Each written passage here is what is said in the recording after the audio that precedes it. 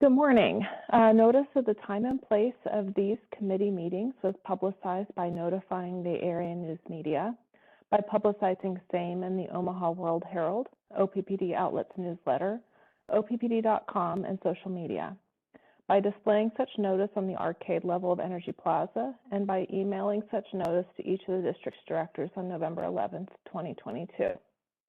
Thank you all for joining us remotely via WebEx events. As a reminder to board members, executive leadership team, and OPPD staff, please mute your microphones to reduce background noise. Members of the public, thank you for attending. You are in listen-only mode. If you have any technology questions, please use the chat feature in WebEx to communicate with the event host. Per our board's guidelines for public participation, we do not take public comment during the all-committee meeting. We will take public comments at the board meeting on Thursday, November 17th, which will be conducted in person at the Omaha Douglas Civic Center and will begin at 5 p.m. The public may attend in person or remotely via WebEx events by going to OPPD.com. Our agenda for today's meeting is as follows. All right, so joining me today via WebEx are my fellow board members, Mike Kavanaugh, Sarah Howard, Janice Molhoff, Craig Moody, Mary Spurgeon, Eric Williams, and Rick Yoder. We also have members of our executive leadership team, our general counsel, Steve Bruckner with the Fraser Stryker Law Firm, and OPPD staff. Additionally, looks like we have about 18 attendees in the meeting consisting of OPPD employees and members of the public. Today we will hear the following committee reports. Director Moody will provide governance report. Director Williams will provide the Systems Management and Nuclear Oversight Report. Director Molhoff will provide the Public Information Report, and Director Yoder will provide the Finance Report. At this time, Jeff Bishop will now give the safety briefing. Mr. Bishop. Good morning. Thank you, Director Bogner. I'm going to do a quick physical and psychological safety moment. Under physical safety, if you're not feeling well or have a medical condition that may escalate, please let someone know, family, supervisor, colleagues, or someone in the meeting. If you're working remote, as many of us are, take a few moments to text someone as a safety precaution. It just takes a few moments. Ensure your meeting area is free of slip, trips, or hazards. Take a moment to identify the location of nearest AED, first aid, and fire extinguisher. Again, if you're at home, make sure that you please do purchase fire extinguishers and a first aid kit. Exits, both regular and emergency. Stairwells, again, use stairwells. Stay away from stairwells in the event of fire, or use stairwells in the event of fire. I apologize about that. Shelter or tornado for severe weather. Restrooms. Identify the proper method of contacting emergency responders from your location, 911, control room, 3700. Consider your plan if there is an armed or hostile intruder. Remember, first run, second hide, third fight. If you're at OPPD facility and you hear code 32 over the PA system, that's OPPD's way of letting you know that there's a hostile intruder on the premises. Turning to psychological safety.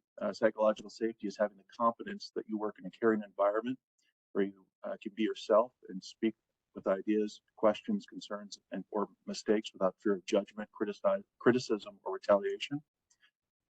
Commit to these 5 behaviors during your meeting. Break the golden rule.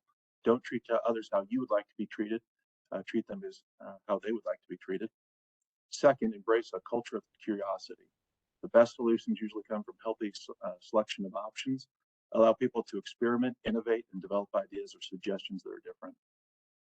Promote healthy conflict. Clearly communicate expectations. Pay attention to your behavior and modify as needed. Use I statements instead of you statements. Focus on the issue, not the person. Seek understanding, not agreement. Fourth, give everyone a voice. Show people you value them by allowing them and encouraging them to contribute ideas or ask questions. And lastly, number 5, earn and extend trust. Tell the truth. Don't bend or skirt it. Admit when you've done something, don't know something, admit when you're wrong. Go to the next slide. I want to take a moment to talk about our safety focus for November. The first item is around preventing cuts and lacerations. Kevin McCormick and his safety team do a fantastic job tracking and monitoring our injuries.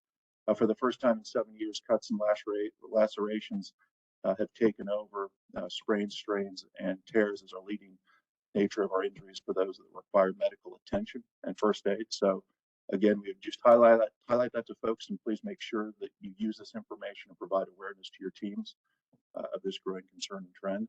We want to take all steps possible to avoid injuries. Second item, fall winter weather hazards. I think everyone's well aware of the winter weather that's on top of us. Temperatures around the metro area in November, average highs in the upper 40s and lows in the upper 20s. The freeze-thaw cycle will come soon. So again, be mindful of these conditions and be prepared and more observant of the changing conditions. Make sure that you have the correct provisions, change snow tires, windshield fluid. I tend to fall short on that at times. Make sure that's full. Plan ahead and make sure you have the appropriate clothing, snack, water in your car in case you get stuck. Look at the weather report and be aware of slick walking and driving conditions. And again, just be more prepared and make sure you plan ahead and give yourself more time this time of year. And then lastly, number 3, stay fire safe. So while October is dedicated as Fire Prevention Safety Month, the hazards are no less present in November. Holiday decorations and more cooking/baking increases the fire opportunity. So again, just be careful as we enter the holiday season. With that, I'll pass it back to you, Director Bogner. Thank you very much. We're going to head right into the governance report. Director Moody. Thank you, Director Bogner. Audio check. Audio check. You are good, Director Moody. Thank you. Okay, quick update here. And so this is the Governance Committee agenda from when we met on November 9th. And I'm actually noting that I think there was a discussion that was included on the agenda, so maybe this is outdated with respect to DSM and customer-owned generation. We did get a quick update on some of the district's plans there. Nothing to discuss necessarily. And that is item 2, Director Moody, under the objective to provide. Oh, got it. There it is. Yeah. Okay. Yes. Yeah, of course it is. Thank you. So item number 2, corporate operating plan, and thank you, Scott, for noting that. We're going to get into the corporate operating plan later today with the Finance Committee. The thing to note here for chair report is item number 3, 2023 all committee meetings. We're getting the band back together, y'all. We have plans to reconvene in-person all committee meetings starting in February, assuming that all of the things that we need in terms of security and technology come together by February, but that is the plan and that's what we're working towards. So the Governance Committee got a quick update on that work and what was coming up next. Otherwise, we had a quick discussion about our board work plan based on some action items that came out of last month's meeting, and we were off and running. That's all we have. The Governance Committee, that was it, and we don't have anything additional to report today, and I don't have any action items or other items. So that's the report for the Governance Committee. Back to you, Chair Bogner.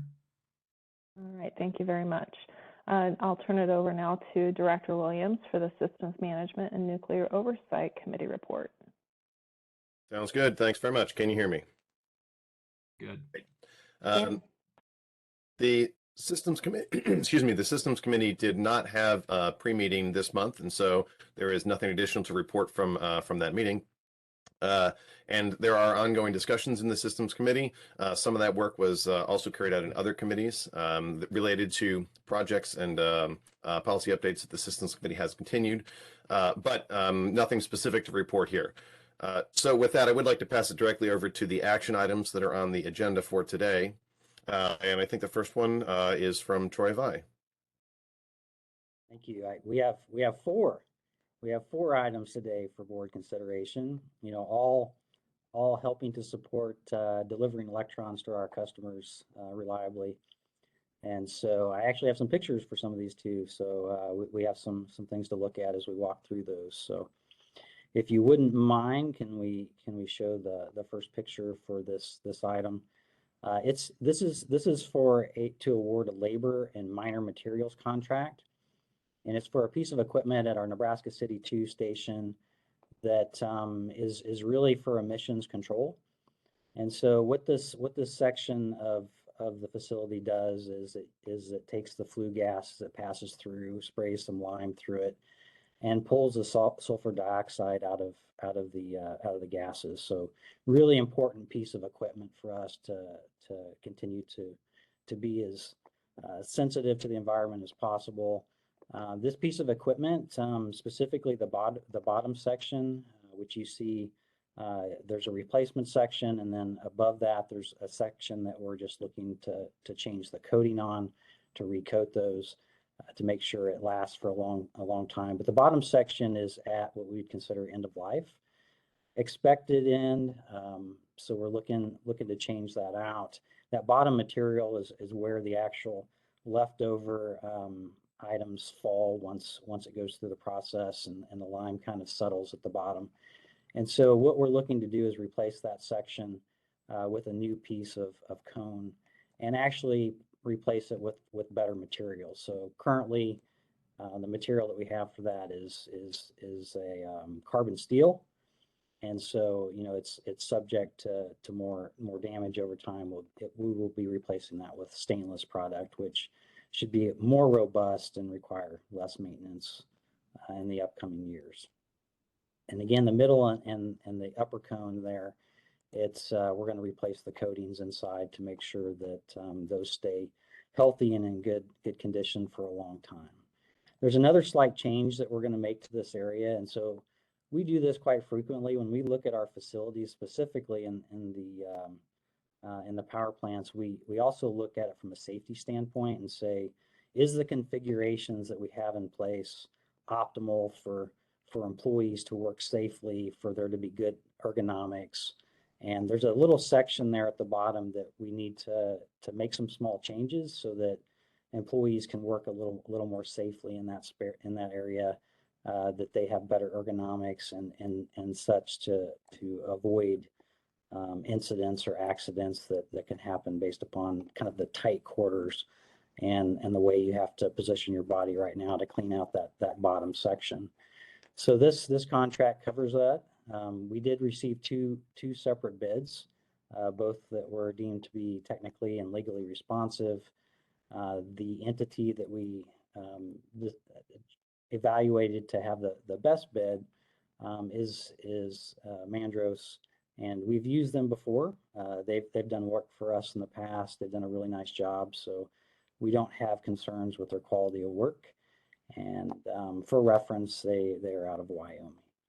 And so in this particular case, we're asking the board to approve this contract for us to work forward. The work will be completed during the outage next year, as well as several other items that we have on the plate to make sure that our Nebraska City Unit 2 stays reliable. And with that, I'll open for questions. Great. Looking to see if there's any hands. Troy, I appreciate the update and the graphics here. This is a good visual of kind of what's happening inside.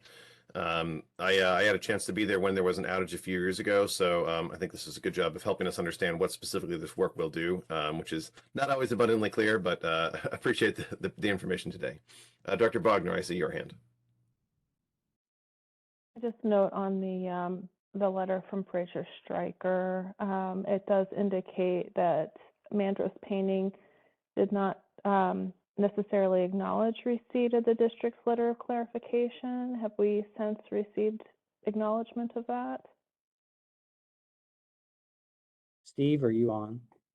Yes, I am on. I'm sure that we did receive that. We always make that note in our legal opinions when that's needed.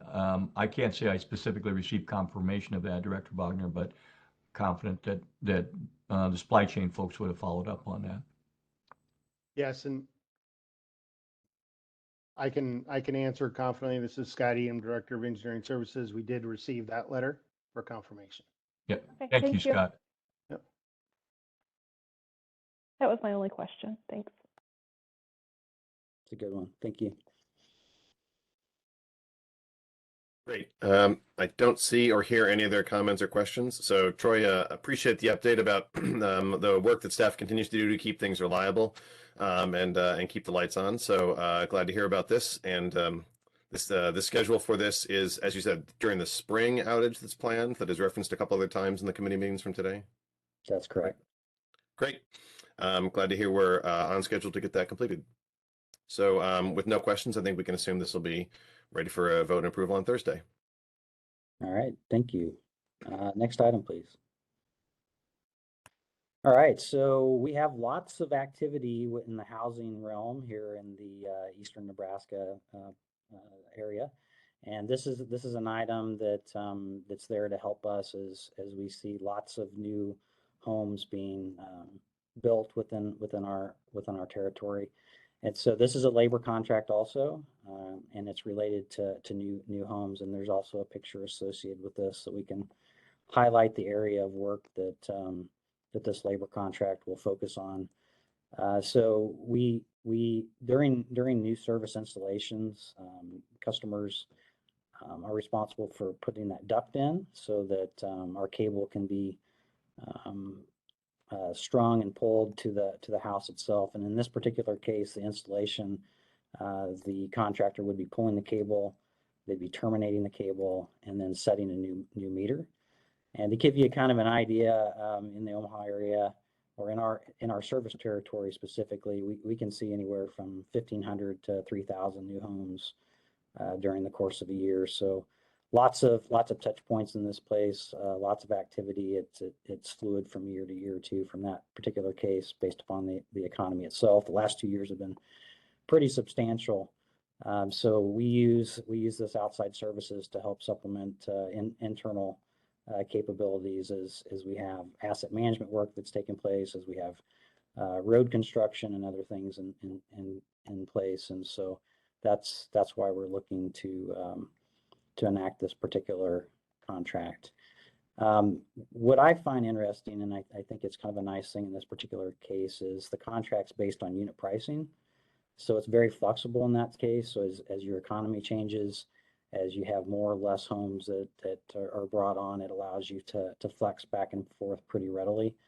And so works quite well in that for that type of volatility.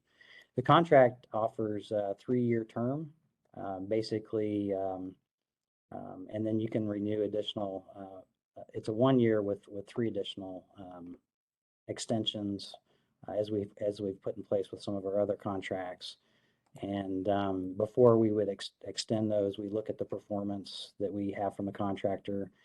We look at the cost and see if the market's changed. And it provides good flexibility for the district as things change from year to year. 3 proposals were received, and all were deemed to be legally and technically responsive, which is in today's markets a pretty good thing. We're very happy to see that in this particular case. After a thorough evaluation, it was determined that Superior Lighting's proposal was the lowest and best bid. I can tell you they've done a lot of work for us over the years, including very similar work to this, as well as they help us with some of the maintenance that we do on our street lights. And so this the contract would begin in December of 2022. And with that, I will open for questions. Yeah, Director Molhoff. Are there benchmarks for these connections? Because I know sometimes the last connection is the one that has the delays in both our commercial and our residential areas. Do they have benchmarks on what we expect for response time from when we've connected the pedestal to when they'll connect it to the home? Are we monitoring that? Because I know sometimes there are delays, and that's the last delay, and it's sometimes significant. So thank you. And there's plenty of things that come into delays, weather and things of that nature. But yeah, so we basically integrate these contractors like our own employees. So John Buckley's group schedules, they review the work that's getting done. They make sure that we're meeting the time frames that we can, and things come up. Weather can happen. There can be delays on the job site. Maybe some of the other infrastructure is not completed yet. But yes, it's, and we provide a lot of clarity to the contractors of what this looks like, what the expectation is. In fact, part of this drawing is part of a slick sheet that we provide them to also show, what the work looks like. There's a lot more details on the sheet that they get, but yeah, there's definitely a lot of collaboration between our facilities and our folks, our scheduling group, and those who are performing the work. Just to clarify, is this only for residential or is this also for commercial? This particular contract, I believe, focuses on residential.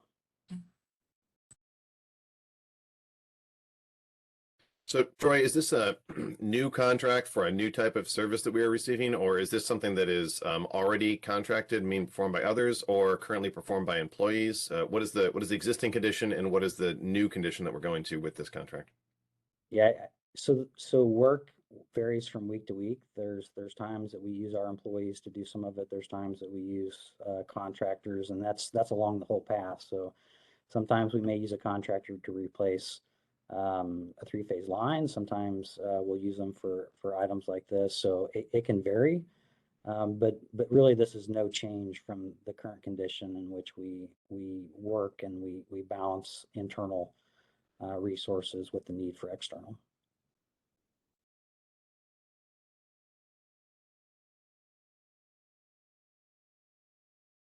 Great. I don't see or hear any other questions.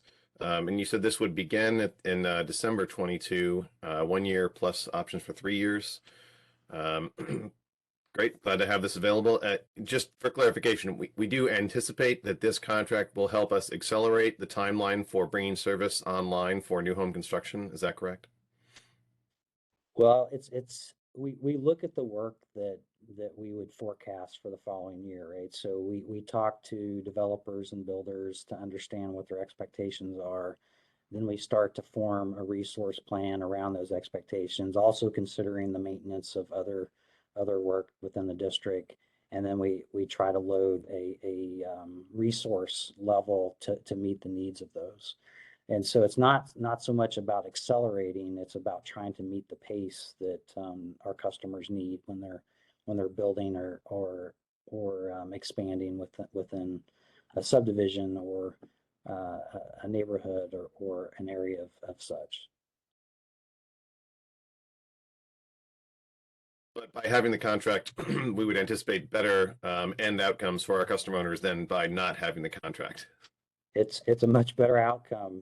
As I said, we can vary anywhere from 1,500 to 3,000 a year, right? So some volatility in that. And so we plan based upon the feedback we get from our customers. And we try to add some flexibility into our contract like this one, where if there's movement and there's more resources needed, that we're able to make that change to meet their timeframes. That's correct. Without it, we'd be hard pressed to meet the timeframes without giving up some maintenance activities, which is something you never want to give up.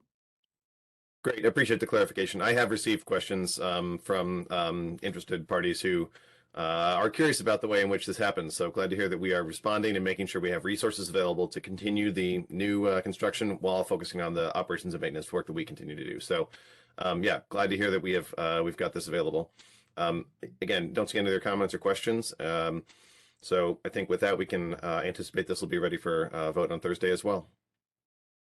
All right, thank you. Next item, please. And I think this is the last picture I have, so we'll work through that. But this particular approval item is materials and construction service for a control building enclosure that we have at one of our new substations that is in Douglas County, kind of the area north of 114th Street, northern part there. And so customer growth and expansion, continues in Omaha. This is a substation needed to serve the customer need within that area. And this substation control building houses equipment. If we could go to the picture, that would be great. There you go. So it kind of looks like a metal building, but it houses a lot of very important equipment for us to be able to monitor and control and protect our system. In this particular case, one proposal was received, which was legally and technically responsive. Not ideal. We usually like to see more responses than that. As we've looked through this and had conversations, you know, again, there's just a ton of work going on out in this space, and a lot of vendors are having more and more difficulty meeting timeframes, need dates, things of that nature, which is why we think we received one proposal. The nice thing was it wasn't too terribly far from our engineer's estimate, and when we reviewed the details, we found that you know, steel commodity prices and you know, labor were the likely culprits for a little bit higher of a bid price. The desired delivery date of the substation control is September of 2023. These are long lead time items, especially these days. This particular entity that was selected to be the lowest and best bid is out of Iowa. We've had experience with them in the past. They provided really good products for us, so that we don't have concern with their ability to provide a quality product for us here going forward. So Electric Power Products, Inc. is the entity that we are asking for board approval.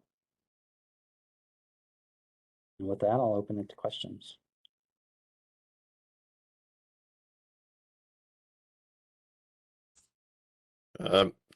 Troy, I see some pictures here, but I'm not exactly familiar with where this is. Can you tell us where this is, or is that not something we generally discuss? I don't generally highlight the exact location, but it's in northern Douglas County. Thank you. And there's several reasons for that, right? For safety, you know, as we build things like this, we also want to make sure that the equipment we put on site stays on site. And, you know, in recent years, there's definitely been a challenge in that area. Great. Appreciate the detail that you can provide there. I don't see or hear questions from directors right now. And so in general, the purpose of this new equipment is for expanding service to new areas. Is that correct? Just in summary of why we need this. Growing customer load. You know, Okay. we have a vibrant community here in Omaha, and we've built a lot of substations over the past few years, and we're continuing on that path as we have customer expansion in all parts of our customer base. Great. Yep. That's mostly a leading question to when we discuss the balance of expenditures in the corporate operating plan later today. So I appreciate this as highlighting us expanding services to meet the growing load in our service territory. It's a great problem to have, but it doesn't come without challenge. Well, I'm glad that we are up to the challenge, and that this will help us meet those needs. I don't see or hear comments or questions on this one. And so I think we can assume this will be ready for approval on Thursday as well. All right. So this next item, I don't believe, well, we actually may have pictures for this one too. But the way I would characterize this is just like your computer, you have control systems that you have to replace every so often. And for a number of our generating stations, Jones Street, Sarpy, North Omaha, we have these control systems which will no longer be supported by the vendor. And so it's time to, and these have been in place for over 20 years. So it's time to start looking at those anyway. But when a vendor stops supporting those, then, you know, finding parts and replacement parts and services becomes difficult. And so what this equipment really does, it's hardware and software. It allows us to control the units safely, start, stop, voltage, all that good stuff, which is required for any type of generation that you have within your fleet. As we look at this, we want to make sure that we reduce risks going forward, which is why we're looking to replace those. And in this particular case, Nexus Controls, which was formerly a division of General Electric, is the original equipment manufacturer and the entity that has basically technical details. There's a proprietorship with the type of equipment in place, and so what we're looking for here in this particular contract is for us to be able to negotiate directly with them to obtain these new control systems. The other option could be to replace everything, including exciters and other equipment, which would be in the multi-million-dollar space. This will be much lower than that. In the space where each control for each facility is probably closer to $100,000. So significantly different cost profile if we were to take the next step and replace everything. We feel pretty comfortable that we can come to a good agreement with some of their new control options, which we're very familiar with, and we actually highlight what that particular item is, the EX 2100E. And so at this point, we are asking the board for our ability to be able to negotiate and procure these for our facilities. And with that, I'll open it up to questions. Troy, you mentioned the original equipment manufacturer for the old equipment, and it is the same OEM for the new equipment, even though it's been, I think you said something like 20 years since the last control systems were installed. Is that right? That's correct. Okay. Thank you for the clarification. So that's been very good equipment, right? For that type of longevity, it's pretty impressive to see that they've continued to work as well as they have. But it's Great. time to make a change and upgrade. And for a public clarification, this says exciter. Can you help us have a clear understanding of what exactly the exciter does in the overall system? I think we've talked about exciters recently, but how this equipment interacts with the other equipment that we might have seen in past board meeting presentations. Yeah, I think the other exciters that you were referring to are kind of the rings associated with Nebraska City. And so again, this is more of control. So how do you control the system? How do you make sure that the voltage and stability and associated levels as you're producing megawatts stays stable, and can respond to system conditions. So just like the operating system on your computer, it's kind of the brains. So then the summary there, apologies if I misunderstood, but the exciter rings from Nebraska City are not the same as the exciter control systems here, Yes. even though they have the same names. Yeah, and we've got Scott on here, who's our technical expert, who can probably provide a little more detail if you'd like it. Yeah, Director Williams, to address your question, this is Scott Edom, Director of Engineering Services. The Nebraska City Unit 2 exciter control rings, that's the actual interface between the rotating part of the generator and the exciter. So as Troy alluded to, this is the electronic and electrical portion that controls the function for the exciter and the generator.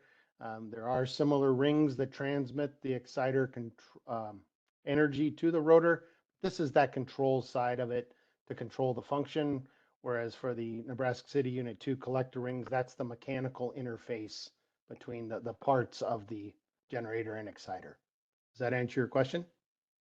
Yes, it does. So they are related, but different pieces that were discussed previously and today. I got you. I appreciate the clarification for everybody who's been following this very closely, I'm sure. Director Molhoff, do you have a question as well? Yeah, so part of it, this is going to be implemented at North Omaha. Is this something that will still be in place once we convert that to gas? Or is this something that will be obsolete once we make that change? Okay. No, it'll be used for the duration of the life of that particular asset. Now, with that being said, sometimes controls have to be upgraded, because they become obsolete or they stop being supported. But yes, it's a good investment and required for operations. So, that we can't operate the units without this equipment. Great. Troy, one more question about logistics. This is a different mechanism for approval. You are looking to negotiate with the OEM, and I just want to clarify that for everyone, because that's the other mechanism of approval, which we have used frequently as well, but it is not the direct award from the bids. That is correct. When there's one option, you know, you tend to want to have that capability to have the side conversations, to walk through negotiations and get the best product you can. You know, otherwise, I mean, the reason you have the sealed bid is you're looking for competition, right? To be able to do that for you. Great. Yep. Just wanted to remind everyone that that's what will occur here is negotiation, finalization of the contract, and then you'll carry out the work here. And can you tell us one more time what the timeline is for the completion of these various units? Scott, do you remember? I don't remember the timeline for all of this. Yeah, so it will vary because there's multiple units, and so we'll be implementing over the next year and coordinating within the various outages planned. One of them will be into 2024, but over the next year. So whenever we perform work like this, we also try to bundle it with any other, you know, cleaning or inspection or activities of that nature to optimize the time when the units aren't available. So thank you, Scott. Great, appreciate that. And I think there's a slide talking about anticipated future outages later in the COP as well. So we've got a lot of ties to that presentation later today. We have a lot of focus on maintaining our assets, you know, here today as well as in the COP. So that's super important for us to be able to meet our customer needs, and you'll see that there's plenty of investment that we move forward with to make sure that we're able to meet that need. Great. And when we get to that discussion later today, we can think back to all of this work that we've talked about and authorized that will be occurring over the next months and years as part of that upcoming COP. So again, I don't see any additional questions here. Appreciate the presentation on this one and the photos for all of the items to help us understand exactly what the physical hardware looks like that we're talking about. And so with that, I think we can anticipate this being ready for approval on Thursday as well. And so with that being the last item from the Systems Committee, Chair Wagner, I'll pass it back over to you. Thank you very much. The next item on our agenda is the Public Information Committee report. Director Mulhoff. Thank you.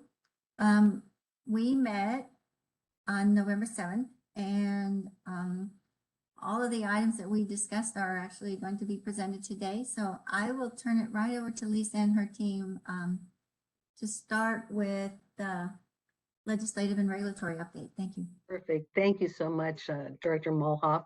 Good morning. Usually we're in the afternoon, so it's great to say good morning. Thanks for the opportunity to chat through this.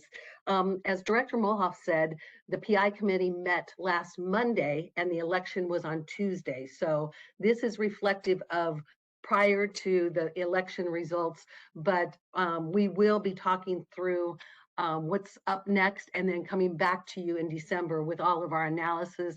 And as we know, some of the results are still outstanding, so more to come on that. With that, Tim O'Brien is out on a much well-deserved vacation, and I asked Seth Voiles to have the opportunity to address the board on the various updates. Seth?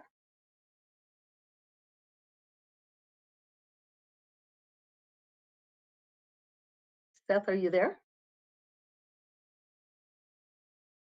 I believe they need to unmute him.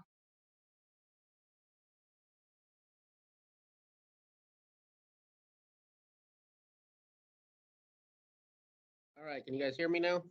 Yep. All right, good. Thank you.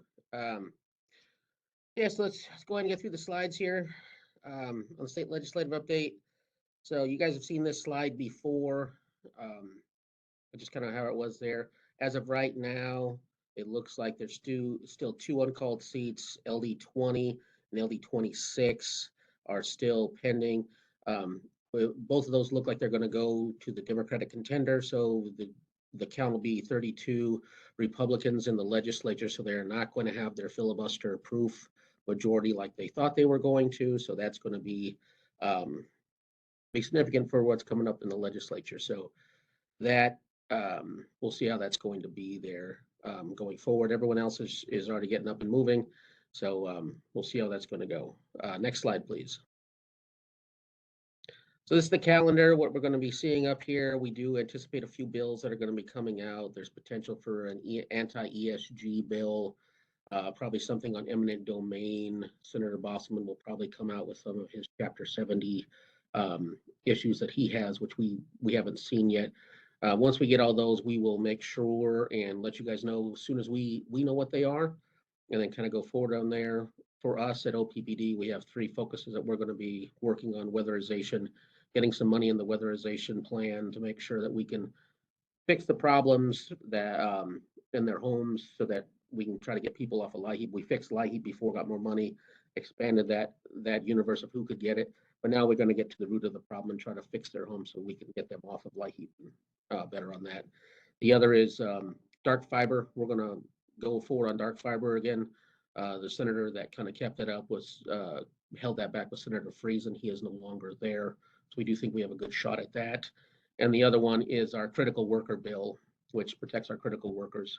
In a declared emergency, it will allow us to have access to PPEs, testing, vaccines, and all that stuff as the same as first responders at the bottom of the list, but still in the same tranche on there. And Senator Brewer has agreed to do that bill again. So those are our 3 priorities there. We will be working on everything else. There's going to be a slew of things, all that kind of stuff. Should be fun. Next slide, please. Interim hearings are still going on. Not sure when they're, like you guys have seen these ones before. These ones haven't really changed.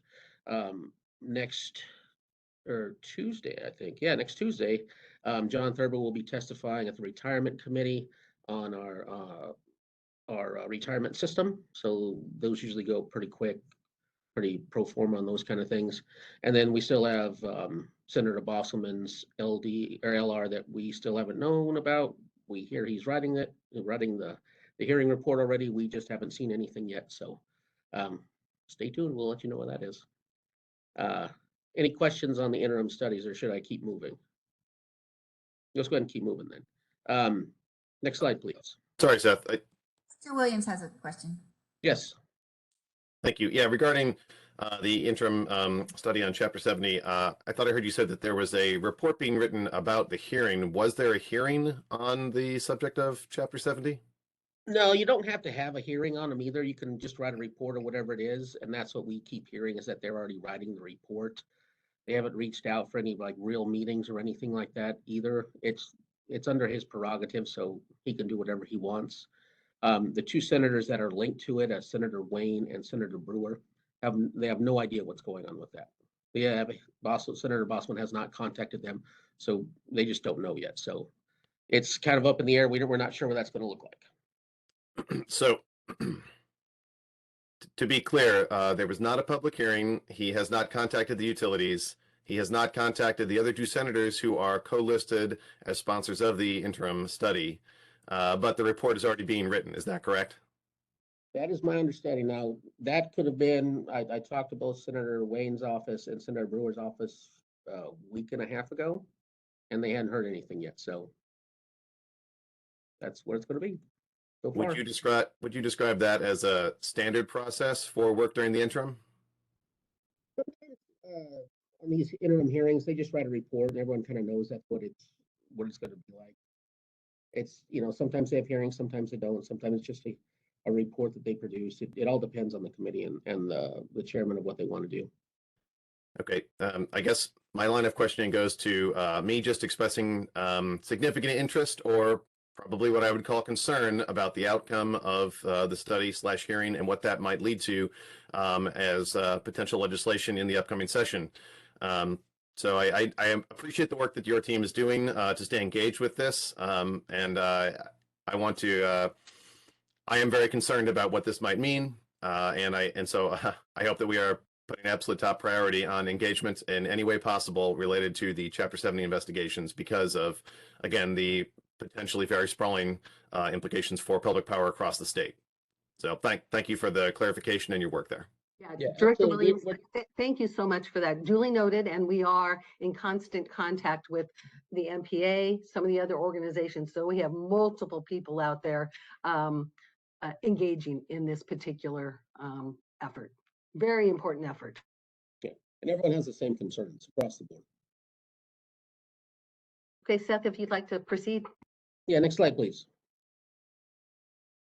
Okay, I kind of jumped the gun on these. These are our 3 priorities here, which I already talked about. So let me go to the next slide. All right, so next steps for us. We are still continuing our senator and stakeholder meetings. We'll be doing that right up until the session. We're going to update the legislative preview after the elections have been officially done across the board. NPA, we're still having calls with the NPA, and we're having a retreat. I want to say it's the first or second week of December, so we'll see how that's going to go there. Like I said, interim committee hearings, we're doing what we can on those to make sure that we get those reports. And as soon as we know, you guys will know, just to make sure we're keeping you guys up to date on everything that's happening. Next slide, please. All right, on the federal, one more. So they're all back in now. I'm actually in DC right now with Javier at the OPPD CEO Climate Change and Generation Policy Task Force meeting. They're kind of figuring out what they're going to be doing next coming up, because right now in DC, so on the, let's say start on the House, 217 seats have been, Republicans have maintained 217 seats. There are 13 races that are uncalled, and it looks like those are going to split down kind of even where that's going to be. So people are getting ready to have the Republicans take over the majority in the House. In the Senate right now, Democrats have 50 seats, with 1 still pending in Georgia. And that's significant. You know, a lot of people are saying, well, you know, Democrats have the majority. Well, if it's 51-49, that's different than 50-50. So that Georgia seat's going to be very important for anything going forward after this, because as we saw before in the last Congress, Senator Manchin and Senator Sinema were very powerful senators when it was really coming down to that. So that's what this is going to, this 51st seat potentially for the Democrats in Georgia is going to be important for that as well. Issues that are coming up for the lame duck. So you still have to get the CR done. There's going to be some hurricane relief, government funding, national defense authorization. They may also look at electoral vote updates. There's a lot of things that are going to be coming up, including permitting reform for us, Ukraine military aid, tax extenders. All of that's going to be kind of moving forward this lame duck. We think it's going to be very robust. We also think they might address the debt ceiling to take that away from, as one of the triggers for next session. Republicans were going to try to hold up the debt ceiling to do that. They might address that in the interim, which will be interesting to see. And then a lot of it's just making sure that the rulemakings and everything for the IRA are going forward, making sure that some of the funding is going to be secured for that going forward, because now with the split Congress, it's going to be a little bit more hairy to get some of that stuff done and how that's going to work. And as you can see on the last one there, as of November 2nd, 14,000 bills have been introduced. A lot of these touch us because it's not just on the energy environmental side. There's some, you know, transportation issues that are out there with our fleet, hours of service, those kind of things, cybersecurity. So a lot of these bills we've been tracking well to see what's going to go on and see how all that stuff's going to work. So there's a lot of work that's going into this. And I would be remiss if I didn't thank our whole entire team, Tim, David, Kelly, Michaela, on all this stuff. It really is a team effort for what we do. And I couldn't do any of it without them. So next slide. Seth, Director Moody Yes. has, please. Oh, okay. Thank you. Thank you, Director Molhoff. Seth, you mentioned the Inflation Reduction Act. I know there was discussion pre-election about interest in rolling that back. That doesn't seem like that's a risk anymore, but you referenced the risk of how it gets deployed and how the money flows down. Yep. Could you elaborate on that a little bit?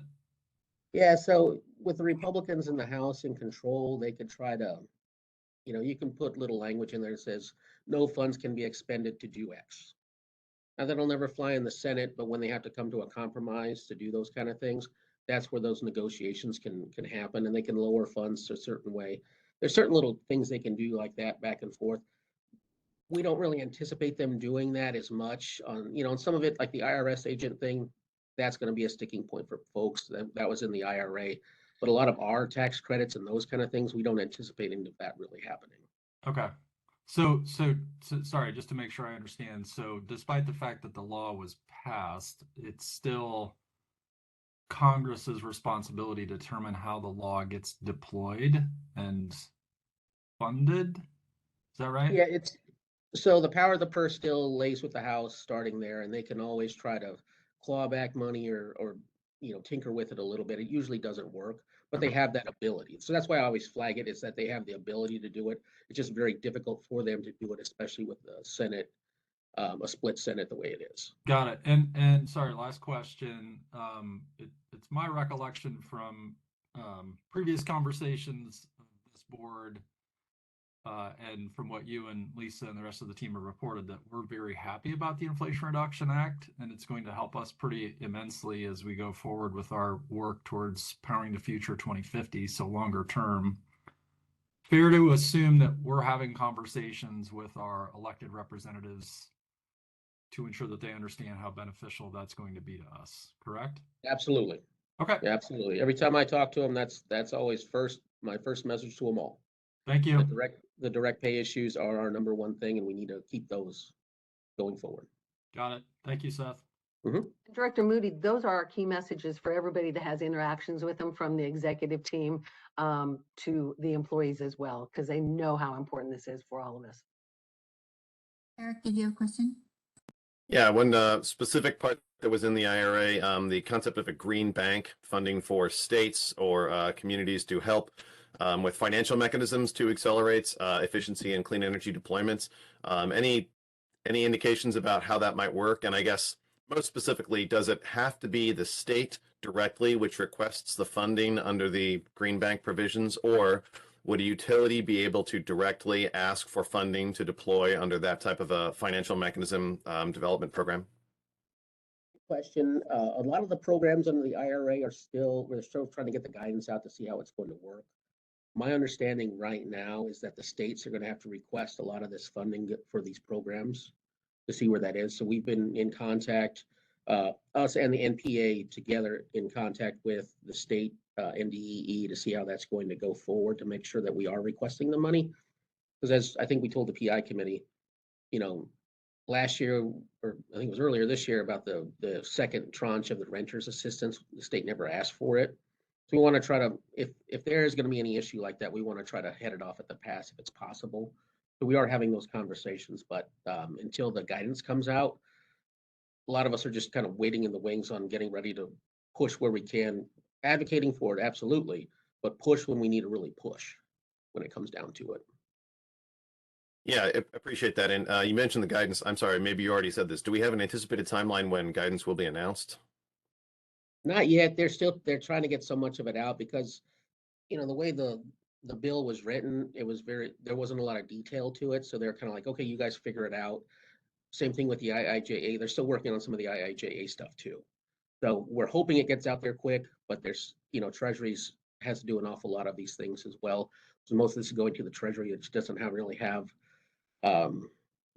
they don't know as much about this as they need to get some of these guidance rules out. So they're working hard on it right now. And we're trying to get as much of that out as we can. As soon as we see that guidance or we hear it's coming out, we'll let you guys know as well. Great. Well, I guess the bottom line there is I appreciate the fact that you are following and engaging on helping make sure that Nebraska requests the funding that would be available or allocated to us, because, again, my understanding, even specifically in just one narrow area of the Green Bank, is it's on the order of tens of millions of dollars. And so if we are not proactively requesting that funding to come to Nebraska, we are essentially just giving it away to other states and not using it to help the customer owners of public power in our state. And so it is very important to me that we engage and help the state understand the benefits that would bring to people, OPPD's customer owners and others, so that we don't end up in that situation as you described, where money is available, we don't request it, it goes to other communities. It's not like it's not going somewhere. It just gets reallocated. It just goes to other communities, and it does not bring benefits to people in our state or in our service territory. So again, I don't mean to overstress that, because you clearly already do understand that, but I do just want to make sure that we are aware that that is a situation that has happened in the past, and that we are doing everything we can to avoid that situation recurring. Thanks. Yeah, I mean, we also have one, grid modernization. There was some money in there for IIJA, and they extended that out, I think, until March of next year. And I've had conversation with NDEE about doing that, and they've been designated as the lead agency. So they know they're going to request it. We're just making sure, keeping on them to make sure and do that with all the other ones as well.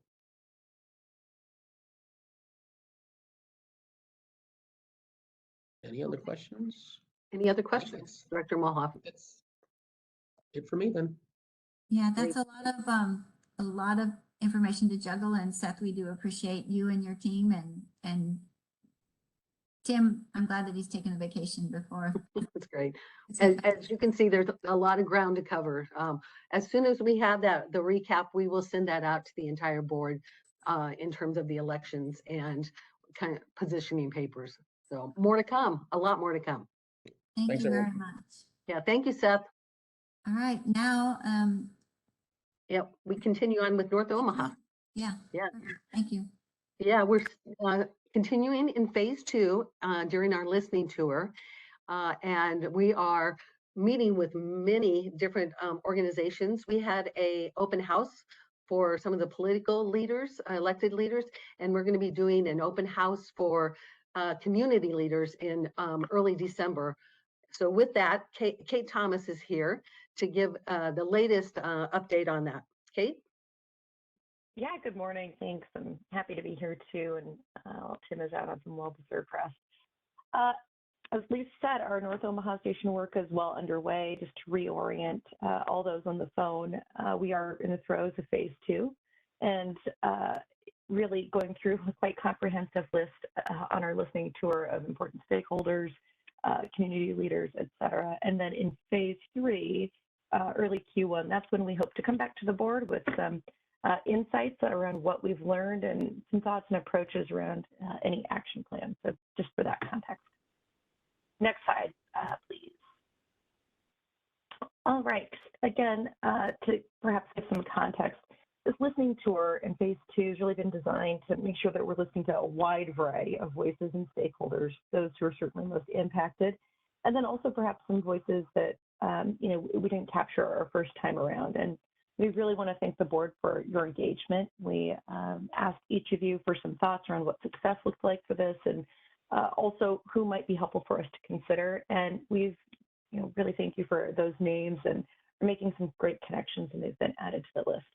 So this comprehensive list of organizations and stakeholders, we're roughly halfway through. So just, again, making progress, but want to make sure that we can get through the rest of that through the end of the year. Just a couple of, items to note. We have reached out to just about at least one person from every, bullet point here on the list, among many others. So from North Omaha Neighborhood Alliance, Salem Baptist Church, to, the Omaha Chamber, Douglas County Health Department, which I'll speak to in a little bit, Councilwoman Juanita Johnson, Chris Rogers, various one-on-one with small businesses, and the LB 1024 committee, along with Senator Justin Wayne. So just a few folks that we've already connected with and are getting some really good conversation. We also just had a very productive conversation last week with Andy Wessel and Dr. Figgs from the Douglas County Health Department. And that was an initial conversation. We were excited to kind of navigate our roles in this work together and what potential partnerships might look like. An initial conversation, but we're excited to already have some follow-ups with them next week to understand how do we think about this in a holistic way. So very glad to make that connection, and they're already connecting us to some fantastic experts. So just that work continues a flavor of what's been happening. Next slide. Touched on a few of these items on the last slide, but just a few other items from our listening tour. So if we had to characterize some of the feedback that we've been hearing from elected officials and community leaders, one, they do understand the need for the resolution. And while they aren't necessarily hearing concerns per se from their constituents, they are very interested in discussions around things like LB 1024, weatherization, and continued education. So that's really helpful. Again, we don't want to speak too soon about what we're hearing. That will come in Q1, but helpful for you to understand just what some of those initial insights are.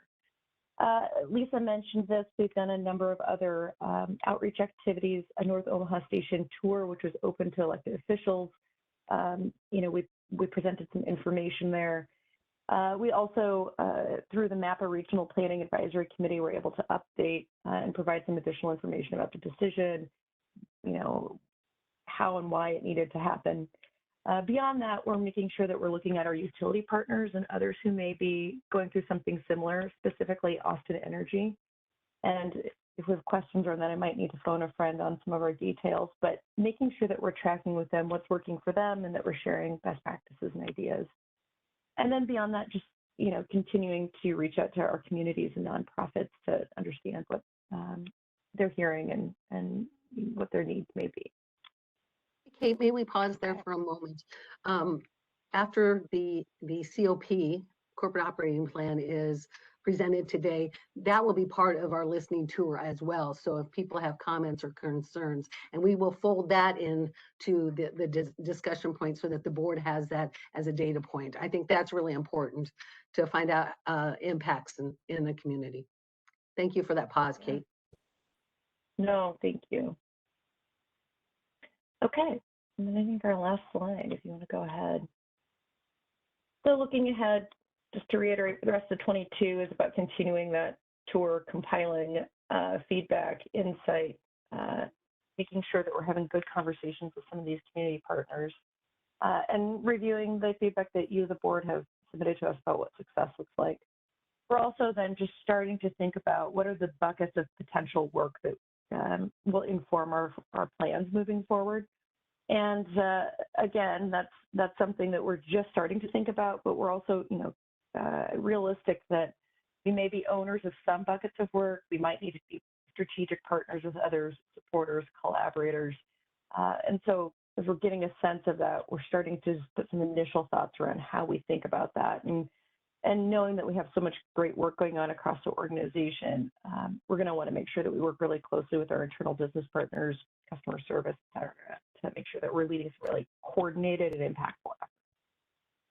So that really concludes our update. It's, I guess, bottom line is the work continues. We're hearing some really good insight and making some good connections.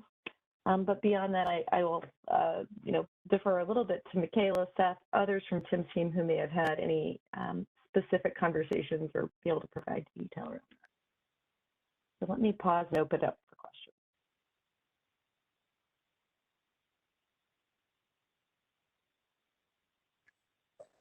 I don't see any questions, Kate. So Lisa, if you want to take it. Well, very good.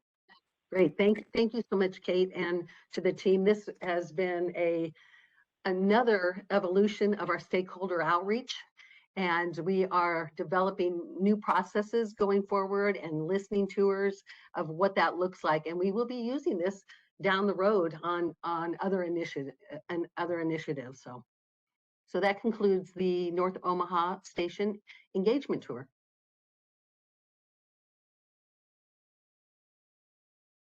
And then last but not least, Go ahead with the SD11. Yeah. the SD11. You're going to see some changes in this because the board made, public information, and this was on the work plan, made changes in June to the actual language of the SD. And so I'm going to go through that. We've got some new tools that we're going to be working through. So some of it is in draft form, but we thought it was really important for you to see. We are breaking new ground here, and you'll see that on one of the dashboards, and we're working with our partners at UNO. So with that, I'm just going to say thank you for the opportunity. So next slide. So we wanted to reflect of where we've been. We're excited about the updates, which moved into June, and you approved those in June. We did extensive stakeholder at the request of public information and Director Mulhoff's guidance, benchmarking and working with the board for this update. The new revisions point us towards more of, you're going to hear us talk a lot more about powering the future 2050 in that vision. So that helps give us those guideposts, but has that for some flexibility as we report out each year. So in this update, you'll see a connection to a variety of areas across OPPD. We're public affairs is a quarterback in a lot of this, so we're engaging many people across the district. So next slide, please. So let's begin on deliverable SD11. You're going to see these in 4 areas of categories, which really outlines SD 11. The overall mission is for OPPD strategic leadership and participation in regional economic development initiatives to create a favorable environment to attract new business and help existing business customers expand and support workforce and community needs. You'll see in this report, there's a lot more focus on expanding of existing customers, and we'll talk through that and highlight. The report will focus on 4 categories, and for the sake of a visual, I'm a visual person, there'll be 4 buckets, and we'll go through each of these. So let's get started on bucket 1, attract, retain, and expand businesses. Next slide, please. I know that there's a lot on this slide, and we tried to pare it back thanks to Brooke Aiken, and she's on the line as well, and Tim O'Brien and the rest of the economic development team. But it just demonstrates just how widespread and enterprise focus we have here at the district. OPPD has been a catalyst for expanding business in our region, and we'll talk more about that. And unfortunately, or fortunately, it's not just about ribbon cuttings. And many of you know, as elected officials in your area, how engaged OPPD is in the particular counties across our district. We spend a lot of time responding to requests and questions.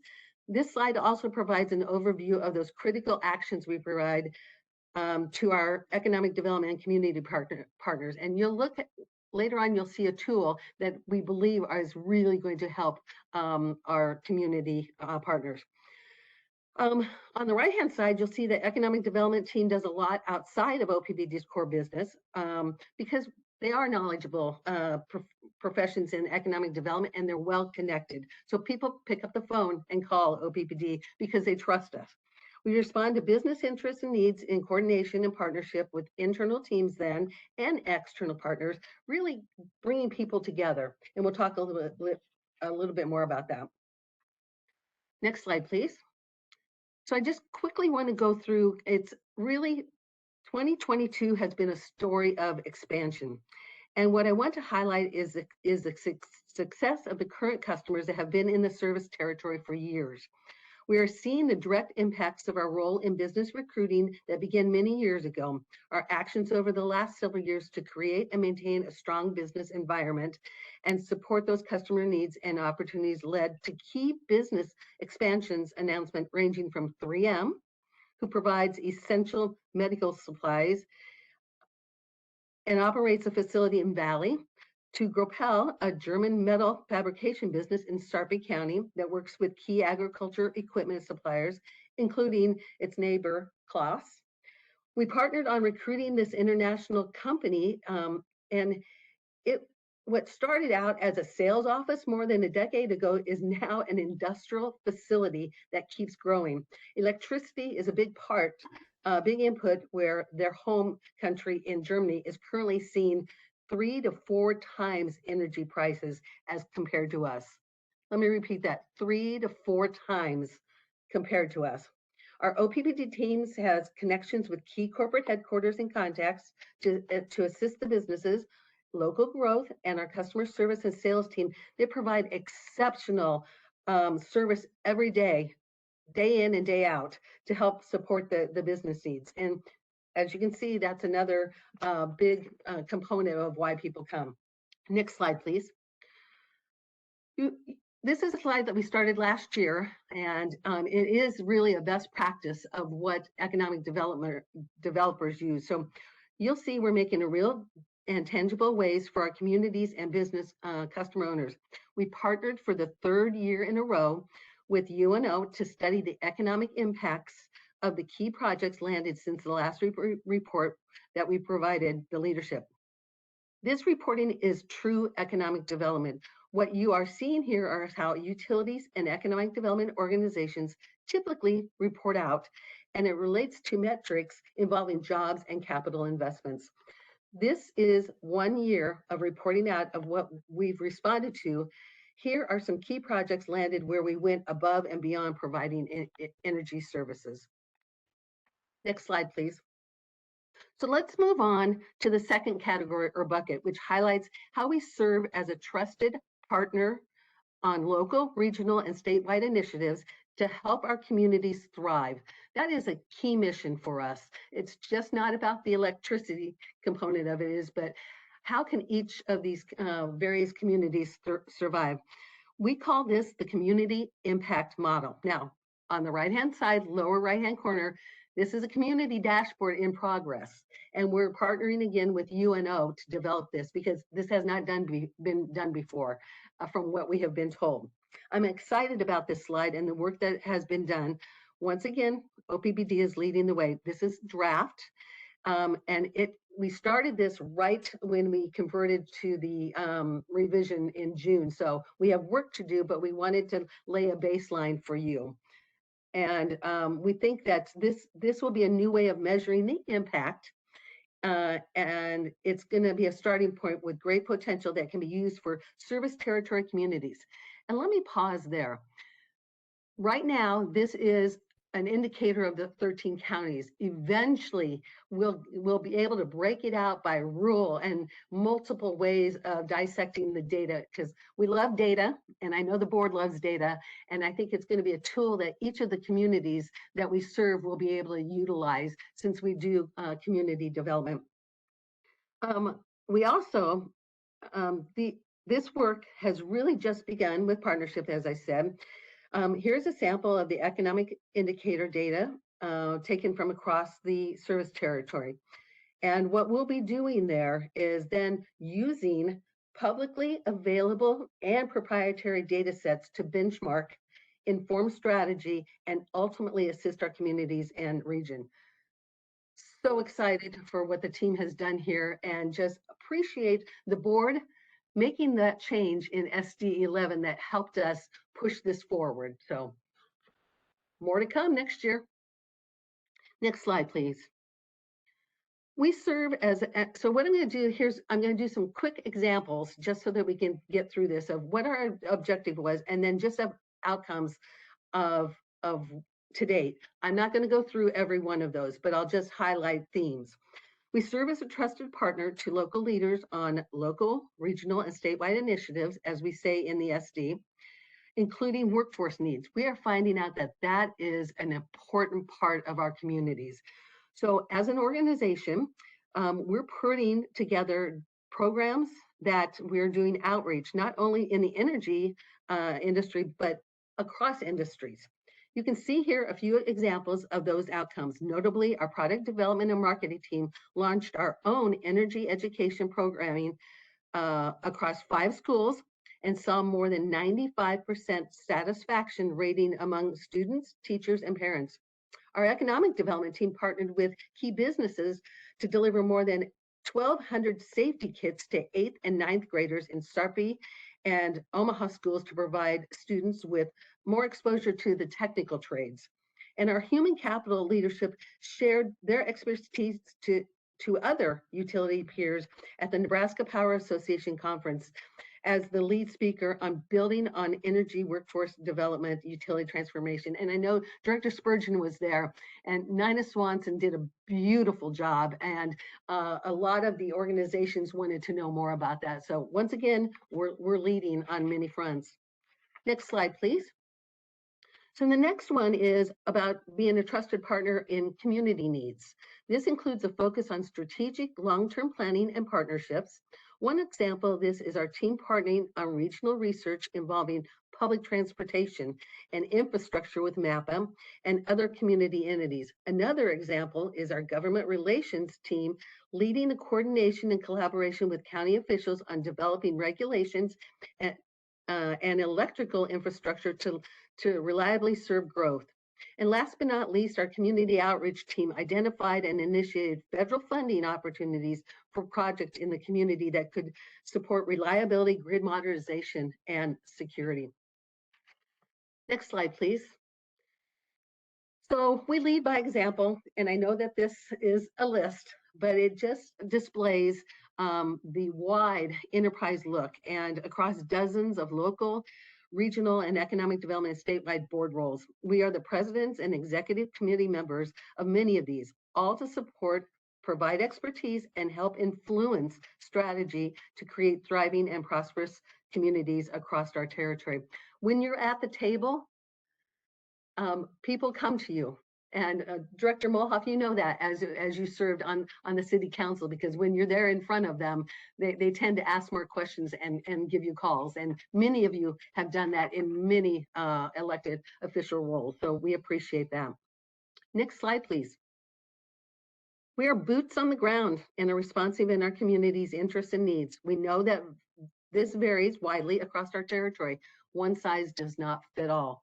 What you may need in North Bend is completely different than what you may need in Johnson, Nebraska, or in the metro area. And we know that. So we're involved in responding to housing needs. For example, the key housing projects in communities, including Blair and Nebraska City, are underway due to strategic planning and leveraging on funding mechanisms at the state level.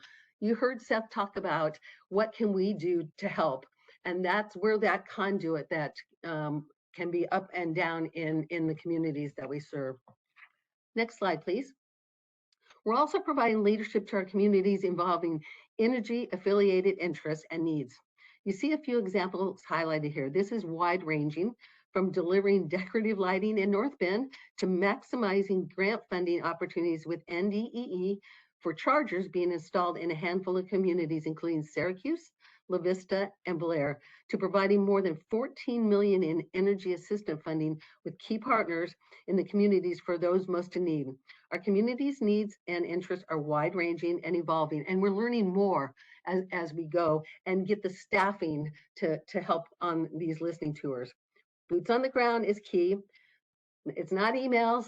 It's actually talking to people at the coffee shop and finding out. And many of you do that. I know Director Yoder does that as well. And I really think that this part has expanded across the entire district. So that's why we really wanted to highlight as well. Next slide, please. So I'm kind of glad that Tim O'Brien isn't here, because he did not want us to do that. We're a humble organization, but Tim he leads the Nebraska Diplomats, which I was part of that years ago, and it's an organization comprised of more than 100 business and community leaders across Nebraska, focused on strategic economic development and strengthening relationships around the world to ultimately help our business and communities thrive and grow.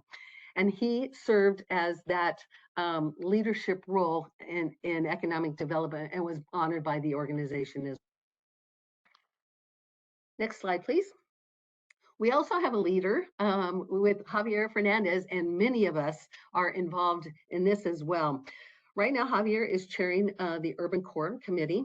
We know how critical this is in implementing a long-range vision to affirm and reinforce Omaha's urban core's role as the cultural, entertainment, residential, and employment heart of the region. Now, isn't that a marketing line right there? But it's true to the key of it all. Work is underway involving key actions to implement business park planning, marketing, and housing opportunities. We're also notably this year, OPPD was recognized for its support in implementing LB 1024 to benefit our North and South Omaha communities. So more to come.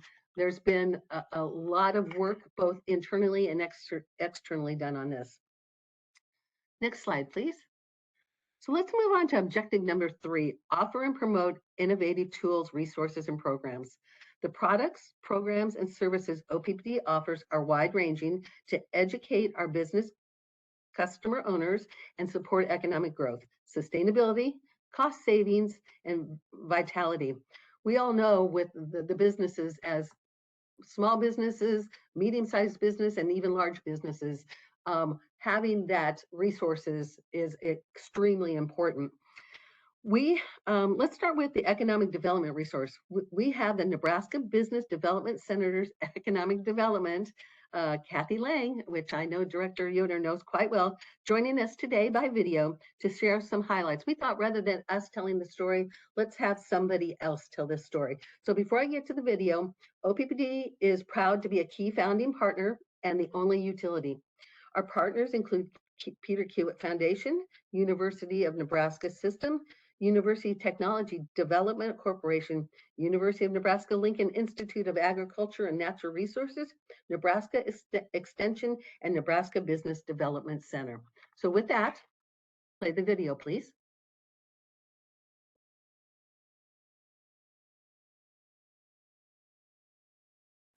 OPPD's partnership to SourceLink Nebraska is incredibly important. In my experience in working with OPPD since about 2010 or 2011, when I came to the Department of Economic Development, OPPD is a very important partner. No business, no industry in our state can survive without power. It's a necessary tool for success. And OPPD works not only with the businesses who are their clients, but also with the communities and with the economic developers to help support the attraction of business to Nebraska, and I would argue more importantly, to help support the growth of business in Nebraska. I think one of the most important things that SourceLink is supporting is the interconnectivity within the ecosystem. And being able to access a person in your local community who then can connect you to other resources in your community is an incredibly important aspect of what SourceLink is supporting. When we launched SourceLink, it was 100% virtual, but we also learned very quickly that having one-on-one direct contact with entrepreneurs could be very valuable. So we have started to have direct, personal, one-on-one office hours in North Omaha and in South Omaha. In the first 9 months, we have had over 5,500 visitors to the SourceLink website. We have had 75 business owners or entrepreneurs directly contact us. And what we've observed in this first 9 months is the acceleration of that connection to the platform. It's an incredibly brave thing to do, to end your job and start your own thing. And you need to know that you're, number one, not alone in this, and number two, that there are incredible resources that can help you every step of the way. And if we can make those more accessible, we will have more and more successful entrepreneurs who become then the existing business owner, the one who's been around for 5 and 10 years. Thank you so much for that. I hope like it's great to hear somebody else talking about the work that we're doing and how we can help be that incubator with that. Which brings me to the next one. We're also delivering on a resource center tool where OPPD led the way on bringing this to the community. Size Up educates small business customer owners and supports economic development growth by delivering key marketing intelligence information. The analytics we are able to track since this launch less than a year ago show that we are getting great traction and use of this tool. With more than 800 users and 57,000 reports generated since we launched this and delivered it. We are continuing to partner with service providers to offer training and events to provide education on this great resource. We're also going to be doing a video on this that we'll be pushing out on social media as a marketing tool so that we know that these businesses can reach out to us as well. Next slide, please.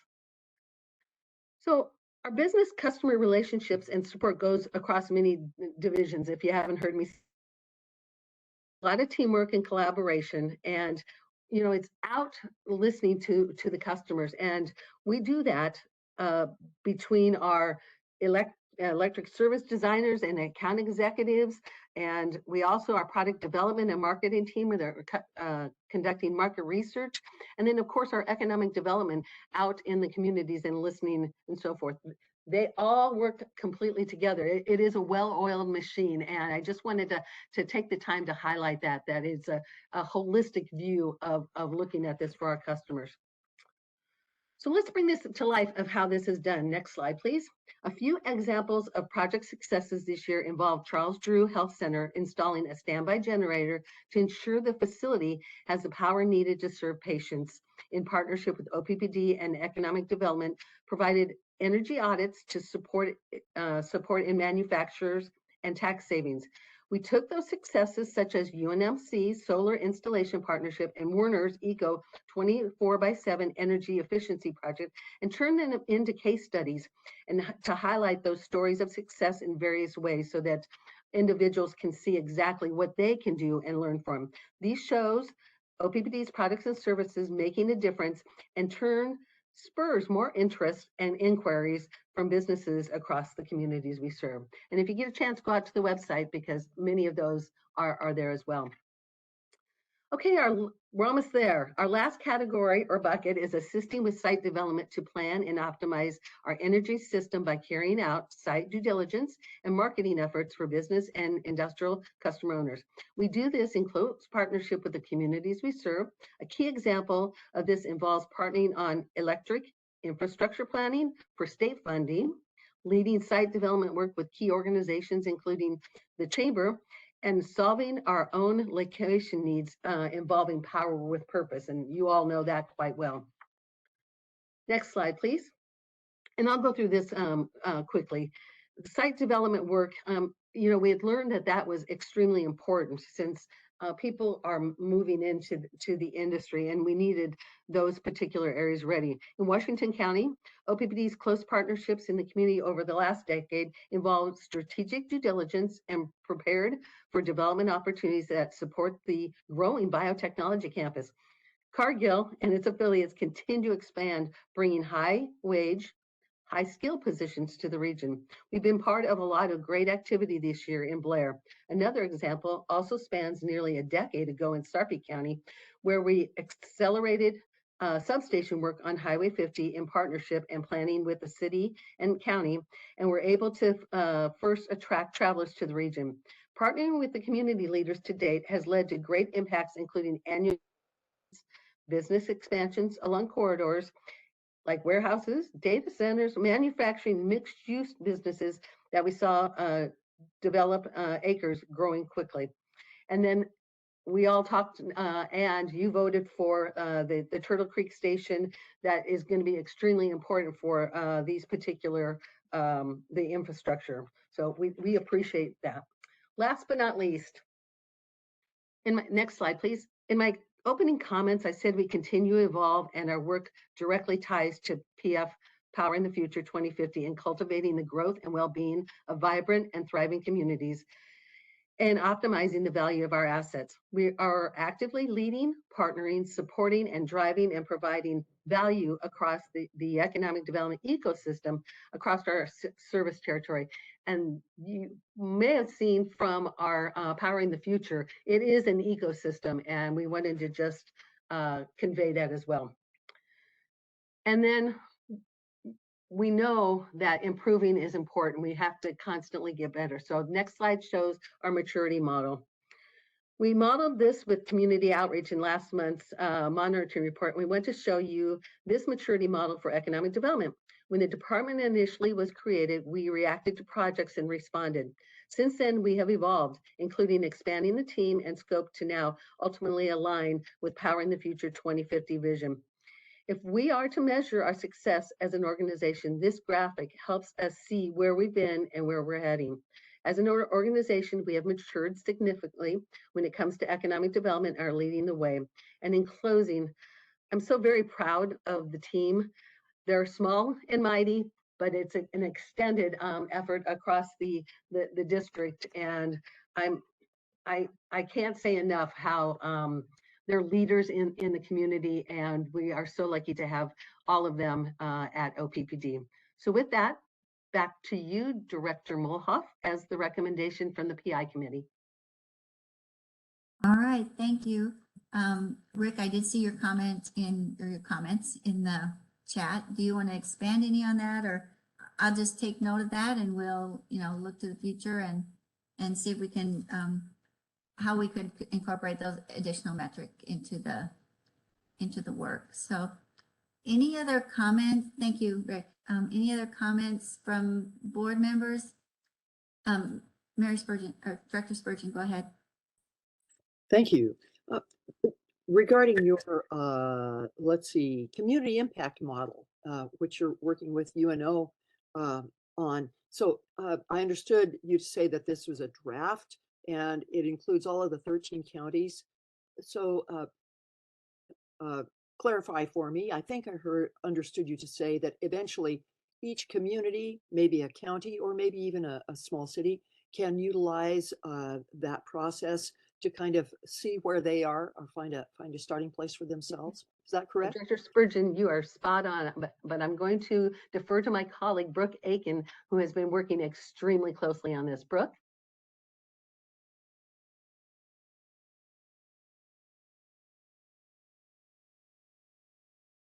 You may need to unmute her.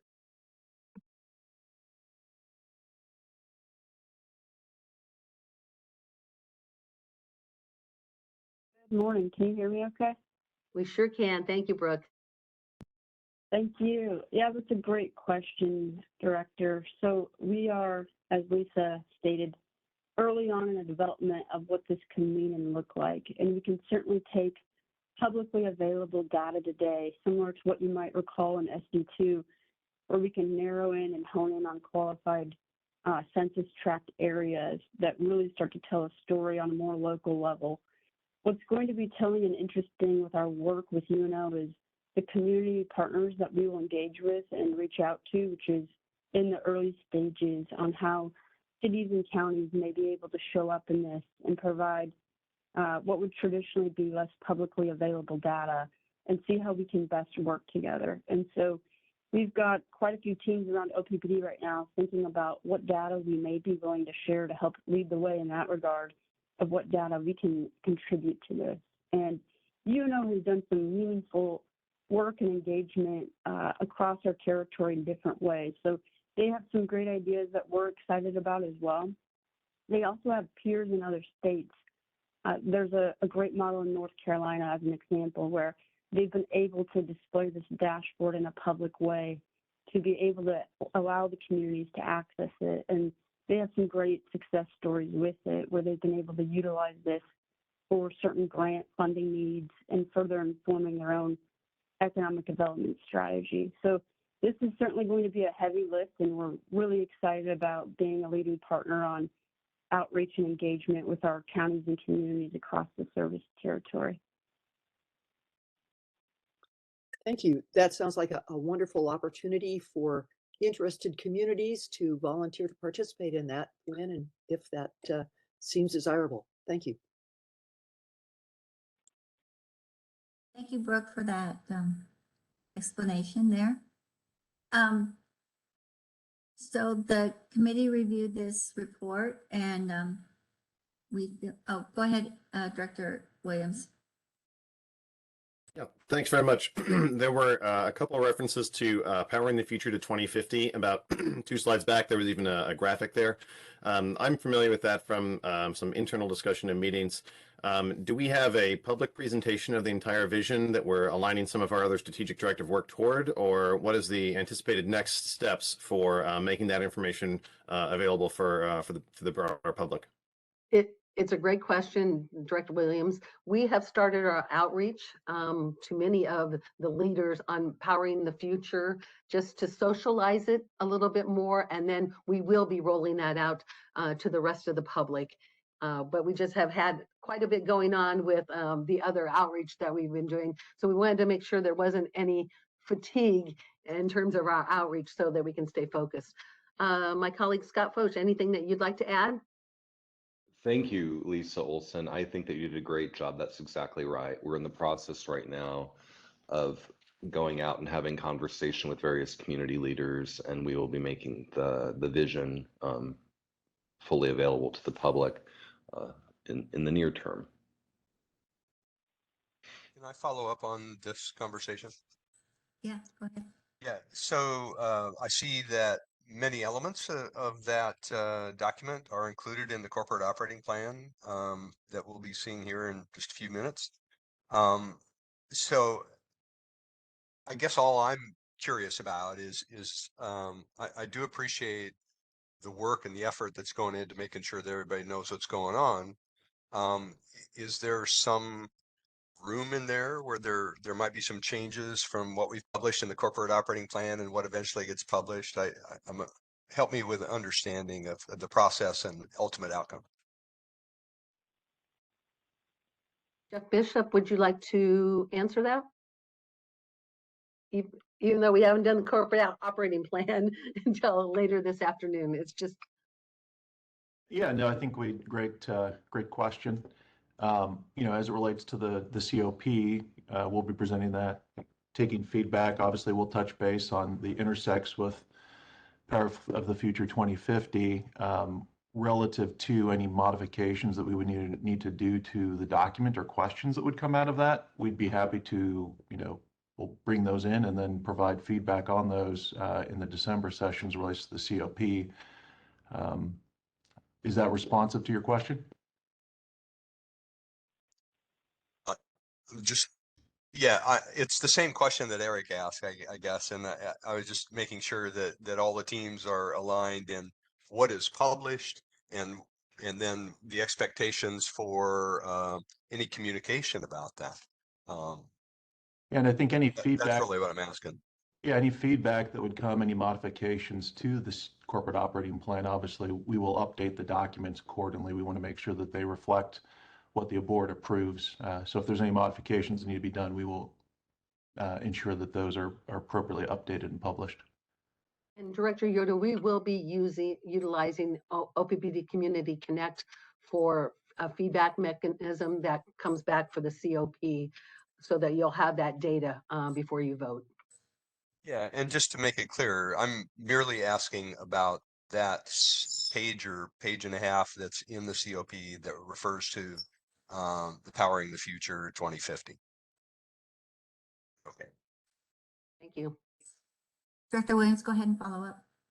Yeah, thanks. And I guess Rick did essentially echo my comment here. A couple references here and references in the corporate operating plan to Power in the Future. I mean, I guess since this is an action item, I find it challenging to see a presentation about the success of the work that we've done in the past aligned with a vision document that we have seen internally, but that we have not yet presented publicly. And again, I understand that there has been a lot of outreach, but it does.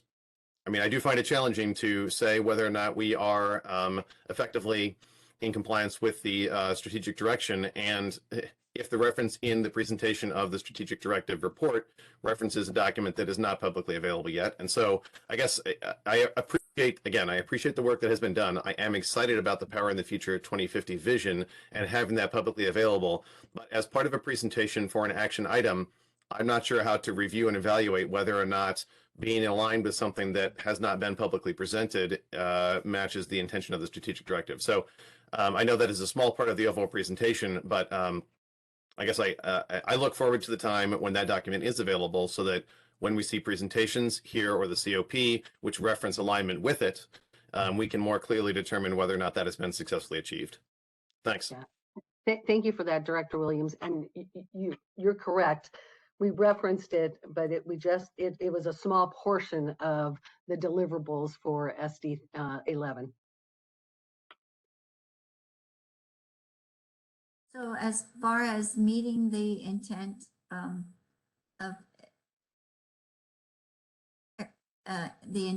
SD11 as it's written, and certainly appreciate that you've incorporated some of the changes that we only just made in June. I do appreciate that.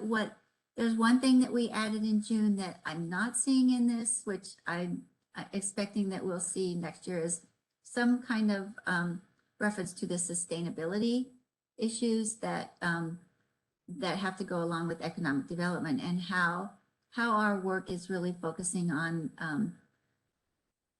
making this growth sustainable into the future, and that would also dovetail in with the Powering Future 2050, because it would talk about our decarbonization goals. So just I want to note that the report as it is excellent, and your work is much appreciated. Just going forward, would really like to see some more emphasis on the sustainability issue that we put in the new strategic directive in June. So I know that you'll look at that. Eric, did you have another question? Yeah, Director Molhoff, I agree with your comment there about, again, I don't mean to continue referencing the same thing, but in the vision, we talk about perfect power and cleaner world. Those are great concepts that I would like to see us aligning other actions toward. It is difficult to evaluate whether or not the report on the economic development activities here are aligned with that long-term vision. So I agree with Director Molhoff on evaluating our economic development activities during the monitoring report aligned with that vision of cleaner world and with the sustainability objectives that we have expressed in multiple places in our policy. I do think that that would be a helpful update during a future SD11 monitoring report so that we can effectively determine, is the economic activity that we are participating in and leading now going to put us in a position in 5, 10, 20, 30 years to be aligned with the long-term vision that we have outlined. And again, by having the vision available, I think that will help us to clarify the alignment between the two. But that is something I would like to see more specifically highlighted in a future monitoring report. Thank you for that. It was one of those that we were trying to dial it back since we had just come off of SD7 and sustainability was a part of that as well. Look at this shit. Shaking that fucking. Mike Kavanaugh, did you have a question or comment? Okay, evidently not. Rick, go ahead. Yeah, we're on the what has been accomplished or challenges or gaps at this point. Sure. Got a nod. Sure. Yeah. Right. So, I'm challenged. The SD is not challenged, but I am challenged as I have always been. I heard you say, Ms. Olson, that, and it's in the slides, and it's not just something you said, that we're working beyond energy services, and we're providing actions and outcomes beyond the energy services, and yet, and so this is my constant struggle with our economic development activity that goes beyond our mission, or differs significantly. So I'm just going to put a placeholder there. I'm not expecting a response. But that's a challenge for me, and I think maybe for some others who look at our mission and look at these activities, and so I'll just offer that observation.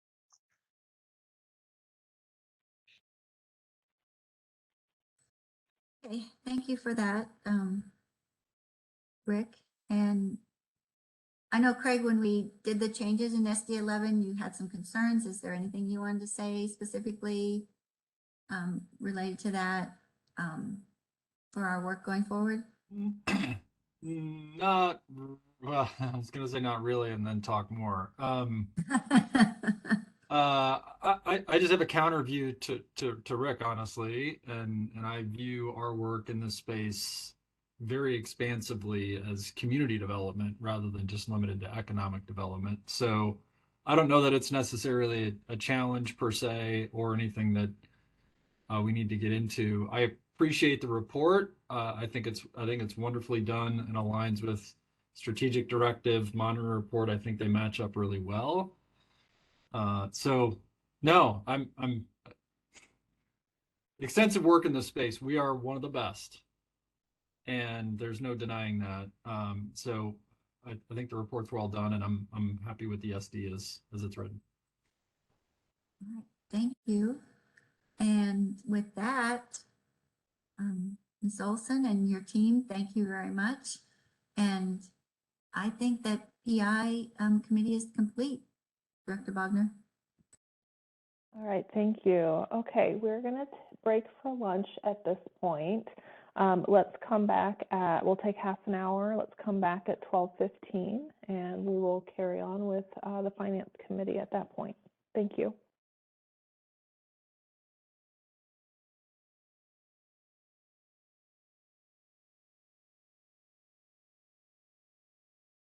Okay, I have 12:15, so we'll get started again. Director Yoder, will you please provide us the Finance Chair report?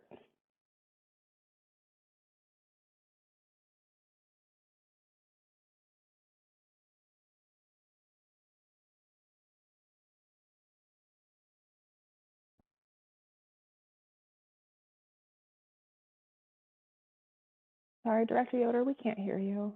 Yeah, I just saw, yes, thank you. Can we We move can to hear the you slide now. with the Yep. pre-committee agenda? And thank you for all of that. So we'll be talking about items 2, 3, 4, and 5 today. They're all reporting items. And I'll start with the work that the committee did on SD2 and SD3. If we can move to the next slide. So background and context, there was some discussion about, I'm gonna have to switch it back the other way so I can see what's going on. We had, oh, I see. We had some discussion about moving some language to SD3. The committee felt at the end of the day that that is not necessary. And so the current red line version is the version that is on the left, and it's unredlined, I guess, on the right. The setting the context for this, the committee has been discussing for some time, as is in the board plan, a change to SD2. It has been focusing mostly on that opening line. The opening line, as you can see from the struck language, had a measurement statement there that we were considering moving to SD3. And again, we are not suggesting any changes to SD3 at this time. That was the consensus of the committee. But we moved that further down into the bullets and are favoring at this point the opening language that is OPPD shall strive to provide affordable energy services and set rates in order to achieve the long-term vision of the organization. Again, backing up just a little bit, this opening language is what we've been working on, while at the same time, we have had the rates principles workshops that are going to focus mostly on the language changes that will go into the bullets below. This was laid out graphically in a Venn diagram that showed both these things are happening at the same time and that there's an overlap. This is where the overlap is taking place with that opening language. And to clean up that opening language, we currently propose to move the metric down into the bullets. So that's where we are now.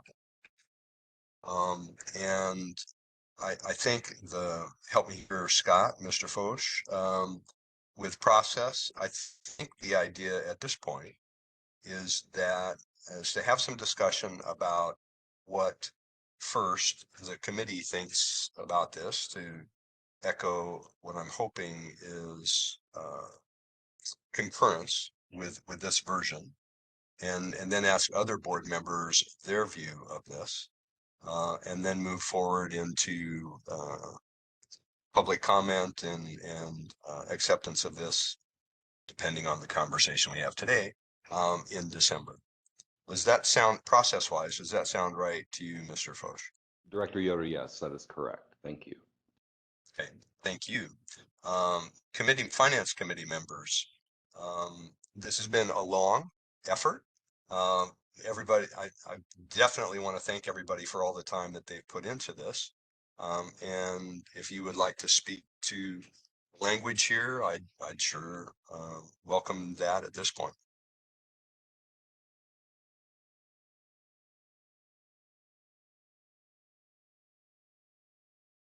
Silence gives consent, you know. Yeah, well, I'll hop in to provide consent without silence. Yeah, I appreciate the way in which we've over time kind of worked our way through and to this point.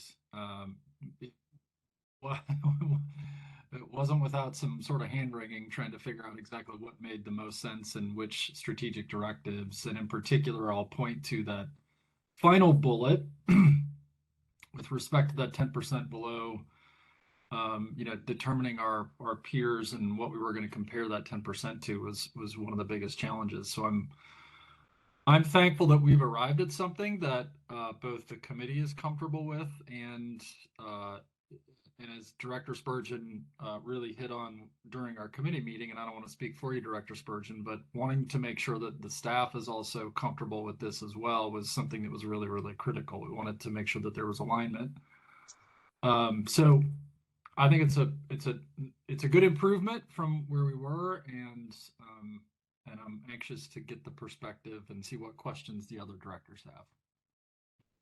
All right, thank you for that input. And Director Spurgeon and Director Kavanaugh, yes, I will ask you, and then I will turn to staff, CFO Bishop and your team prior to opening it up to the other directors who are not part of that process. Spurgeon or Kavanaugh? Nothing. Thank you, Mike. I'll just kind of reiterate what Director Moody said.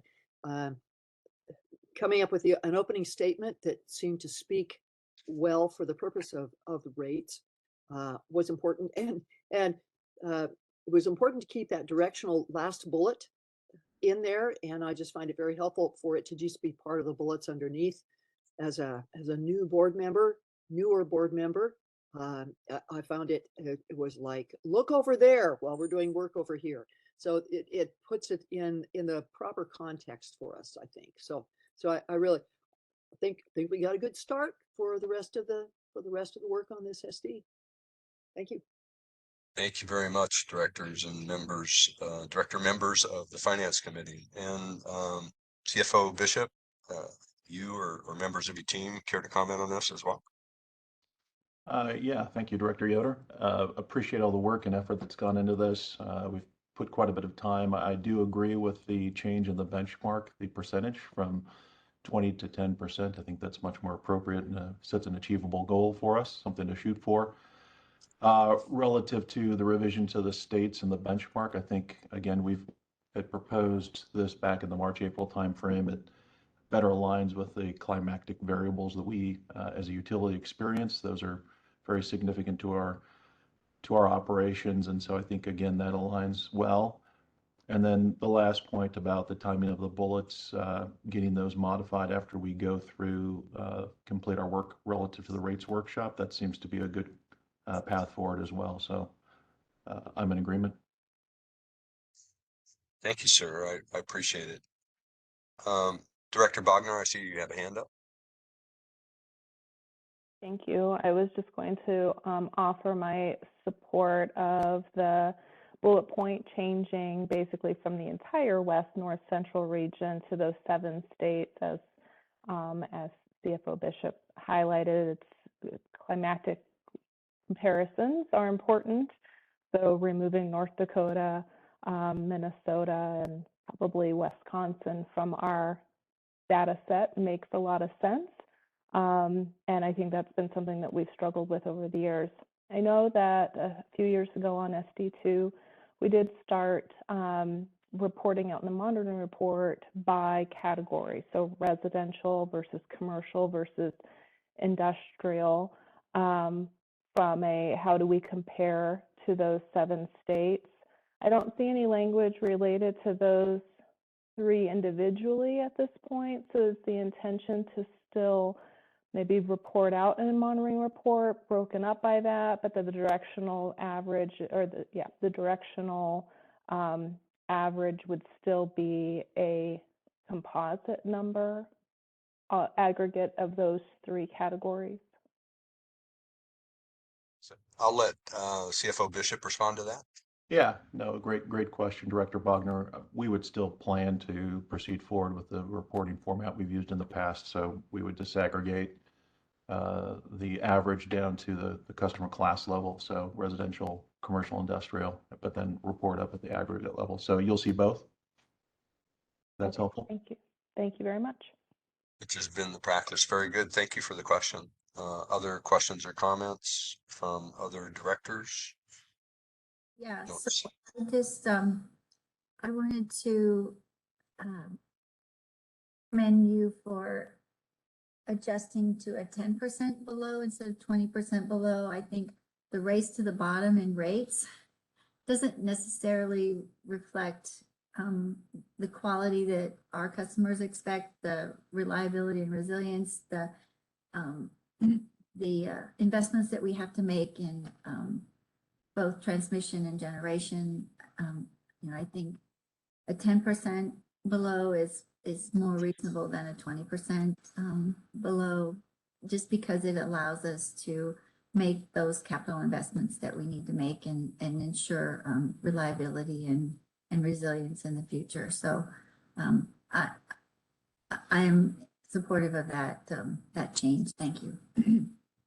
Well, thank you very much for your comment. I appreciate it. It was, yes, these are numbers that we haven't plucked out of thin air, out of whole cloth. We've worked on it. Appreciate it. And I very much like the fact that it's an emphasis of affordable energy services and the focus on the long-term vision of the organization, and that rates will help us move in that direction. Mr. Williams. Yeah, I appreciate the update here. Clarification of the areas where we're comparing ourselves, the geographic areas. I do have a follow-up question there. Changing from the 20% target to a 10% target, do we know how we would compare now with the new geographic area using that new definition of the comparison metric? Is that something that we have already calculated to understand how close are we? Or is that something we anticipate to be calculated and presented during a future monitoring report? Yeah, Director Williams, Mr. that's Bishop. actually, thank you, Director Yoder. Director Williams, that's a question that came to my mind as well. I'm trying to reflect back to the March-April timeframe where we last reviewed it. I'm not sure, but I'm going to dial a friend, Brad Sire. Do you remember when we had done that comparison with the state adjustment? Did we move forward with calculating it with those revised states, or is that to be done, to do? We looked at that. We were worse, but of course, new EIA data was just released, and we will be providing that when we get to the monitoring report coming up here in the spring. Great. Appreciate the clarification there. And I wasn't necessarily expecting that the comparison already be done at the time of the policy language update, but appreciate the clarification. And I guess one other question about the language used here. We had some discussion about the vision for the future, or the vision of the organization. And is the intention of the language here, where it references long-term vision of the organization, to have our strategic direction align with that Powering the Future 2050 vision that we talked about earlier? So we had some internal discussion about whether we should actually cite that document or not. And actually, I depended a great deal on Mr. Foch's comments at that point, that all of the strategic directives should be pointed in that direction. And so we did not cite the document at this point at this time, but to me, there's synonyms or very close to it in practicality. Does that answer your question? Or Mr. Foch, should you care to weigh in on this point too? I appreciate that, and indeed, all of our policies should be, well, the strategic vision was derived from the policies, and so this notion moving forward is this virtuous circle concept that we discussed, which is that they should ultimately be reinforcing each other. So instead of calling it out in any one policy, I think over time we'll see it reflected in all policy. Oh, look who's here. Mr. Fernandez, do you have a comment? I do. Can you hear me? Yes, sir. Thank you so much. Welcome. And I apologize for the background noise. I'm at the airport terminal. Excellent question, Director Williams. One of the things that I would provide some caution here is the Powering the Future 2050 vision is our document. It's management's vision. It's the way management is interpreting the suite of 15 strategic directives and how we're casting out that vision into the future. As Scott Foch just described, there's a virtuous circle here where we're both inform each other. However, inserting a particular reference to Powering the Future 2050 in an official document that the board approves would be a little cumbersome, because then you would be approving a vision that the board hasn't approved per se. So I think leaving these as a long-term vision is appropriate for this document, with the understanding that that vision will change, and it will likely change as the strategic directives change over time. So it's a little bit complicated, but I wanted to make that distinction of who's responsible for each body of work. Terrific. Thank you for that insight. Other questions from directors or other observations generally? Okay, not seeing anything, not seeing any hands. Jump in if I'm wrong. This then is back to the team, Mr. Foch and Brian, whoever. I'm sorry, I'm not focusing, may not be attributing correctly who's going to make it happen. We'll cover it. Yep, but it's going to be made available for public comment. The understanding, I think, should be clear that there will be more work on the document next year after we've gone through and finished up with all of the work that has to be done on the rates principles outreach subsequent to the workshop. But for now, I think this sets a great vision, and thank you very much. We will act on this then in December. Okay. Everybody okay with that? All right. We'll go to the agenda now. I'm handing off to Mr. Bishop and his team. Let's start off with the third quarter retirement fund report. All right, thank you, Director Yoder. Again, this will be a reporting item for the third quarter, our results on the retirement fund. I'm going to take a moment. It's important that we understand the landscape that we're operating in, and across the broader capital markets, we've seen really negative returns over the past 3 quarters. The third quarter, unfortunately, hasn't changed, and unfortunately, we're not shielded from those movements. Things that we can't plan ahead for. We've got heightened inflation coming at 8% for October. The Fed over the course of 2022 has had a total of 5 rate increases as they try to curb inflation.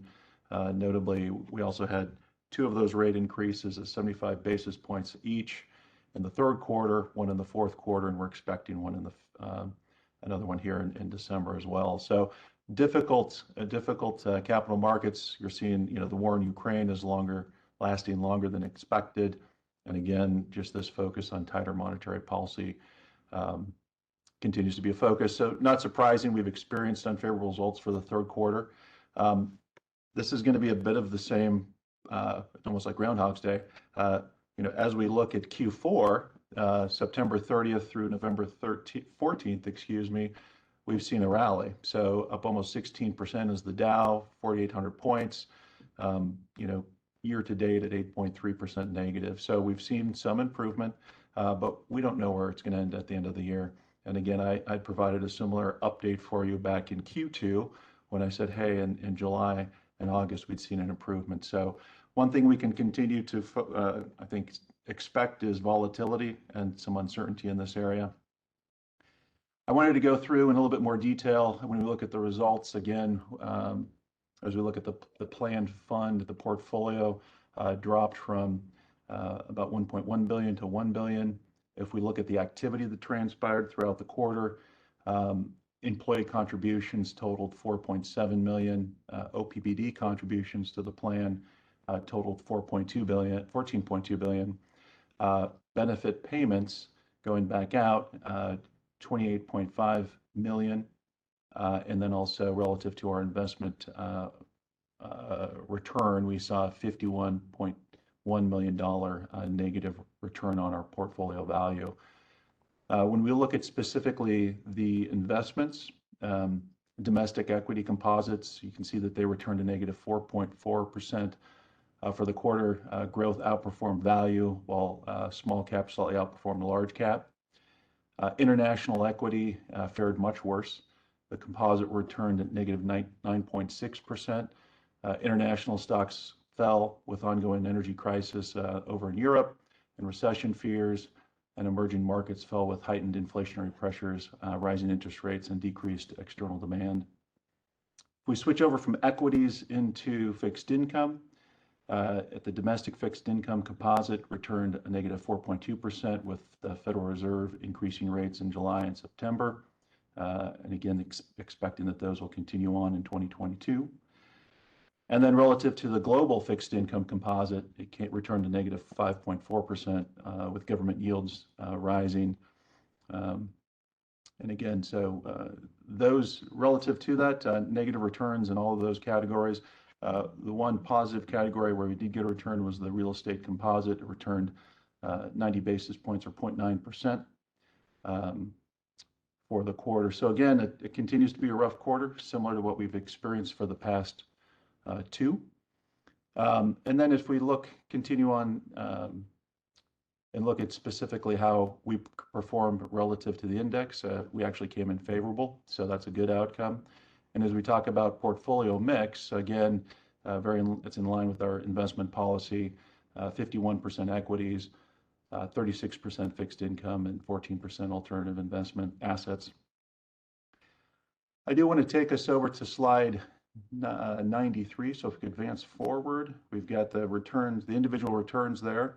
I do want to show us, again, a little bit of a storyline as we look at how the market has performed. First quarter, we experienced a negative return of 5.2%. That reduced our portfolio value by $74.3 million. As we advance forward to Q2, it returned a sizable loss of 10.5%, dropped our portfolio value by $126 million. And then as we came into the third quarter, again, another loss of 4.8%. So in total, for the year, it takes us to a 19.7% unfavorable return. I will highlight, though, again, had made this point last time we presented, when we looked at the impacts of COVID and back in the first half of 2020, folks could go over to the the left-hand side of the chart here. You see that from December to March, we took a sizable drop. But then by the end of the year, if we look at December of 2020, we'd actually returned a positive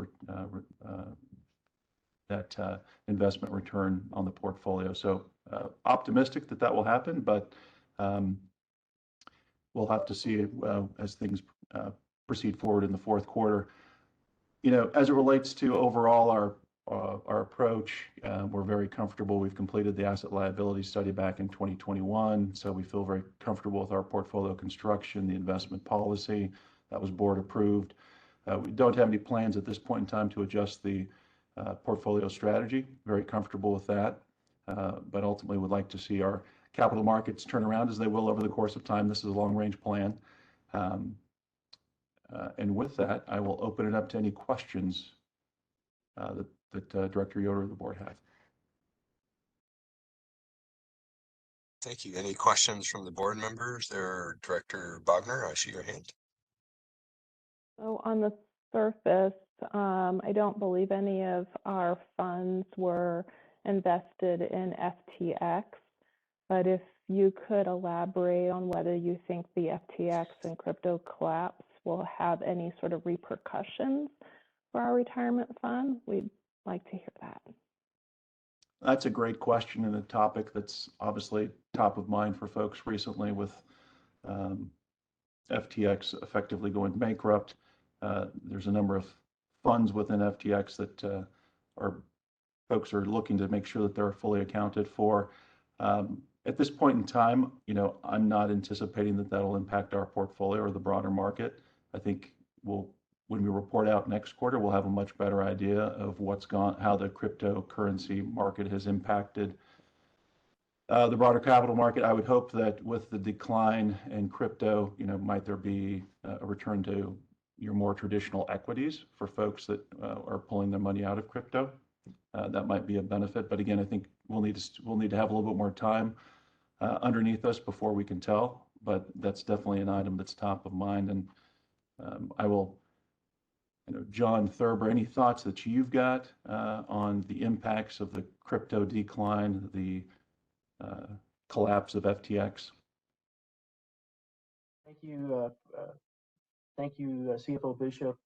I would just say that there's no really direct connection. There's no direct investment in cryptocurrency in our portfolio, and so there may be some small indirect impacts, but nothing direct that would impact us. Thank you, John. Thank you. I don't see any other hands or questions. Yes, tough times, excellent work. And yeah, we're all hoping for that rebound. Yes, can we move on? If we're done here, can we move on to the next topic? Excellent. Thank you, Director Yoder. This is also a reporting item, our third quarter financial results. We reviewed these with the pre-finance committee. We do it in more detailed review year on year and then against the budget. We'll walk you through. Here we've got the data sheet. And again, what I'm going to focus on up front is our third quarter results, and we'll highlight year to date where we're at, as well as year end at the end of the presentation. I do want to highlight the challenging results that you're going to see, but we'll plan to walk through as it relates to the third quarter.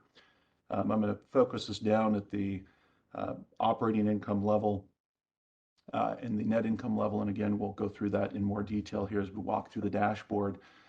But what you'll see here is that relative to what we had forecasted, we came in at $48.7 million or $32 million, 40% below what we had budgeted.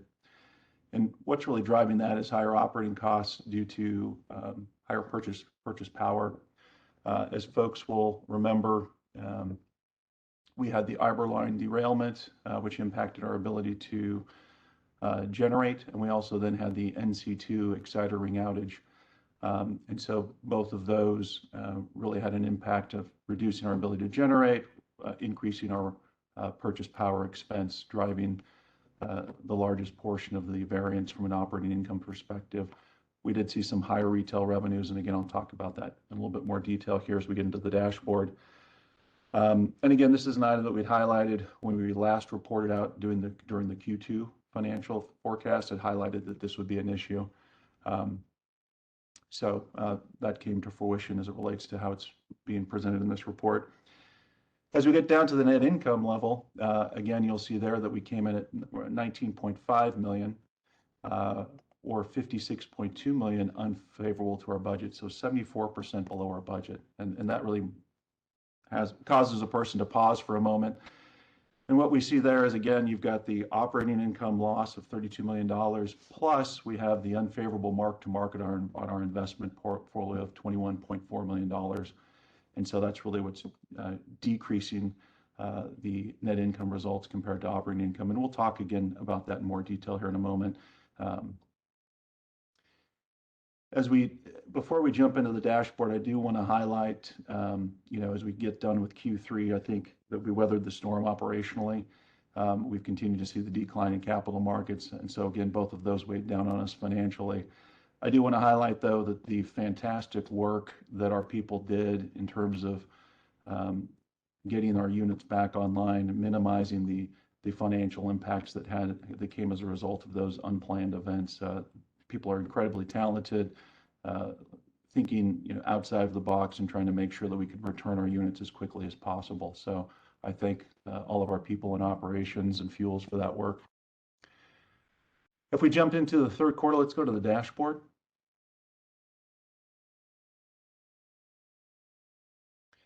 So up in the upper left-hand corner, you'll see our retail revenue. Again, I'm going to focus on the third quarter results. So we can see that it's going to be the Q3 2022. You'll see that we came in at $345 million, so slightly above budget by $8.7 million or 2.5%.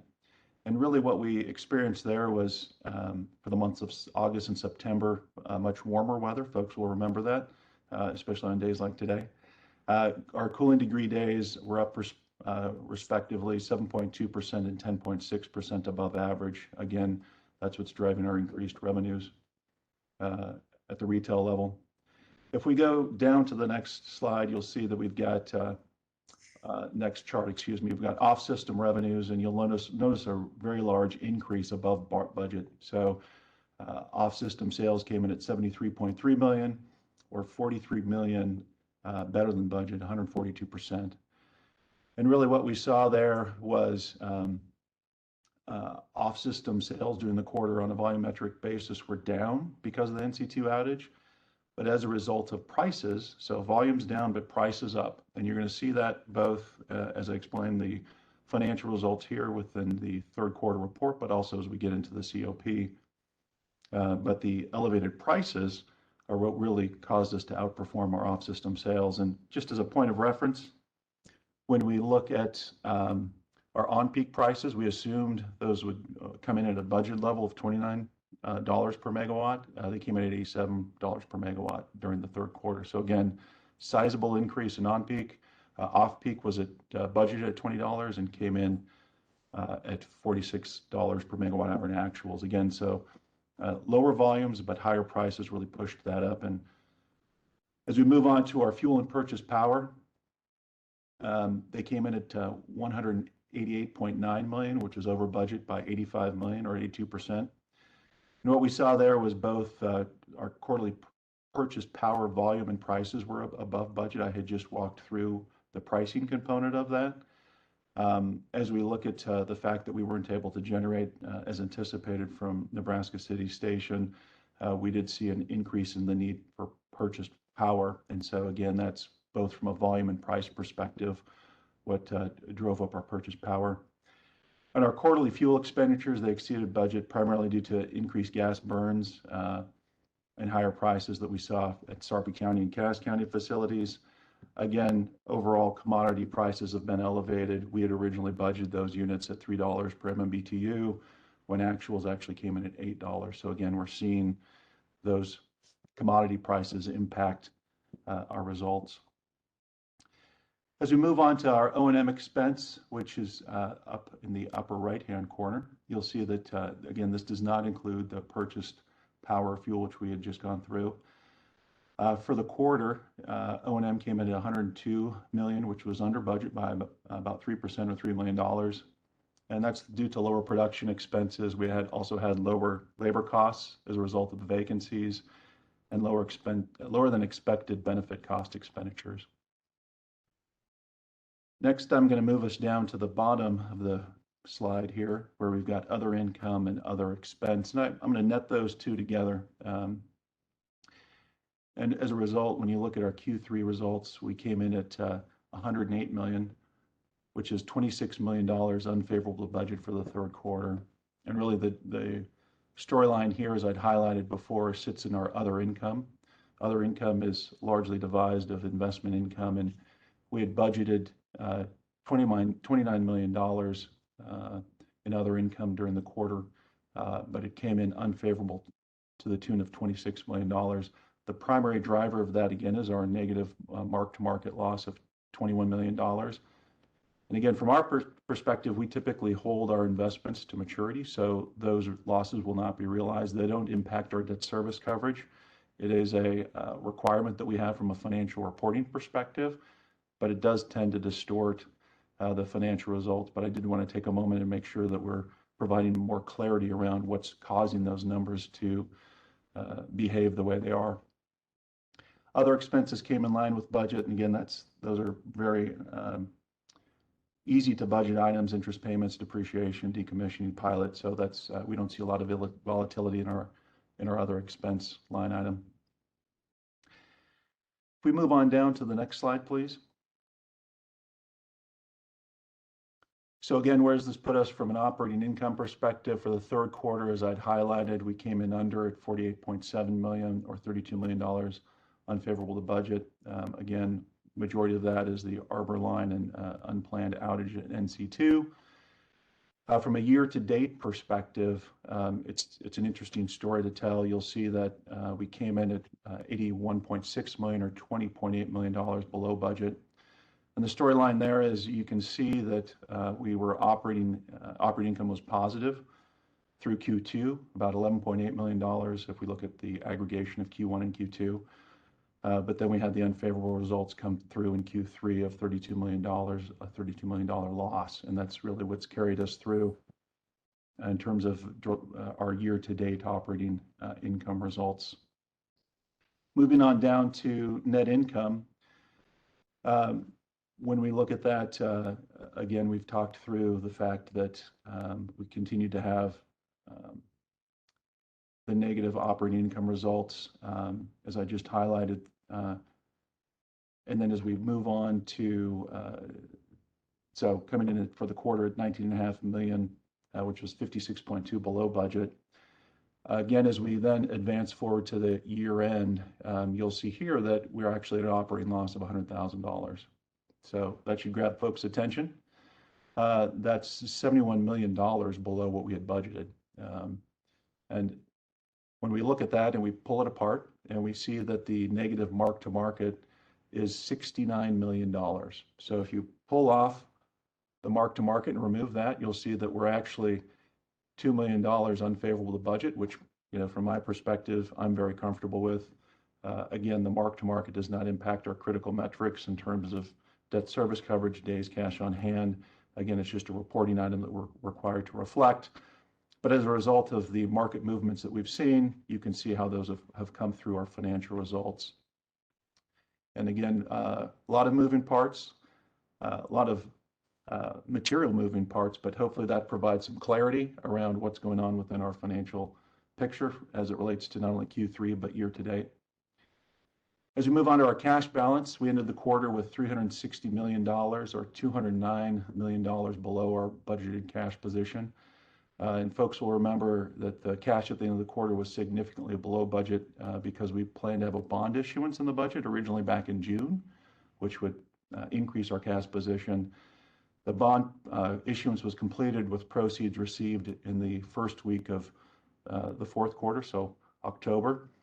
And that delay was the result of our lower spend on power with a purpose and therefore a reduced cash need. So, really a good outcome as we look at trying to make sure that we're managing our cash position as optimally as possible, not issuing debt before we need to. I think the Treasury group does a phenomenal job being very attuned to what our cash flow needs are, working with our capital teams to make sure that we're meeting their needs, we're meeting our days cash on hand, and trying to optimize the debt issuances as best possible. So my hat goes off to them. Similar story when we look down to capital spend. Again, that was driving our cash balance. Capital spend through September, we were at $380.2 million, a variance of $168 million. Roughly, when you look back at each of the quarters, we're about $50 million per quarter lower than anticipated, and the majority of this is related to power with a purpose. We are anticipating to make up some of that at the end of the year in the fourth quarter, so we expect it to be about $85 million below budget from a capital spend perspective at the end of the year. As I think about wrapping up the year, again, we're expected to hit all of our critical metrics, our debt service. Again, it's not impacted by the mark-to-market that's negatively impacting our net income. We're expected to hit all our liquidity targets as well. And so feeling good in terms of our financial position at the end of the year, albeit some of the aspects of this report do make a person need to study it in more detail to make sure that you can get confidence with it. And so with that, I will open it up to questions, pass it back to you, Director Yoder, and open it up to questions. All right. Any questions from the team? Director Bogner. Mr. Bishop, can you remind me what the floor is that we try to maintain for cash on hand? I see here it's at 134 days as of September 30th. And so as you described, maybe those bond monies coming in the first week of October have changed that a little bit. Remind me how many days of cash on hand we try and aim for. Yeah, we typically do 150 to 270. And John, I'm going to pass it to you to go through some of the more nuanced details as it relates to how we manage the cash position on a quarter-to-quarter and month-to-month basis. Sure. Thank you for the question. Yeah, we 150 days. That's really kind of a minimum level for a AA rated utility when you look at the rating agencies. And, the rating agencies realized we were in the process of issuing debt. And they knew that we didn't want to issue debt before we needed the cash. And so this essentially about a week, if we had settled the bonds on September 30th instead of October 4th, we would have been fine as far as our core level of cash. We ended up, I believe it was over 210 days of cash when we added the bond issue cash to that. So we're well within the range that we need to be and feel good going into the future with this. Thank you for that. I had forgotten that it is related to the credit rating. So they're not going to ding us for dipping below a number for a moment. So, okay, very good. Thank you.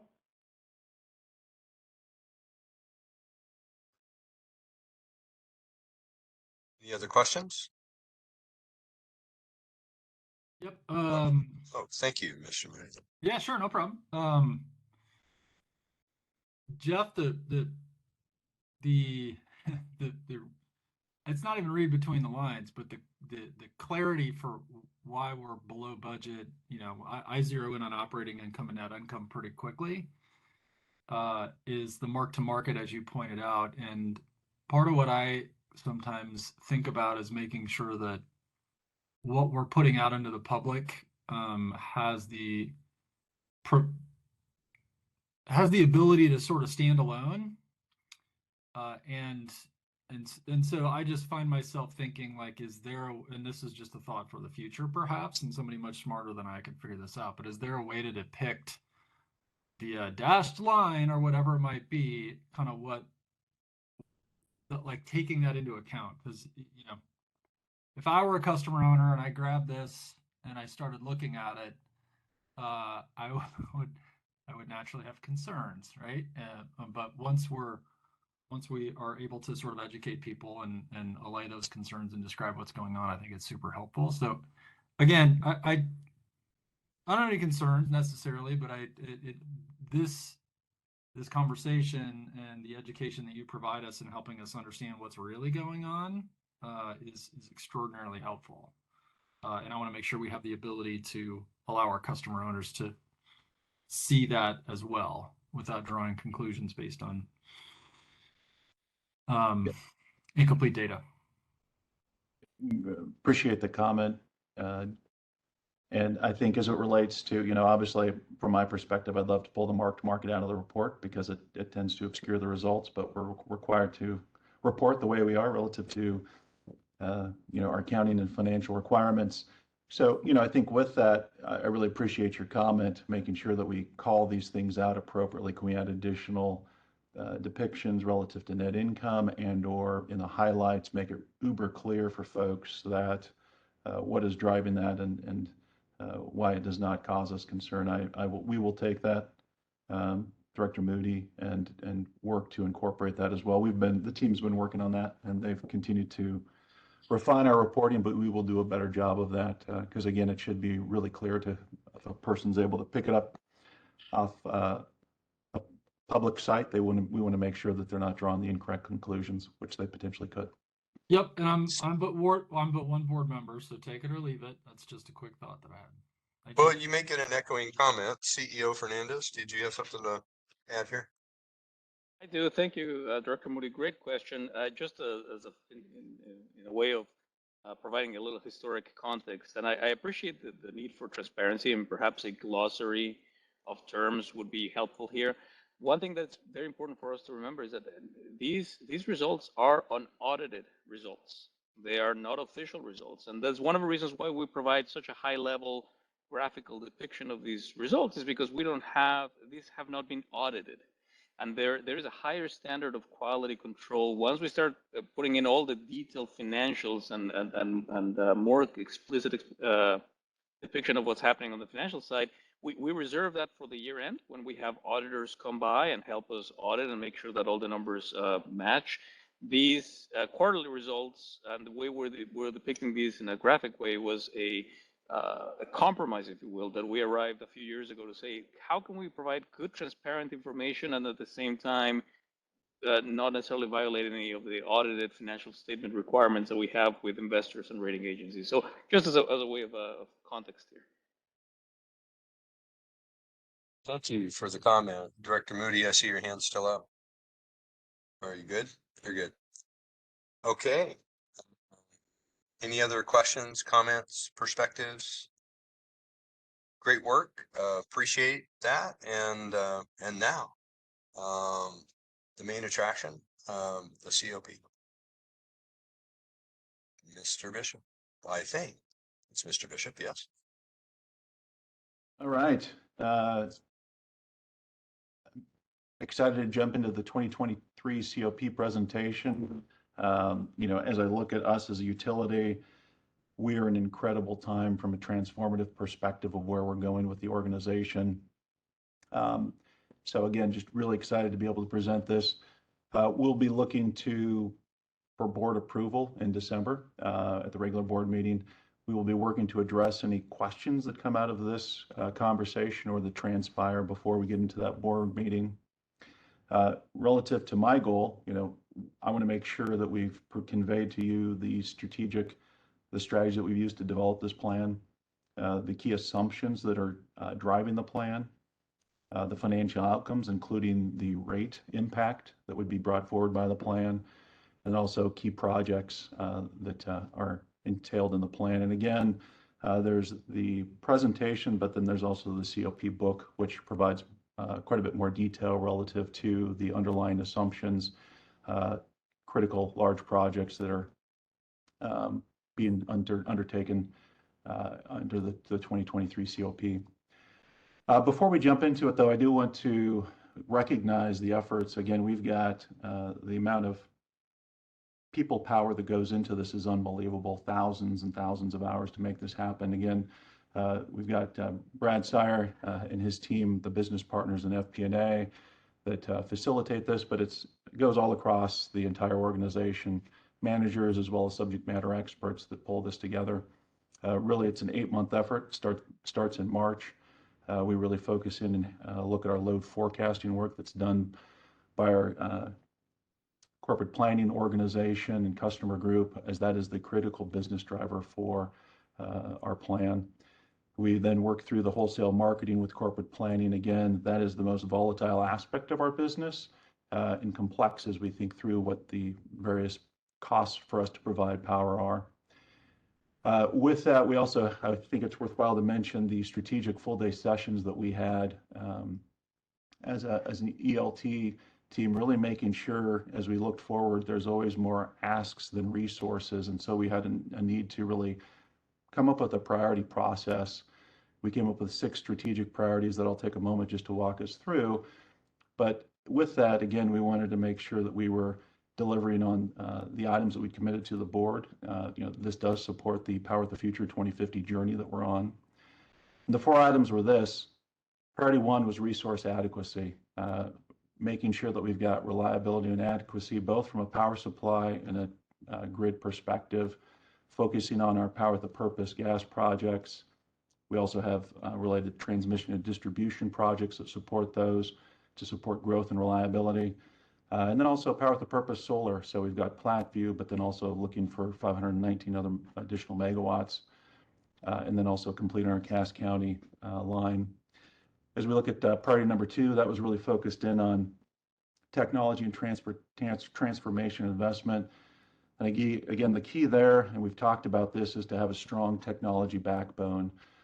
We needed to address our technology debt, strengthen our tech resiliency with data center co-locations, access management, and improve our data governance, and that's included in here as well. Priority number 3 was around two-way communication engagement. So we've talked a lot about our AMI program. We want to improve the customer experience and tools to support that, reduce our outage time. And to do that, we need to move forward with our meter replacement program, improving our outage management system, our geoinformational system or GIS system, and then also upgrade our billing system. Those are all things that are required for us to be able to achieve those increased outcomes relative to our customer expectations and improve operationally. And we've also got a focus on customer web interfaces. As we look at priority number 4, which is really our master facilities plan, looking at our data center requirements and key facilities. I will say this, having worked at a couple different utilities, facilities has traditionally been an area that's been underinvested in over the course of time. And so I appreciated the fact that we're placing that as a priority. Coming out of that, we moved forward with the resource optimization sessions at the ELT. That was a 2-month process where we hone in and finalize our O&M and headcount. And then also from a resource planning council, the RPC, that's the group that goes through and prioritizes, it's cross-functional, prioritizes all of our capital to meet our needs moving forward. And so a ton of time and effort going into this. Really appreciate the support across the entire organization. And again, the importance of this is the fact that this is the tool that we use to guide our business. It provides us the financial discipline, sets the operating plan for the coming year, and it's critical as it relates to us being able to interface with our investors and rating agencies. So it's really a multifaceted tool. So with that, let's jump into the main assumptions. If we can go to the next slide. So I want to be able to walk us through the material assumptions that are driving our plan.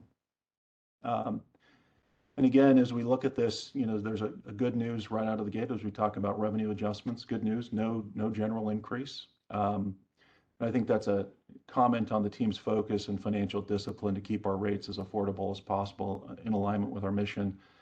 I feel fortunate that we're in the position that we're in. And I think it's important that we call out a couple data points. We have been experiencing inflation, general inflation across all sectors through October is about 8%. When we look specifically at the energy sector, it's 17%. And so, as we think through those factors that are impacting our business, they're quite sizable. One item that we talked about at the Finance Committee was reporting out across other utilities, and there's an EIA report out that shows rate increases from May of 21 to May of 22 being on average 11%. And so, again, we feel very fortunate that we're not in that position. We have no general rate increase. As it relates to fuel and purchase power adjustment, we'd be requesting a 2.9% increase in our FPPA factor that would become effective January 1st. We don't take this lightly. As I'd highlighted in the Q3 financial report, we've seen dramatic increases in commodity prices. And so really that's what's driving this need, large increases in the wholesale markets, fuel and purchase power. And that's what this mechanism is meant to do. It's meant to capture that volatility that we don't have control over. It's a pass-through, so while it goes up, it can go down if prices do come down. And again, this is a very common tool now in the utility space. As we look at retail energy sales, we're continue to see substantial growth, both in the commercial and industrial space, 6.8%. That produces $86 million of cash flow on an annual basis. That's a critical benefit to the organization. It allows us to invest in our people and resources. And with that, again, if we do not have that level of rate, that cash flow that's created through load growth, then you either need to increase rates or reduce costs. And so again, it's a sizable benefit. I'm going to go through our wholesale revenues, purchase power and fuel relatively quickly because we have a slide that really captures the essence of those. When we think through that, again, we look at them from a total net power cost perspective. We've got our purchase power and fuel expense, but that gets partially offset by our wholesale sales. Those are the largest drivers of the volatility in our business and what's triggering the FPPA. As we think through, and you can see the comparison here, the 2022 budget versus 2022 projection. The projection really has highlighted what I've made, the comments I made in the Q3 report, and the fact that we've seen substantially elevated prices in 2022, anywhere from 100 to 200%, as I had mentioned in that report.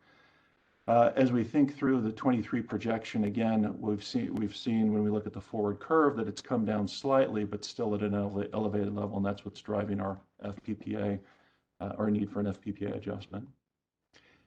We can move on to the next slide. Again, we see here fuel, an increase in the 2022 budget compared to what we had in last year's budget. However, a decrease to the projection. I think that plays out with what I had mentioned before. And again, I apologize for going long on the Q3 report, but I did want to take that opportunity to really highlight what was going on in the commodity markets because that does impact what we've got here in the COP. When we look at expenditures, total expenditures that we're budgeting for is $1.9 billion. That's being split between capital operating expenditures, again, to maintain reliability of our system, future load growth, and strategic priorities. We continue to see substantial growth that had come up a number of different times earlier today when we were going through the different committee updates. That requires investment in our T&D and generation infrastructure, staffing increases to address new generation as that comes on board, customer growth. And we're also increasing our spend on customer and employee programs. As we think through some of the additional pieces that are contained in the plan, power with a purpose, assets that we talked about, investments in grid resiliency and our different strategic initiatives. Again, those all get incorporated as an ask as part of that 1.9 billion. From a financing perspective, again, to support a capital program, we're expecting to issue in July. It's 400 doing debt issuance of would result in proceeds of $480 million. And again, that is needed and critical as it relates to our maintaining our AA rating, meeting our capital needs, and also continuing to support us from a AA rating perspective. From a Fort Calhoun perspective, budget contributions continue, we continue to our funding. We are expected to be done funding our Fort Calhoun work by 2024, so that should free up a good amount of money. What we're seeing here is that the contributions are less than our decommissioning expenditures, so that is in line with what we had anticipated. We've been funding that for a good period of time. We're completing the work, and ultimately we'll be done funding that in the end of 2024, which will ultimately free up a good amount of cash flow, over $100 million, that we can deploy at other places within our business. We can go to the next slide. Relative to our reserves, we have no planned changes for the decommissioning benefits reserve account, or the DEBRA account, or our rate stabilization account. We'll leave those unchanged. What I did want to talk about was our 2023 baseload budget major outages. So when we think about our assets, it's critical that we maintain them for the long run. Some utilities tend to spend less money on those, and that can impact system availability, both in the short term and the long term. And again, as we think about the criticality of reliability, and then also how that impacts us from a financial perspective, it's imperative that we maintain our assets. As we look at what we're anticipating for outages for 2023, we are seeing an increased number of days and expenditures, and that's anticipated. That will result in higher O&M as well as higher net power costs as a result of that. And again, if we want to maintain our assets adequately, we need to make sure that we're following those appropriate maintenance schedules and putting the time and effort that we need to into them. Our outage days between 23 and will increase from 22 by about 65 days, so from 53 to 118 days. And then relative to our outage dollars, those will go from 11 million to 23 million. So again, both an O&M and outage day increase, that will reduce the amount of generation that we're able to receive from them. But again, as we think about the longer term implications, this is critical work that needs to get done. Go on to the next slide, please. All right, we've got our operating revenues excluding wholesale revenues, and I want to pause for a moment. As a finance professional, this is a slide that I really enjoy. We've got predictable growth over the course of time, measured. And again, as we think through this, we look at what's composing that. Residential continues to anchor the utility, followed by commercial, and lastly, industrial. When we look at the 2022 budgeted level versus projection, one item I did want to highlight that we did have residential coming in higher due to the hot summer. We talked about that a little bit in the Q3 report. We have seen more cooling degree days than originally budgeted. When we think about 2023, though, we weather normalize, and so that means that we remove those days and assume average weather normalized temperatures. And again, so you won't see a large increase. Actually, it's $1 million decline between residential, between the projected versus budgeted, but hopefully that works to explain what's driving that. Looking ahead, we definitely continue to see substantial growth in the industrial and commercial areas. Industrial reflects a growth of 18.7% of our load growth, driven by volumes and load growth. As we look at our commercial growth, we can see that that's driven by load growth of about 1.4%, adding 157 additional customers, which is always good as we continue to look for a more diversified customer base. We'll move on to the next slide. Here we've got fuel and purchase power as well as our wholesale revenues. Again, we need to look at those together because they impact each other. as it relates to our total net power costs. And we have actually added a new slide that will come up next that captures this. There's an important storyline here, and I think hopefully folks are able to see the visual in terms of the amount of volatility that we have going through fuel purchase power and wholesale revenues. Folks will remember back in 2021, we had the polar vortex. That's why you see such a large increase in both of those charts. In 22, we budgeted at what we expected to be a return to normal levels. So we take a snapshot of what the forward curve is projecting when we put the budget together. That's our best estimate. That's what we use from a budgetary perspective. And then you can see again that we've experienced elevated prices in 22 when we look at the 2022 projections. And so when we think through, what's driving the FPPA, it's really going to be that volatility and the fact that when we compare our 2022 budget to 2023 budget, we're seeing an increase across the categories. One item that I did want to highlight, again, I'm going to go through these in a little bit more detail from a power cost perspective, knitting them together.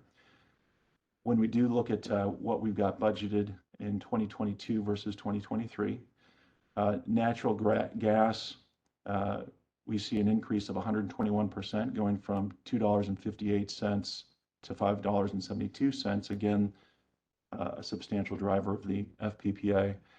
Coal prices increasing by about 19%.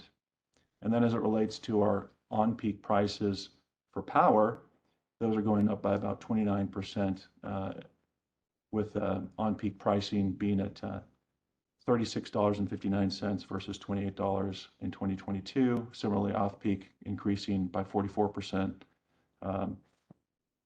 going from $18 to $26 in 2023. So again, sizable increases that we're seeing from a price point perspective.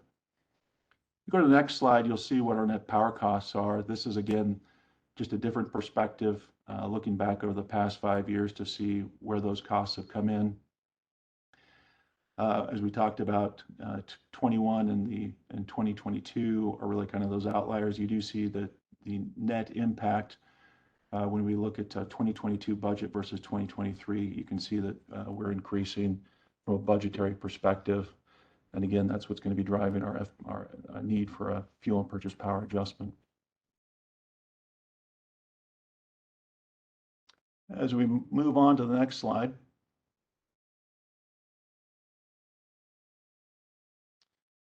here we've got our operation and maintenance expense. Again, this excludes any of the energy costs. And what we're seeing here in terms of primary drivers for the overall growth in O&M, we've got, as I talked about before, increased outages that are expected in 2023. Again, those are temporary items that increase, but those are items that get reflected as O&M costs. Increased SPP fees, headcount growth, and then also increased benefit costs. So when we look at each of the categories, and I'm going to compare the 2022 budget to the 2023 budget at a T&D level, again, the growth that we're seeing here is as a result of increased headcount. As we look at the additional needs for heads to address the load growth that we've got, that's driving a portion of it. And then we've also got about a $10 million increase in our fees associated with the Southwest Power Pool. And that's driving the increase in the transmission and distribution section. Customer sees a fairly minimal increase of about $2 million. And again, that's driven by increased demand side management incentives, and then also some additional headcount to administer those programs. As we look at production costs, again, you can see there that year over year, the increases are largely associated with the increased outage expenses, about $12 million, as I highlighted earlier. And we've also got additional headcount that's needed to folks that will be operating our new plants moving forward. Relative to our A&G costs, we've got an $8 million increase there. And again, a portion of that is associated with our pension performance, unfortunately. As we go through, we do an annual retirement contribution calculation, and it looks at what the return was and what we're projecting over the course of time. And it does a 5-year smoothing to reflect those adjustments that have come through. We're reflecting a 10% decrease, and that's resulted in about a $4 million increase in our annual retirement contribution for 2023. As I'd highlighted in the retirement plan report, we're above that. So if that doesn't return, we'll see a higher contribution required in 2023. But again, optimistically, we'll hopefully see that more moderate and hopefully come in closer to the 10% that we've assumed here. Again, that was our best estimate at the point in time that we were able to pull this together. But those are the majority of the drivers in A&G. The other piece would be increased medical expenditures that we're seeing come through from an A&G perspective. We can move on to the next slide. So when we look at our capital expenditures, again, a large ask relative to our capital program. We're really in year 2 of our Power with a Purpose investments. I'll talk through that in a little bit more detail. Again, when we think through back in 2021, we really started our Power with a Purpose, getting those up and running. 2022, we've seen a pretty sizable increase in our Power with a Purpose spend. We have seen some of those dollars get delayed, about $85 million to 2023. And so when we think about 2023, it would be slightly lower if we weren't able to, if we didn't have that deferral from 2022. So that's bumping up our 2023 ask. As it relates to our focus for 2023, really Power with a Purpose, our transmission and distribution investment in AMI. As we walk through each of those, the largest increases, and again, Power with a Purpose, focused on Standing Bear Lake and Turtle Creek. When we move into the T&D plant category, we do see a growth percentage there. And again, that's really driven by transmission and distribution increases. Part of that's associated with new growth for substations, so roughly $20 million. We've also got existing requirements to serve the Standing Bear Lake facility. That's about $11 million of an increase. As it relates to future sites for T&D, land and other, that's about a $36 million increase. And then relative to investing in our existing T&D infrastructure, about a $10 million increase to improve reliability. Lastly, we've got general plant, which has a growth rate of about 17%. Again, most of that's associated with our technology AMI program and hardening our technology infrastructure. And then also facilities investments and upgrades in some of our, and then investments in our vehicles. As we look into, I guess one other point on this slide, there's additional detail in the back of the COP document, the book that is available for review. That's got the detailed breakdown of the capital projects that do compose our 2023 ask. As we move on to the next slide, when we look at where we're spending our dollars for 2023, we want to be very intentional. We want to make sure that we're investing for the future, but we also are sustaining our existing assets. And again, what we see here is if you add the expand and strategic, you'll see that we're at a total of 71% associated with expansion, and then 29% associated with sustaining our existing assets. Again, we want to make sure that we're not underinvesting in our existing assets as they're critical for our ongoing reliability. Again, as we look at our sustain, that's to maintain our existing asset base. When I look at this and you put a dollar figure on it, 29% works out to $187 million in our capital budget. When I compare that back to our financials, not to be the accountant that I am, but we see that our depreciation is $160 million. So that makes me feel very comfortable that we're continuing to invest in sustaining our assets that are already used in operations. Again, that's a best practice from utility space and a good outcome to ensure that we're adequately maintaining our existing assets. When we go to expand, again, here we see that that's taking 61% or $390 million of our total capital budget. And that's really associated with our Power with a Purpose infrastructure projects. And then as we look at strategic, that's about 10% or $63 million. And again, that represents our focus on strategic priorities such as our AMI project. And so hopefully that's a useful view as you're looking at the different ways that the O&M, not only by function, but then by kind of category, as we call it, philosophy here, how those dollars are being spent. We can move on to the next slide, please. So with that, we will be active in terms of issuing debt. So for 2022, we completed that in October. Our A and B bond offering, about $420 million of par. We paid off $75 million of commercial paper, with $345 million being available for our capital program. As we look forward, again, the amount that we'd be issuing at the par level is $504 million. Net proceeds would be roughly $480 million. And again, that's to invest in our capital program. Again, we don't anticipate adjusting anything relative to our commercial paper program. As we move forward, let's go to the next slide.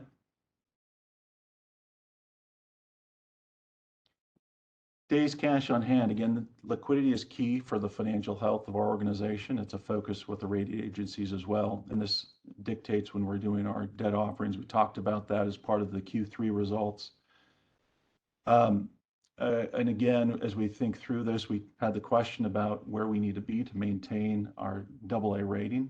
And that's roughly 150 to 270 days. That's highlighted in gray as the AA rated peer group from S&P. And again, this is important as we look at our strategic directives, strategic directive 3, access to credit markets, making sure that we're continuing to maintain that AA rating. That works also with our debt service coverage, which we plan to at a 2.0 level, 2 times. And so again, this plan keeps us comfortably with our debt offering in the range that we need to be relative to days cash on hand and our debt service coverage, which are critical to maintain our AA rating. As we move on to the next slide, this is a good news story. Our decommissioning trust withdrawals continue to exceed our contributions, and again, that's what we anticipated. We do need it's worthwhile to highlight some activity that's gone on in 2022. You'll see that we've got elevated trust contributions, and this is associated with the reimbursement dollars that we receive for spent fuel relative to the DOE. It's $77 million that we received in 2022. And again, that'll continue as we continue to look at their ability to recompensate us on an ongoing basis. That'll be a piece that we continue to evaluate and could potentially adjust our future funding requirements. We do expect, again, when we look out not past 23 and 24, that we'll see a decrease because we'll no longer be providing contributions based upon what we currently know. Things could change, but we anticipate that we will stop with our contributions at the end of 2024. Again, that will free up those dollars that we could likely invest in our capital program and be less reliant from a debt perspective on our capital investment. Let's move on to the next slide. Here's our debt to capitalization. Similar to 2022, we're obviously positioned to have a large capital program in 2023 to support our expansion of infrastructure, to maintain our existing assets. We need those dollars to be invested. We also need to make sure that we're maintaining our AA rating. And so with that, we will be continuing to issue debt, as I just highlighted. And so what you'll see here is that we'll continue to increase to 67% projected for 2023. And again, that assumes the $504 million debt issuance that we would be taking on in 2023. Relative to that, this is an area that we will focus on with the rating agencies. As we think through what that, S&P, they expect a very strong vertically integrated utility to be in the 50 to 60% range. So we continually work with them. Every time we go out and do a debt offering, we'll talk about what our multi-year projection is going to be. They're well aware of our plan. Obviously, we're above the 60%, but we discuss what our operating plans are, what our plans for repayment are, and ensure that we've got a very strong plan that they are confident with. And so we're able to continue to maintain our AA rating in spite of, again, our debt ratio increasing. All right, if we can go on to the next slide. So we've got the Brattle Group relative to they're hired by the board to do a review of both our COP as well as our rate proposal. Those documents are contained in the back or attached to the presentation if folks would like to review them. Again, they've done their preliminary review, no issues at this point. As it relates to the COP, they'll complete that before the December board approval. They have reviewed the rate proposal for both the FPPA and 261M. So again, those can be referenced as attached documents. If we continue on to the next slide. I think we've gone through this relative to the process. We'll be taking comments back, going through and briefing the Finance Committee in December on those comments received. Ultimately, we'll bring back the preliminary and finalized COP to the board on the 13th. We'll look for hopefully action on the 15th. If there's any questions, I'll be happy to address those at the end of the presentation. Again, we can go on to the next slide. I guess with that, Director Yoder, would you like me to continue on with the rate action, or would you like to stop up for a moment for questions? Yeah, let's, well, it's good news on the rate action, right? For at least the general rate case, and understandable in the second half. But let's go ahead and take some questions on what you've presented so far. If we've got any questions or comments. Go ahead, Director Bogner. Well, I want to first highlight, Mr. Bishop, you've been with OPPD now exactly 1 year. And so this is why you were hired to, handle all things financial for us. And I think the COP you've laid out is a good reflection of the work that you're doing at the district. So I wanted to commend you and your team at the same time for that. And and I appreciate the days of cash on hand slide, since I asked that question earlier. Thanks for throwing that in here. When you started the presentation this afternoon, you talked about 6, I would say, strategic elements that you and the ELT considered when you were putting this together. I think you said 6. Could you, or 4? Okay, could you just repeat just keywords for me, what those 4 were? Yeah, priority 1 was resource adequacy, ensuring that we can keep a reliable system up, that we're continuing to deliver on the needs that we have for both our generation and T&D projects and areas. Priority 2 was technology transformation and investment. Again, that's really hardening the backbone from a technology perspective, having a resilient data center, resilient applications and design of architecture from a technology perspective. Number 3 was two-way communication engagement. That's the AMI program, which the board has been well briefed on. And then priority 4 was the master facilities plan, looking at kind of our aged infrastructure, what was needed to be done there in terms of data centers, key facilities, as we look at our existing infrastructure, our facilities, and potential new facilities that would be needed in the future. Thank you for that recap. I appreciate it. It's not lost on me. If we go to the capital expenditure slide, it's slide 9 in my packet, but I don't think that's 1, 2 more. There you go. It's not lost on me that we're doing a lot in this space, and I was kind of taken back when I saw, what we spent in 2019 versus what we're planning to spend now. That's a lot of work. I guess how confident are we that we're going to be able to execute all of this work in one given year? Well, that's a great question, and that's an item that we've pressed on with the, our work that we do when the RPC meets with folks and pushes on specifically what can we get done. And I think it's a great point to bring back as we were thinking through the 4 priorities that we talked about.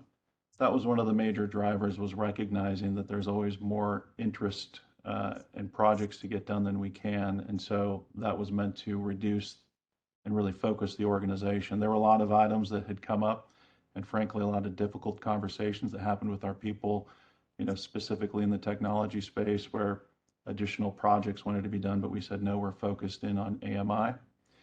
We're focused in on our Power with a Purpose projects.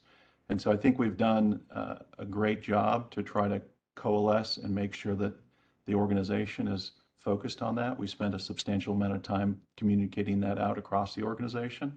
So I think we've done a really good job to get the organization focused so that we can deliver on the 2023 capital program.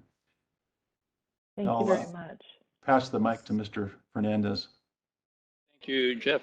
And that's a fantastic question, Director Bogner. That's one that is top of mind for me. It's how do we execute all of these projects? We are in a very clear expansion mode, while expanding our system and then taking care of our existing facilities.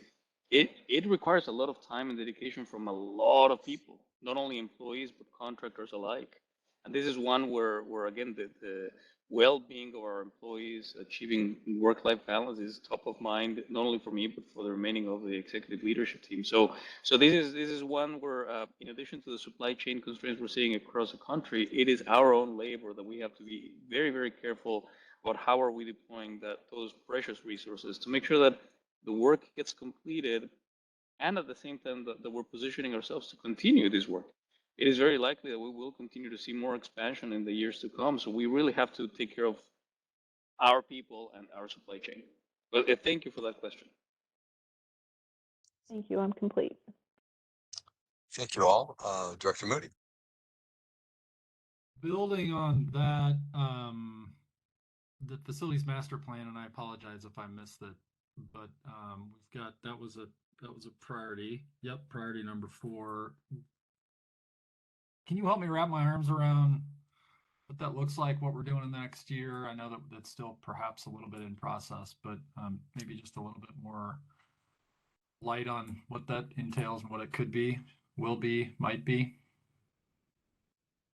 Yeah, we're continuing to assess a couple different areas. And again, I'm going to, Brad Sire will pass this along to you for additional comments as well. But as we continue to look at kind of our aging facilities,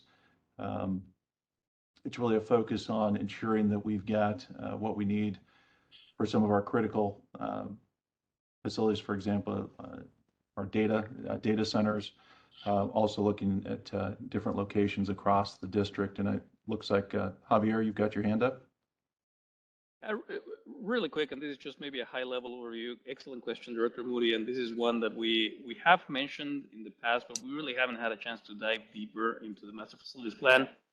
We commissioned this Master Facilities Plan over 2 years ago, and it was really to do an assessment from an architectural perspective of every single facility that OPPD owns. So this is over 100 facilities, from very large, like Energy Plaza, to very, very small, like very small service centers we have in the territory. What this is allowing us to do is do a very methodical, very disciplined analysis of where do we have weaknesses, where do we need to direct resources to make sure that the facilities we have are always in good working condition. The pandemic gave us an opportunity to pause a little bit. We sent a lot of people to work from home. That emptied quite a few of the facilities, namely Energy Plaza. So that is allowing us to then do an even deeper dive on not only the status of the facility, but also start thinking about what type of facilities we may need in the next 30 to 50 years. Because some of the work that has happened in the same way for the past 5 decades may not necessarily be the way that we see work happening in the future. So more to come, but we wanted to make sure that from an organizational perspective, we did not lose focus on facilities. Jeff is absolutely right. Facilities tend to take a backseat most of the times with investments, this is one where the time is right for us to really focus on what are we doing with facilities. But we will have, when the time is right and we have more information, we will share that with the public and with the board with more specifics about the needs and plans that we have going forward. That's perfect. Thank you. I appreciate the round summary. Super great. Debt ratio, two more. Debt ratio, Jeff, you that's one that I've been having my eye on, and naturally capital expenditures that we're looking at now relates very clearly to debt ratio. And I think if I recall, maybe in finance committee, we've seen kind of some perhaps long-term projections for what that looks like. But for the public, if you could shine a little light on what's important, you know, as we think about 24 and forward, if you could draw some broad conclusions about where that's headed. Yeah, you know, we'll expect that to come back down, you know, as it highlighted as it relates to our decommissioning trust and our ability to redeploy those funds that would otherwise be going into the trust, to utilize those elsewhere. That's directly where you'd start to see that as we look at how we're financing our capital programs moving forward, that those dollars would be utilized for that. So over the course of time, we'll be paying this down. And we do project it to decrease as you look forward to the 24 or 25 timeframe. So, and that's a piece that's important as we're out talking to the agencies. They want to be able to see your plan and get an idea of how you're going to get yourselves in that comfortable range. Yeah. Okay. Thank you for that. And then lastly, making some notes on as you kind of presented some of the other increases that we're experiencing internally. I'll read a couple.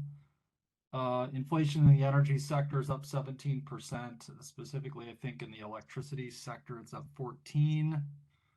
From May 21 to May 22 per the EIA, rates are up 11%. Tell me if I get any of these numbers wrong. 19% increase in coal prices. I think I heard 29% increase in on-peak power expenses, and I'm sure I missed several, but I guess my point is, how are we able to mitigate those so substantially? I mean, we're going to talk about rates here in a second, but no general rate increase, and I consider to be a pretty modest fuel and purchase power increase. Are the numbers correct? That's a joke. That's a joke. Yeah. Okay, good. How are the numbers are correct? Yeah. So like, can you shed some light on I mean, is it as simple as belt tightening, or what are we doing to mitigate those pretty significant costs on behalf of our customer owners? Could you shed some light on that for me? Yeah, you know, I guess one item that I would really highlight, you know, when we go back to, again, the decommissioning slide, we saw that there was quite a bit of additional funds that had come through from the DOE. And so, you know, that definitely assists with contributions that otherwise would have come through, we would have been making into the trust. And so again, that creates some additional headroom for us. And so as we think through other items, you know, I'd say that was the most notable. We did, again, as I'd highlight, spend quite a bit of time focusing on the 4 priorities to reduce other costs that would have come through. A lot of time was spent looking at headcount asks to make sure that those were only critical, those that were needed for additional you know, new resources or to improve reliability. So what I would say is just a lot of effort gone through kind of the RAS process to look at headcount, O&M, reduce any unrequired costs. We were very focused on trying to mitigate the general rate increase. And so trying to keep that as low as possible, seeing the fact that we had the additional reimbursements from the DOE was really beneficial in terms of our ability to get to that no general rate increase outcome for our customers. If I may add, and Jeff, you're absolutely right. The other piece that's super important here is growth, right? Not only are we paying more for prices, but the volume that all of our customers consumed last year and the one that we're expecting our customers to consume next year is significantly higher. We are a utility that is growing. So all of these additional expenditures and capital investments, et cetera, it's to serve a growing load. So that those additional revenues are also helping to offset the additional expenditures. So this is important. If we were a utility that was flat, that we were not experiencing any growth, these type of expenditures would hit us even harder. But the fact that we are still able to attract good businesses, large, small, medium customers to our region. I understand you all discussed economic development earlier today. This is exactly the type of growth that economic development at all levels, from residential, commercial, industrial, is helping bring those additional revenues to help offset that additional rate increase. So I think we are, in my opinion, sitting in a relatively healthy platform where we are growing.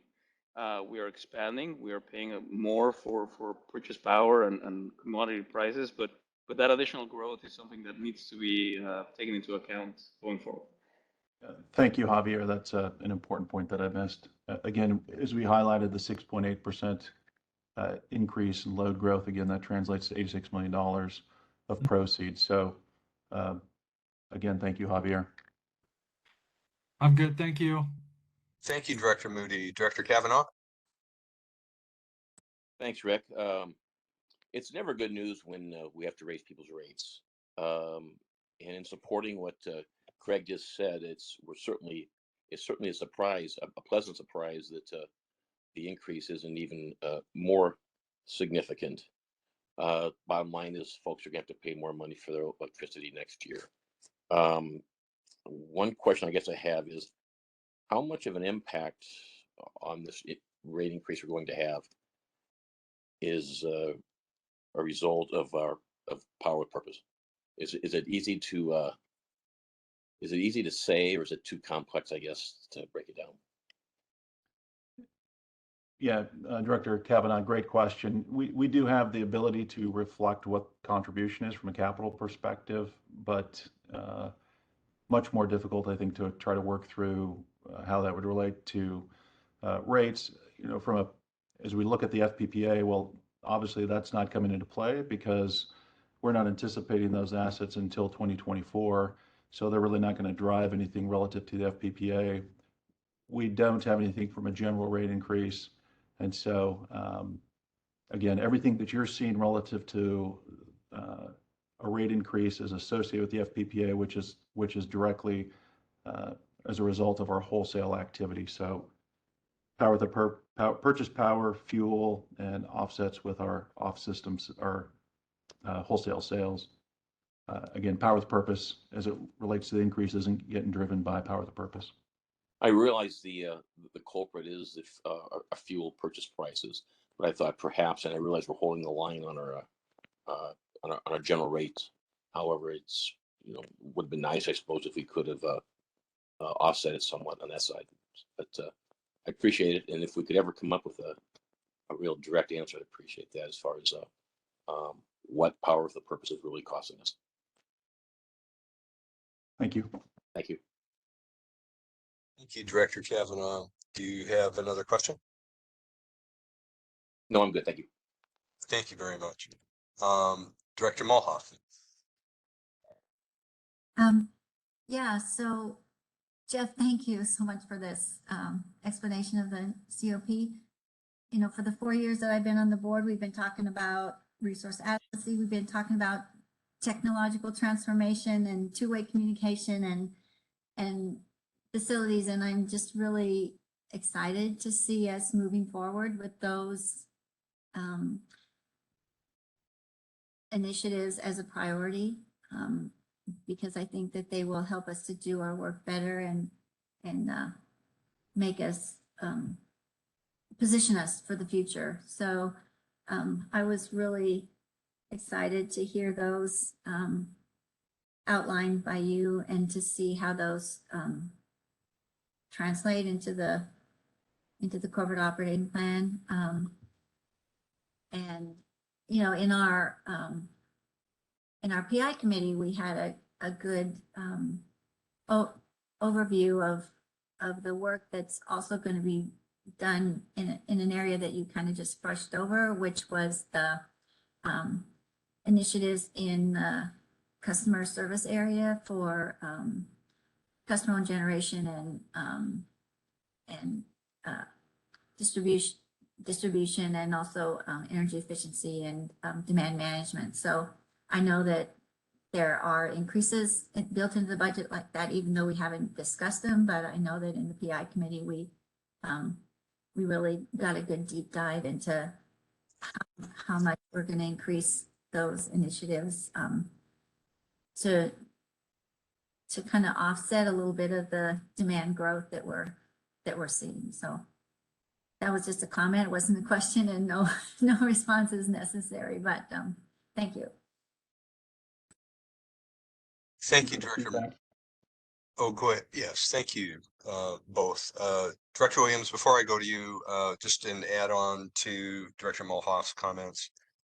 In some emails that we had, there was a phrase asking for clarity. So most of the work that Director Mulhoff just discussed happens in the operating budget, not the capital budget, right? And I saw the preliminary COP contains 1.5 million of incremental investment in demand side management and energy efficiency strategies. Is that in addition to 2022, or is that? I'm just asking clarification on that phrase, incremental investment for demand side management and energy efficiency strategies. And you're muted, evidently, Mr. Bishop.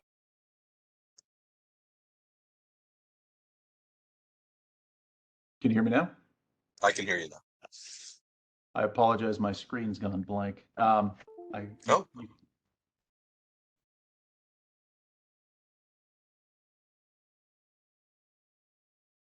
Yeah, if I can help you on that one. To answer your question, Director Yoder, yes, that is incremental to the 2022 amount. So it's in addition. Good news. Thank you very much. And then also for the directors who are not part of the finance committee, the book, the COP book, there are some slides that represent that book that are in the finance committee slide deck just prior to the slides that we saw here today. Just so that you know that. Okay, Director Williams, sorry to delay you. Please go ahead. Not a problem. Appreciate that.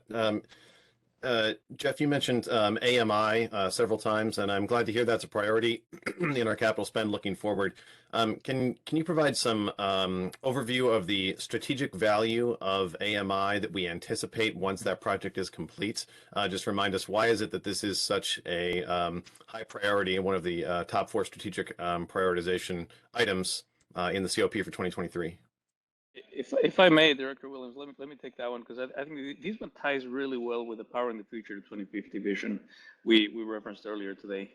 There is virtually no scenario under all the work that went into Power in the Future 2050 that does not require OPPD to have two-way communication, not only with our customer owners, but basically with every single piece of asset that we own.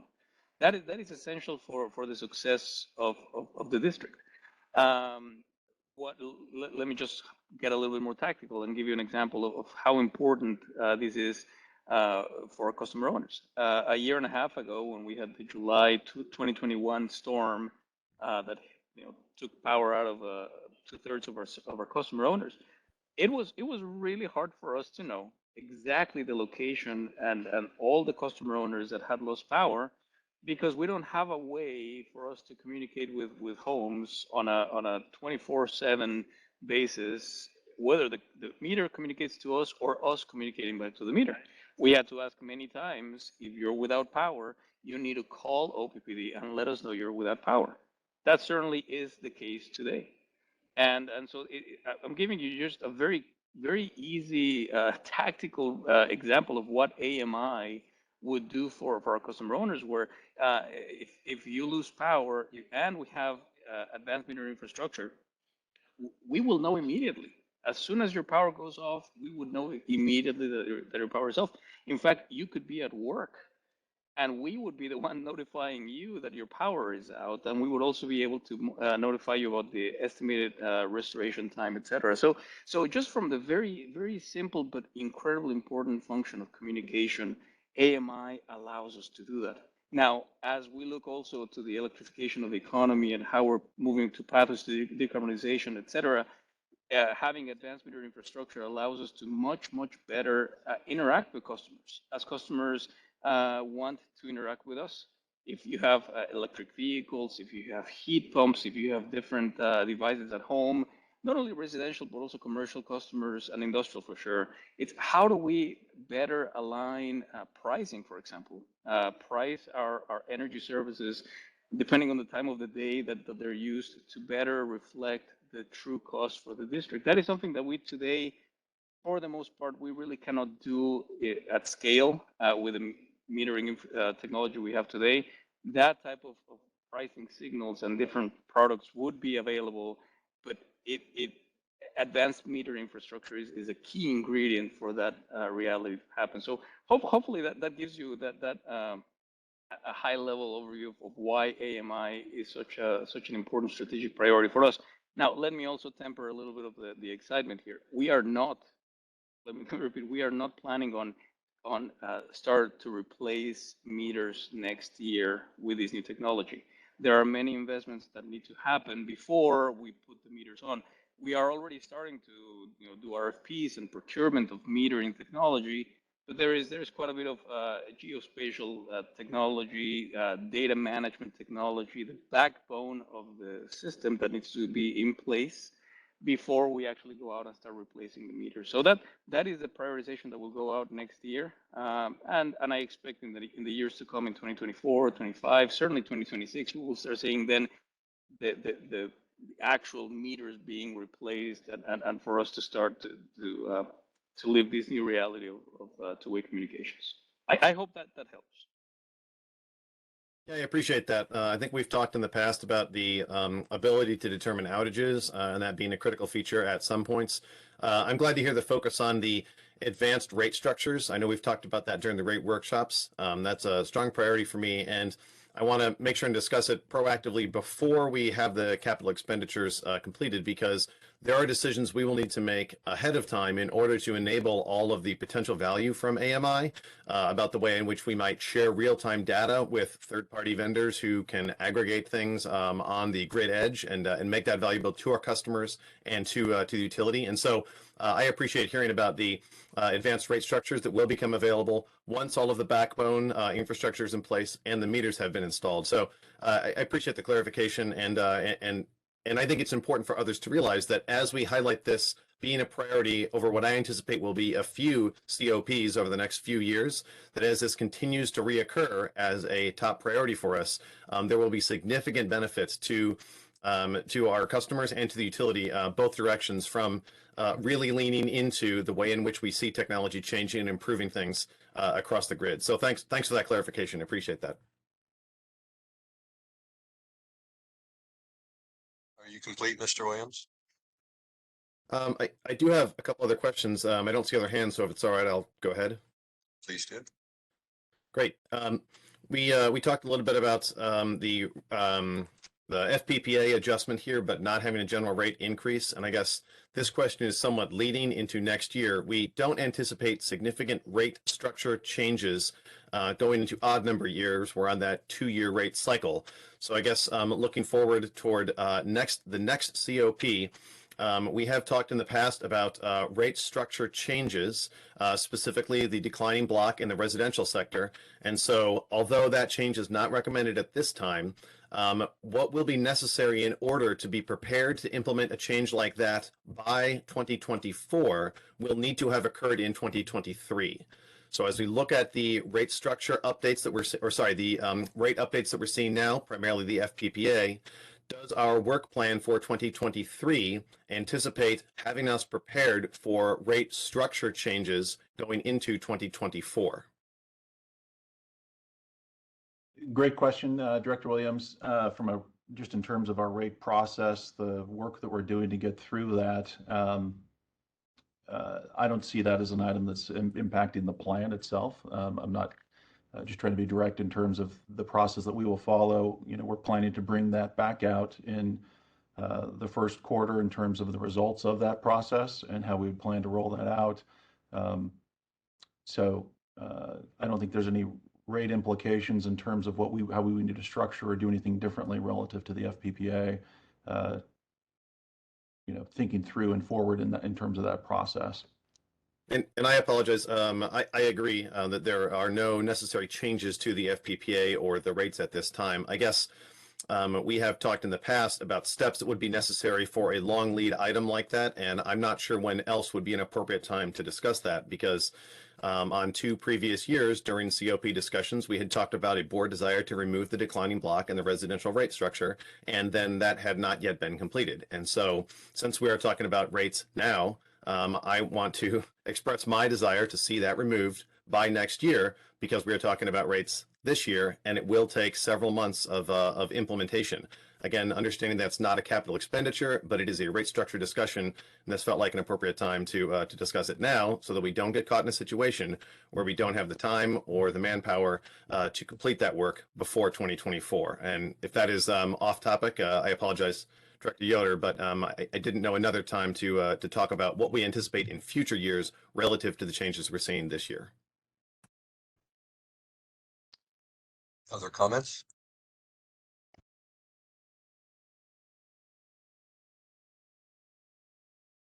Director Williams. Oh, I apologize. Are we anticipating any discussion after the rate action here, the final portion of the presentation, or is this the end of the discussion? I'm trying to wrap it up, but as so we can move into the rate discussion further. CFO Bishop, did you want to respond to his question or his comment? Yeah, no, it's you know, I think we want to make sure we follow the right process. So as it relates to, you know, more traditionally what you'd call the revenue requirement, that's really what we're asking for here in terms of, hey, this is what we're asking for. We've highlighted how that would flow through relative to the FPPA. We're going to talk about it here in just a moment in terms of how that would impact customer rates. So I think it's probably a nice transition point. I would say this as it relates to additional structural changes relative to rate design. We've got a process, I think, that's well underway to address that. We want to make sure that we are following that process that the board has agreed to. So I think that will naturally take place and continue on next quarter.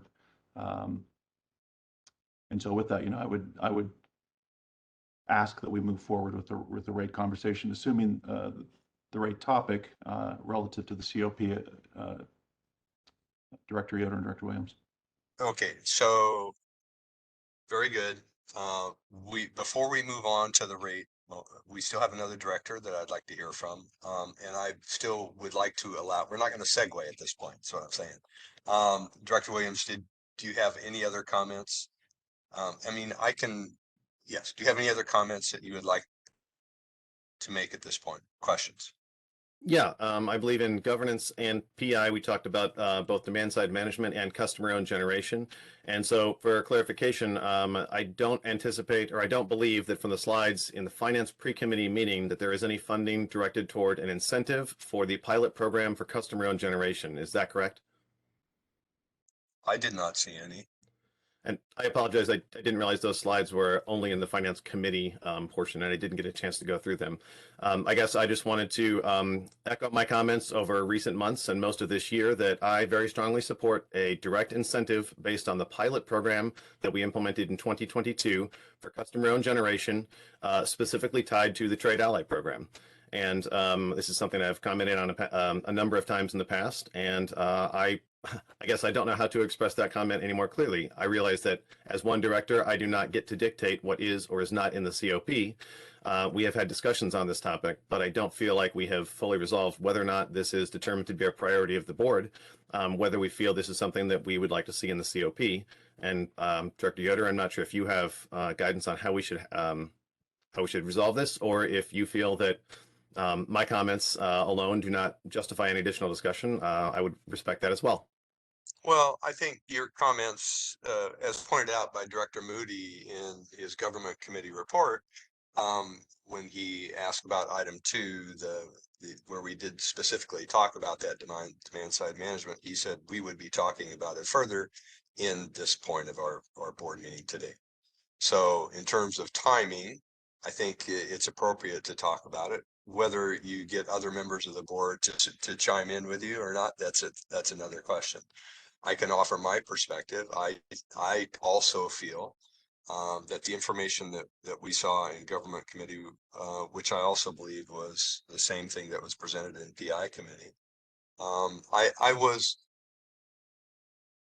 I lamented. I'll just use that word. I lamented the information that was offered to us as being a rationale for not including more support for customer-owned generation. I think OPPD has a role in accelerating technologies that are supportive of our vision of the future. OPPD has, whether we like it or not, OPPD shapes the market, whether we're intentional about it or not. Our rates change what people do. And that's why we have an economic development program. That's why we do things. And so if the board should choose to support customer-owned generation, then that's a message we can send off as part of the COP consideration, and management will do with it what it wants. But that's where I feel about it. What I feel about this. Anyone else want to speak to this point specifically?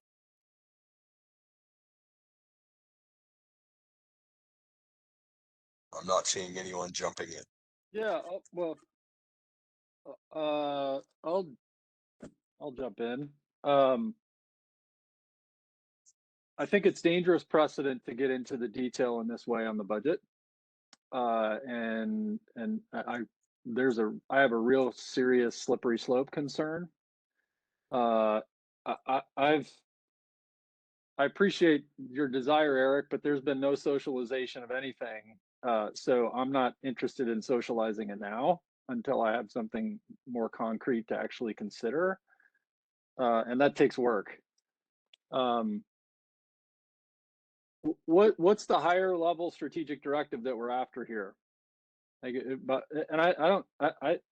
Yes, I want to support our customers doing what they want to do. So help me connect those dots, if you would. I guess if that's to me, I had provided some comments in governance. I think there are multiple benefits. One, a desired outcome for me is more distributed generation. But two, the market shaping aspect that Rick mentioned. We have a trade ally program, but I see no connection between the current structure of the market and any reason why a contractor would choose to participate in the trade ally program, or any reason why a customer would choose to come to our trade ally program as a primary source for information. We know that we are being absolutely bombarded by extremely high dollar, very targeted social media advertising, which is confusing to customers. It shows $0 down, it shows complicated financing structures, and it leads to a significant portion of the benefits of distributed generation being captured by out-of-state contractors, not left with either the customer owners or the utility. And that is ongoing right now, and we know it. This has led to a policy change at the City of Omaha requiring additional permitting and licensed engineer plan submittals, causing an additional delay in project implementation, all of which was not occurring as we outlined a trade ally program to support best actors by providing the carrot of an incentive for those who choose to participate in that program. And we have seen successful programs like this in other places. And so I guess the bottom line here is that this is happening whether we engage or not. And if we choose not to have an active role in helping to shape the market here, this happens at us and to us and around us, but not really with us. And the technology is only accelerating and dropping in price. And the longer we allow the distributed energy resources to happen outside of any direct engagement with OPPD, other than a program which allows them to be installed, the less control we have over supporting our customer owners as a public power district and in shaping the market in ways that are beneficial. So I guess I just really feel like we have seen significant increases. The report from SD7 showing the basically geometric increase in number of projects submitted over the last few years is concerning to me, that more of that will occur, but again, without any specific reason for customers or contractors to directly participate with OPPD. And I feel like that is not in the best interest of our customers. That is not in the best long-term interest of distributed generation serving the outcomes of the utility or the outcomes of the customers themselves, and that it is leading to bad outcomes for people in our community. Director Molhoff. Yeah, so as far as incentives for customer-owned generation, I'm with Craig. I don't see that relating specifically to any one of our strategic directives.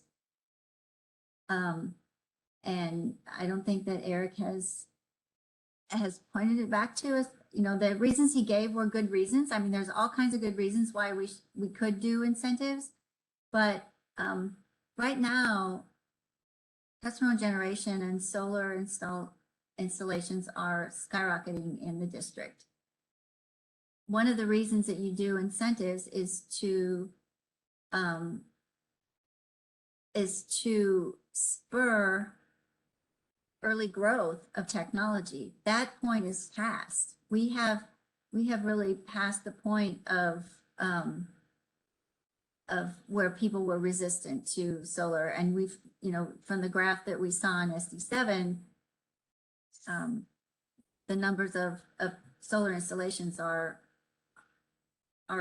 almost exponentially growing, and so to stick incentives in at this point is really counterproductive, and we can better spend that money on other programs that we already socialized, that we already looked at when we looked at our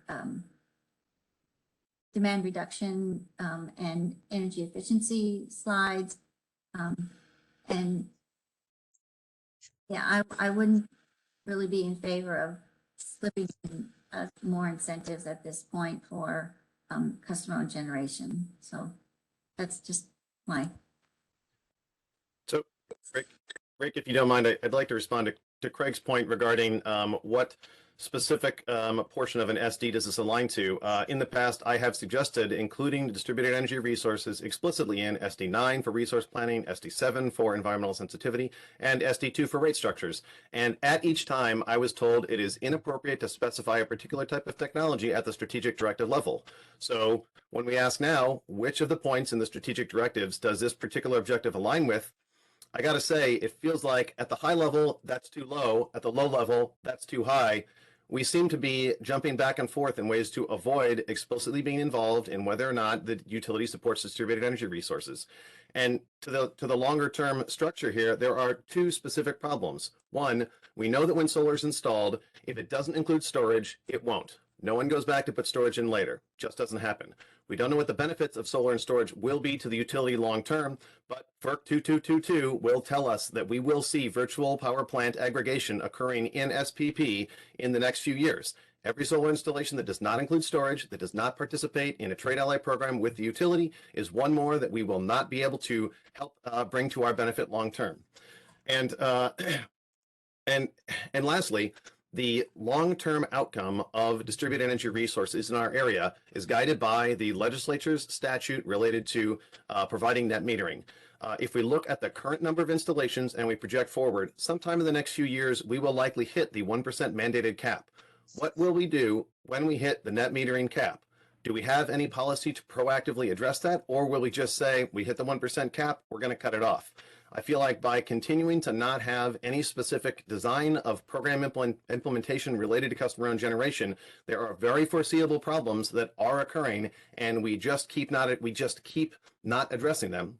And when they occur in the future, we will look back and say, geez, why didn't we take a more proactive stance to recognize the benefit of these resources, to support them, to design a market in a way that is beneficial to our customers and to the utility, and to know where we're going long term?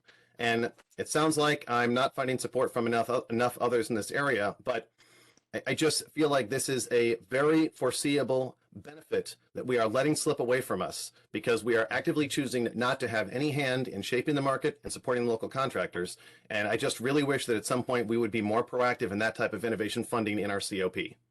Thanks. Director Bogner.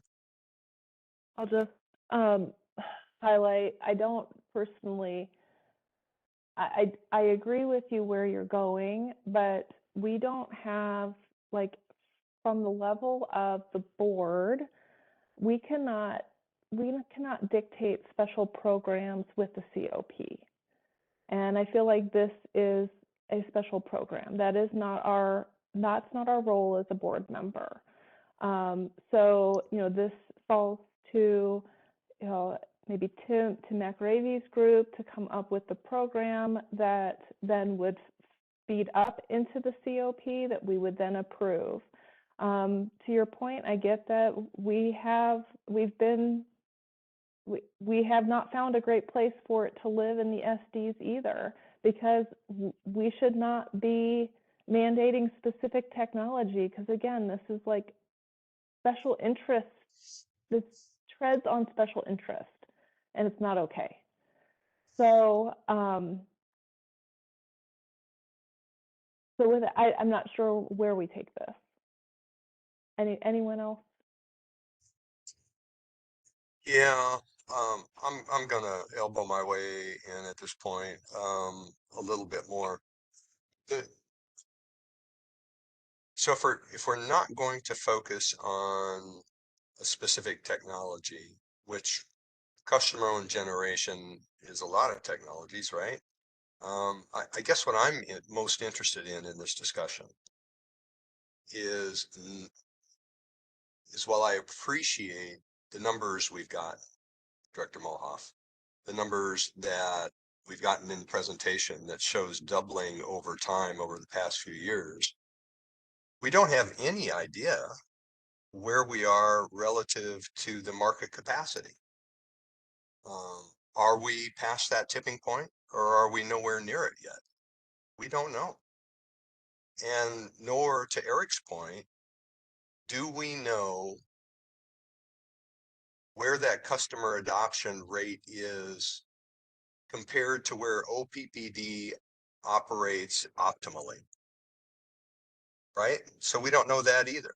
And I don't, while we got some backward looking numbers, we don't have a good model for what we want it to be for the board to say, yeah, that's a good part of your strategy, or even what it could be.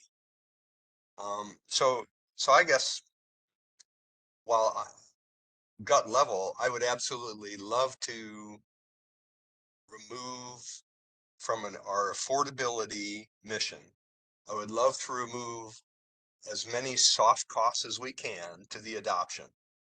And I think that should always be a goal.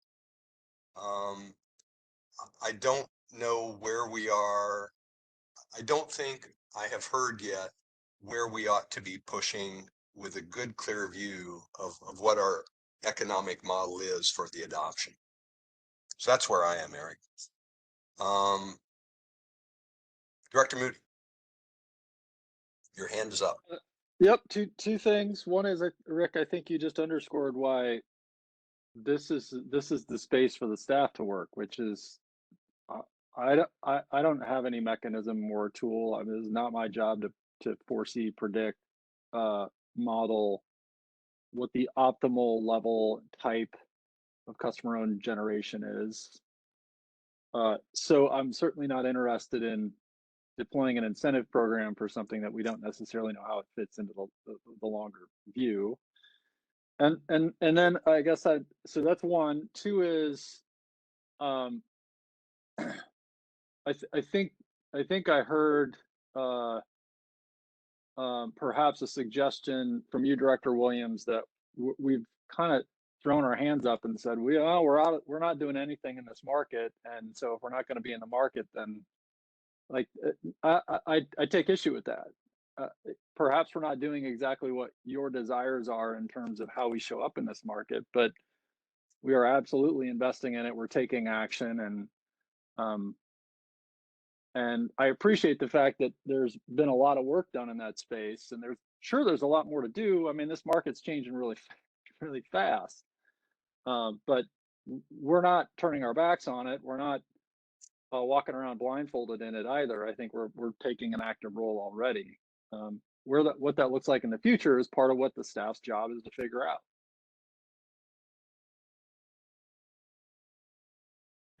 One final point of clarification, Craig. I appreciate your point that that we have put significant work into this, and I know that Tim and Kirk and everyone on their teams have spent time developing a program and moving toward implementation of better guidelines, better information, better policies, better tracking, and a huge amount of work that is informing us about what is occurring. And I definitely appreciate that.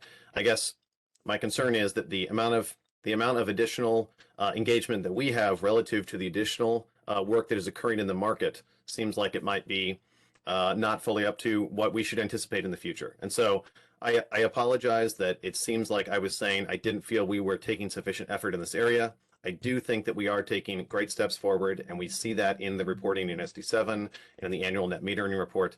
But it just seems like there is significantly more occurring, and we need to recognize that we should be more involved. And so I appreciate all the comments. I don't have any more follow-up here. Thank you. Thank you, Director Williams, and thank you everybody And I will return your call as soon as I can. Thank you. for your comments. I apologize. My chat window is not updating in real time, so I saw some chats that I wish I had responded to sooner in doing traffic direction here. Okay, Director Spurgeon, you did have a hand up. I was letting the conversation flow, and please, I want to hear what you have to say here. Well, I was just thinking, Director Williams' reference to the declining block thing. And I can see that, boy, that is a burr under your saddle, Director Williams, and I can understand why. But part of our reason in tabling that was because it was going to impact economically people in our district who really couldn't stand that. And the report that we had regarding customers, it's about a quarter of our customers can't afford to pay their bill now. And so you'd say, oh, that's an easy thing for us, an easy way for us to go. But I think it's not quite that simple. I do think that all of the work, all the cross-team action in the corporate operating plan, all across the district, I think that will help us move to that, hopefully sooner than later. But I don't think it's being neglected. It's what I see happening here through this corporate operating plan is we have to do this first, and then we can do the next step.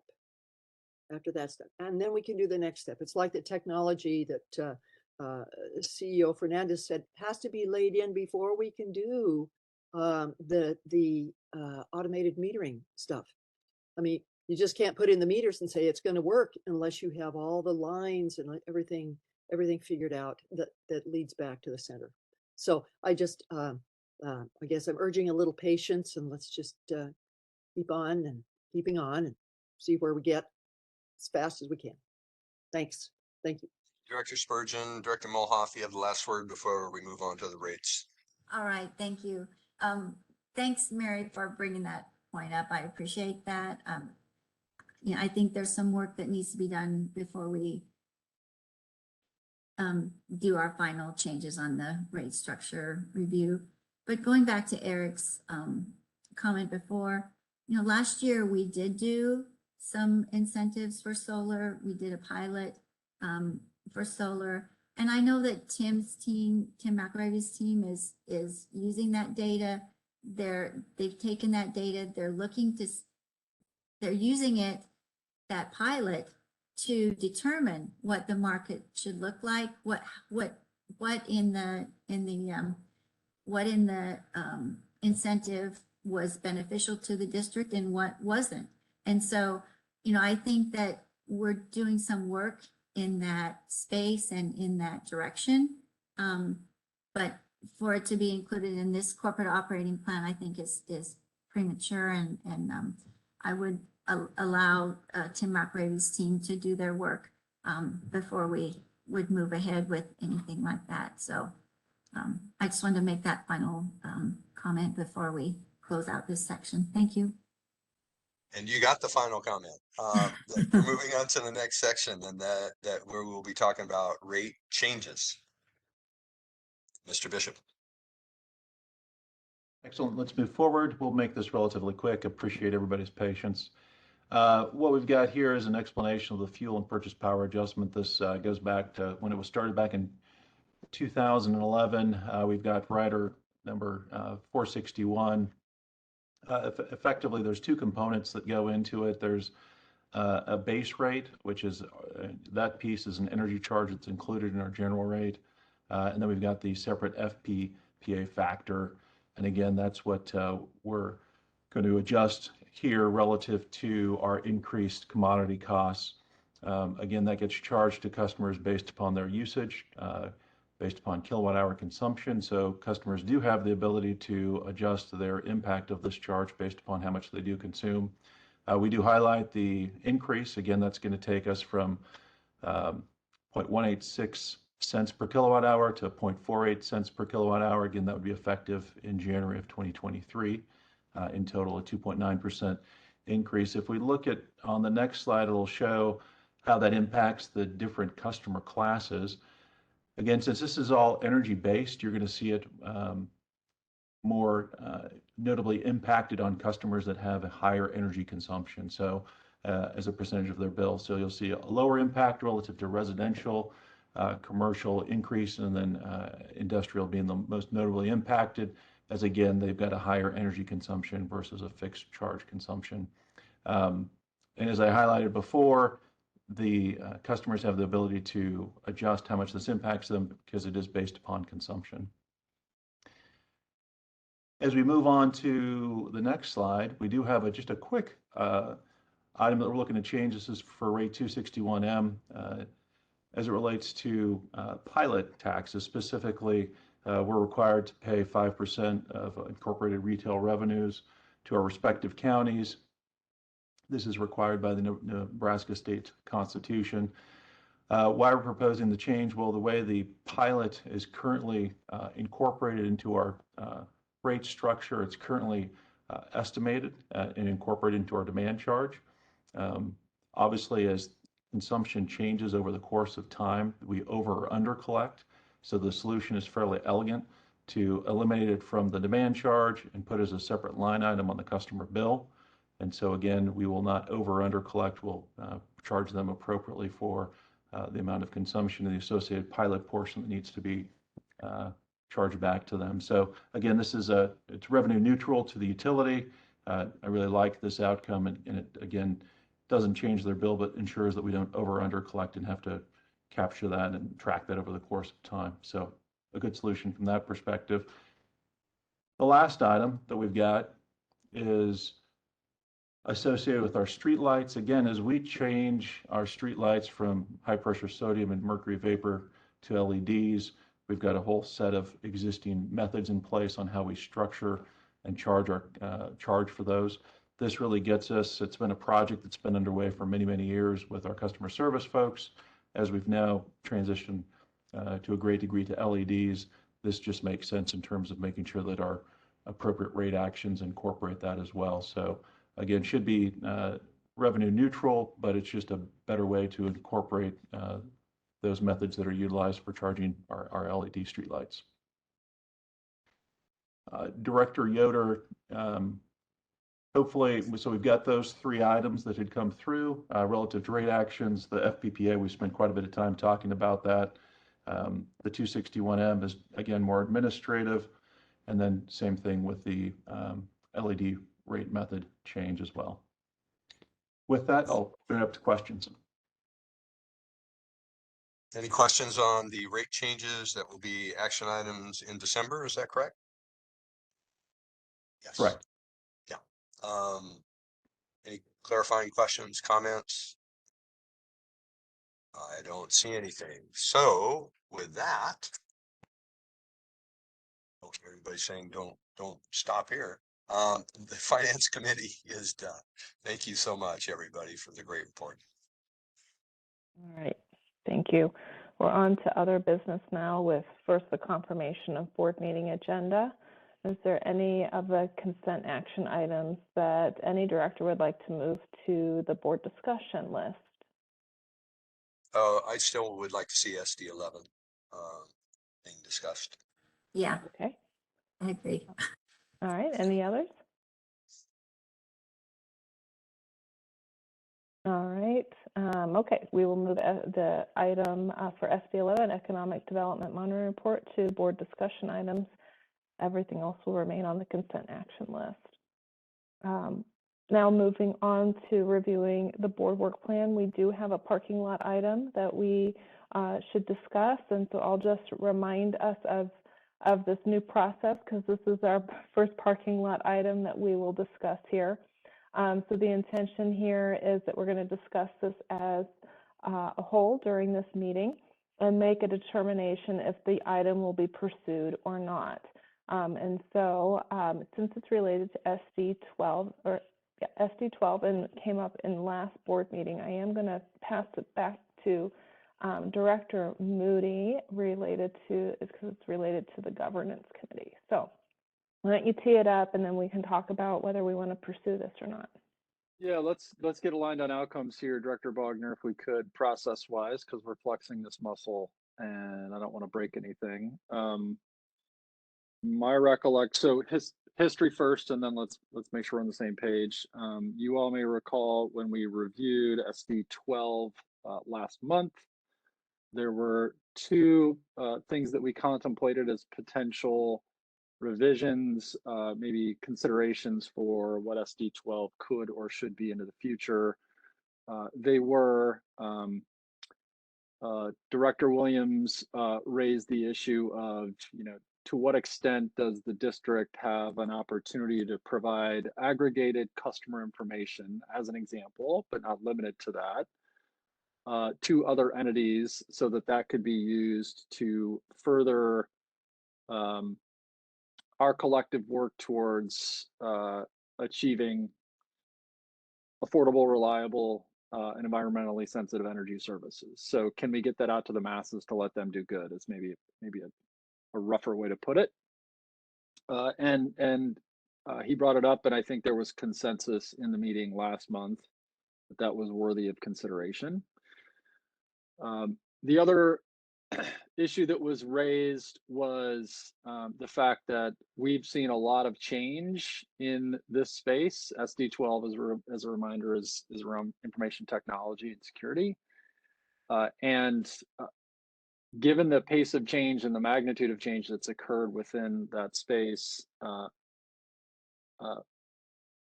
holding that up against the fact that SD12 has not changed, as I recall, since I've been on the board, and I could be wrong about that, but it's certainly not changed in a meaningful way. So the question was raised, is it still relevant? Or maybe not, maybe that's not the right way to put it, but is it still doing what we as a board want it to do, providing the right direction given the magnitude of change? So it was sort of the idea was to sort of work with Kate perhaps and her team to just kind of make sure that it's still meeting the needs that we want it to meet. So those are the two items that were raised as possible things for us to consider as a board. Came back to governance, nobody had disagreements, and again, both I don't think, as I recall in the board meeting, was anybody necessarily opposed, and everybody felt there was merit to at least giving those two items some exploration. So now let's check on process. My recollection is that so long as my interpretation is that there was enough consensus both last month and in governance for us to, as a board, to say, yep, these are things that we as a board are interested in exploring. And maybe Scott can help me here. My interpretation is that the next step is for, unless senior management needs more clarity for what we're really after or are considering, is sort of a resourcing question. If that's what we're interested in exploring, who needs to be involved? What are the resources? What's the timing? When can we pull it off? So that's my interpretation of what the next step is to kind of explore what the next steps are from a staffing resource timing standpoint. Did I get that right, Scott, or am I off? No, you did exactly get it right. I just want to acknowledge that really we're trying to get a general sense to if there's any concerns with kind of moving this forward.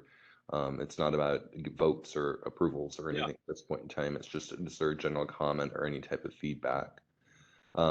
Hearing none, I would recognize that it would be a conversation between the board chair and the CEO that needs to happen because it will take internal resources and in light of racking and stacking those resources against others to kind of make a determination in terms of what level of priority is this, where does it fall on the list, where's the resources, when would the conversations begin, and that kind of thing. But the BL5 unity of control really indicates that this is a necessary first step to just have this general sense that this is something to move forward and not any one director's direction to the organization, if you will.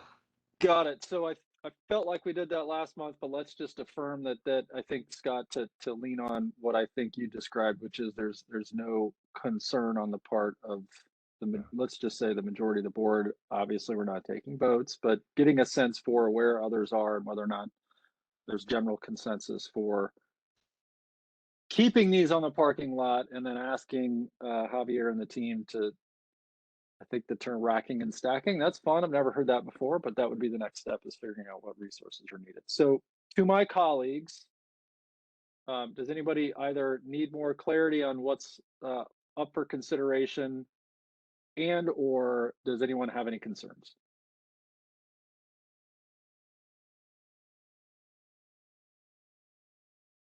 Go ahead, Director Spurgeon.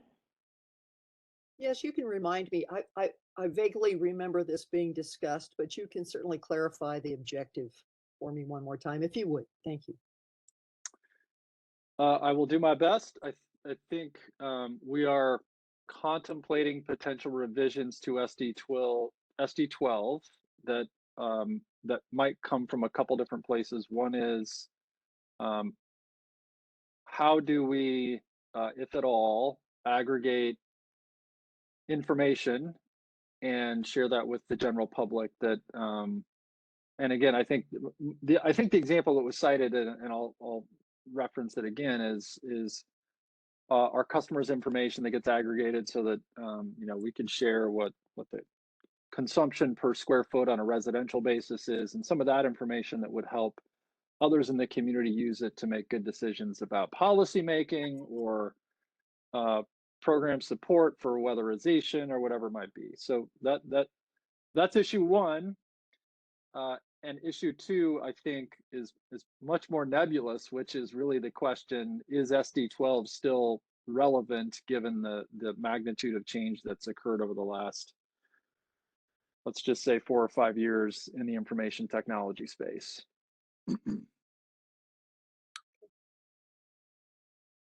Thank you.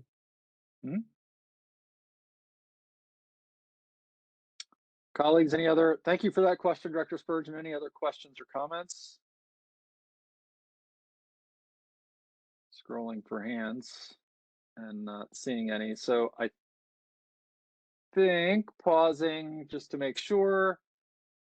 I think I didn't hear any concerns, which is really what we're after. So seems like there's enough consensus for us to continue to leave this on the parking lot, and then for Director Bogner and CEO Fernandez to have a discussion about racking and stacking.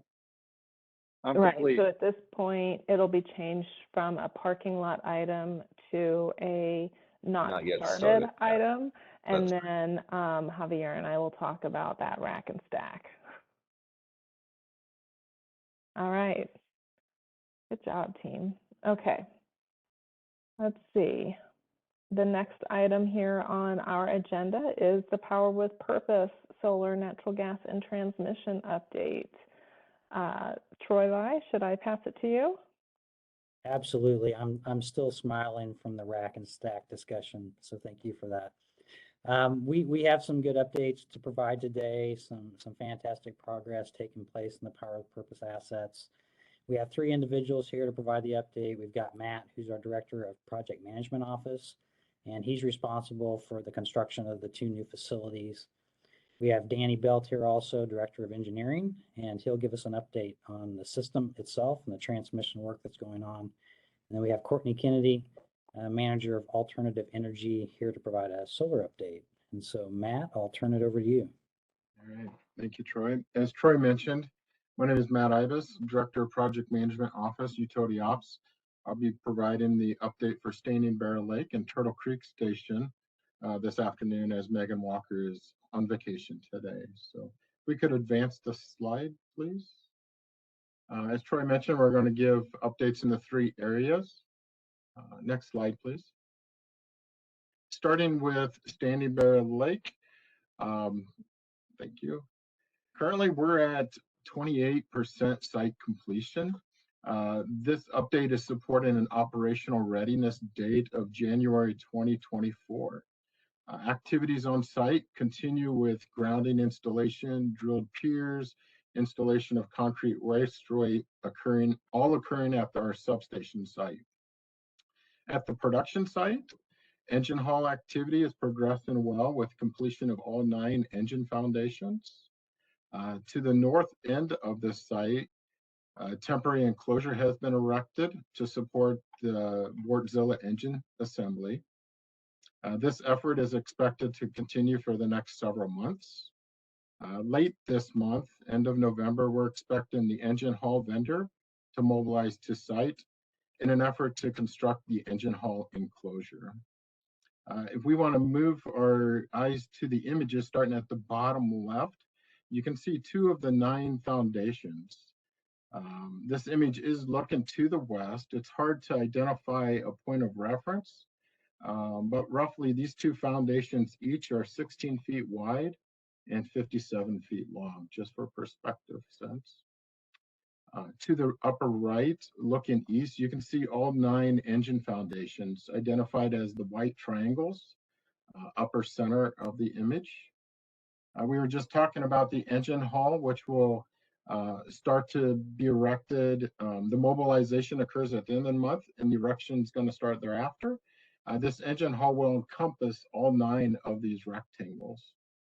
And if you just move just to the left, you can see an outline of a square, and this is where our administrative building will be on site. Our substation isn't shown in this image, but it is further east or up in direction from this image. And I'll pause for any questions. All right, next slide, please. We're looking at our Turtle Creek station. Currently, we are at 31% complete. This is supporting an operational readiness date of January 2024.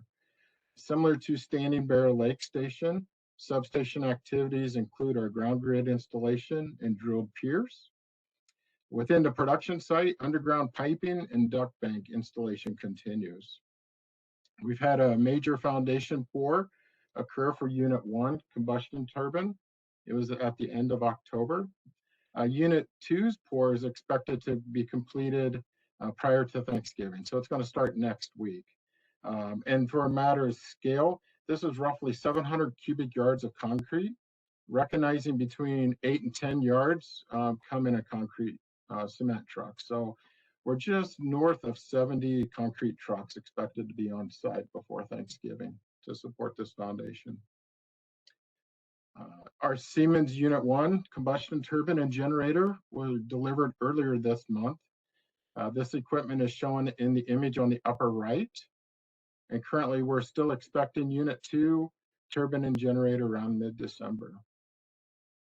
So looking at the bottom image, starting on the left-hand side, you can see our substation. There's a lot of activity occurring. Moving towards the middle, you can see the various site office trailers with the generator site to the right. At the top of this generator site, you can make out basically a brown rectangle. And this is where our administrative building will be located.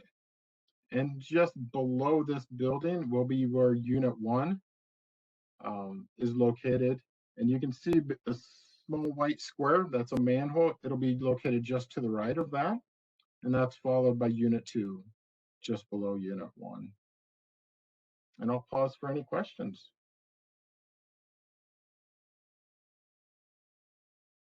All right. Hearing none, Danny, I'm going to turn it over to you for your transmission and substation update. All right, thanks, Matt. We can go ahead and proceed to the next slide. And good afternoon, everybody. Danny Bilt, Director of Engineering. So I'm going to be providing just a really brief update on the transmission and substation work that really support the interconnection of the new power with purpose facilities. Overall, the transmission and remote end substation work on the interconnect for the new Turtle Creek site's progressing very well. Similar to any large linear project, we've had a few challenges along the way. With supply chain maybe being one of the more major ones that we've experienced this year. Supply chain issues have created a lot of additional challenges for our procurement teams and our engineers as we look for, alternative materials, both in the research phase and then improving those, really modifying work sequences or really just shepherding the process of material delivery to make sure everything gets here in the sequence that we need. As you can see from some of the high level statistics, the material is about 99% received on the transmission side. So, all in all, going well. We've been able to navigate most of those supply chain challenges fairly well. The remaining 1% that we have not received yet are really kind of inconsequential to the overall completion of the site. They're really not going to pose any new challenges. This information, around our construction status was prepared on November 1. You can see it in the below the map, our caption there indicating a November 1st update. But since that date, in these last 2 weeks, we've been able to make quite a bit of additional progress. We've had favorable weather. So really what we've seen is the completion of all the remaining foundations for the project. So all the little yellow dots are now green.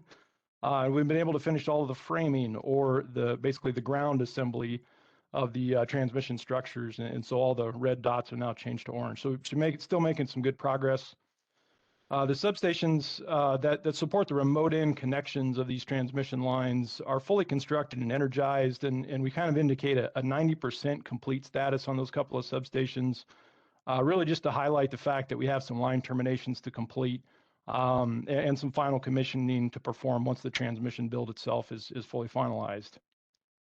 Next slide, please. And although the power with purpose related work has been a fairly significant effort all by itself, OPPD continues with near record levels of investments in the growth and reliability of our energy delivery system. We just heard quite extensively during our corporate operating plan presentation today that y'all received from CFO Bishop. There's quite a significant amount of investments we continue to make in the future. So this slide's really been prepared just to highlight the continued emphasis of reliability and growth throughout our service territory and somewhat compare it in relation to the size and scale of the power with purpose related interconnections. So for OPPD staff in 2022, it's been an extremely busy year all across the company, really in support of power with purpose. But 2023 is actually going to see the largest year ever in substation spending for OPPD as we prepare for new customers and continue our focus on asset management initiatives.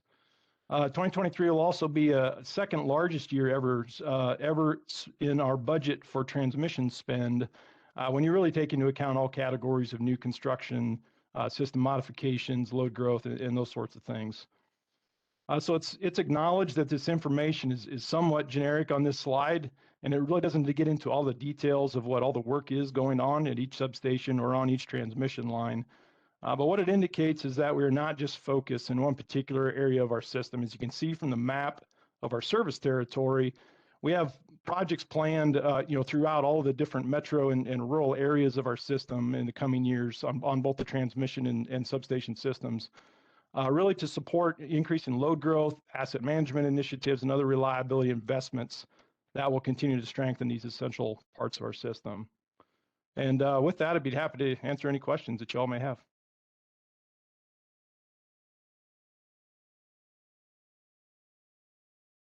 All right, not seeing any questions, pass it off to Courtney.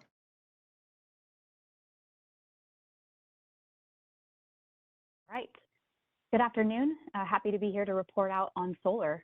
In terms of Platteview Solar, we've got quite a bit in those stages of design and engineering. So just a couple of points to hit.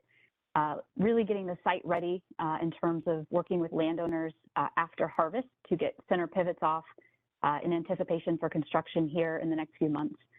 You'll also see that as we provided these updates, a lot of that design package is starting to move from 30% to 60%. So lots of work to really hone in on the design ahead of construction. And then finally, lots of coordination continues to happen with the project team, with our landowners and the community. As recent as this week, we had OPPD staff along with AES and our EPC firm out talking to Saunders County leaders just to make sure everyone's on the same page for the project moving forward. So lots going on in anticipation of starting construction early next year. Next slide, please. And then a little bit of a highlight again on just how engaged we are in the communities.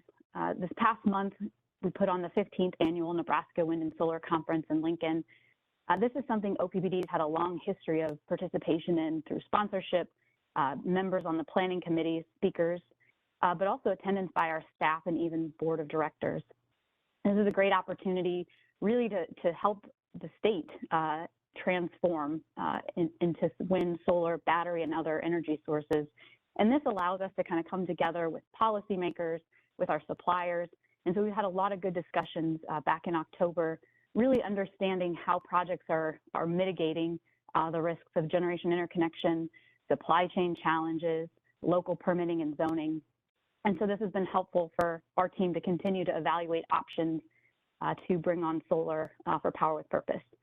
The last thing I'll say is we have other outreach and education that goes on. One example recently was the Cass County Economic Development meeting, but you'll see our folks out in all kinds of areas continuing to educate. So with that, if there's no questions, that's the solar update this month. Thank you all very much. We appreciate receiving these updates on a monthly basis and know what's going on one of the largest projects that the district has undertaken in its history. So I don't see any hands for comments. Last call. All right. Well, that is our last agenda item today. So with that, we will conclude this meeting, and I will see you guys on Thursday evening. Our meeting begins at 5 p.m. at the Omaha Douglas Civic Center. See you then.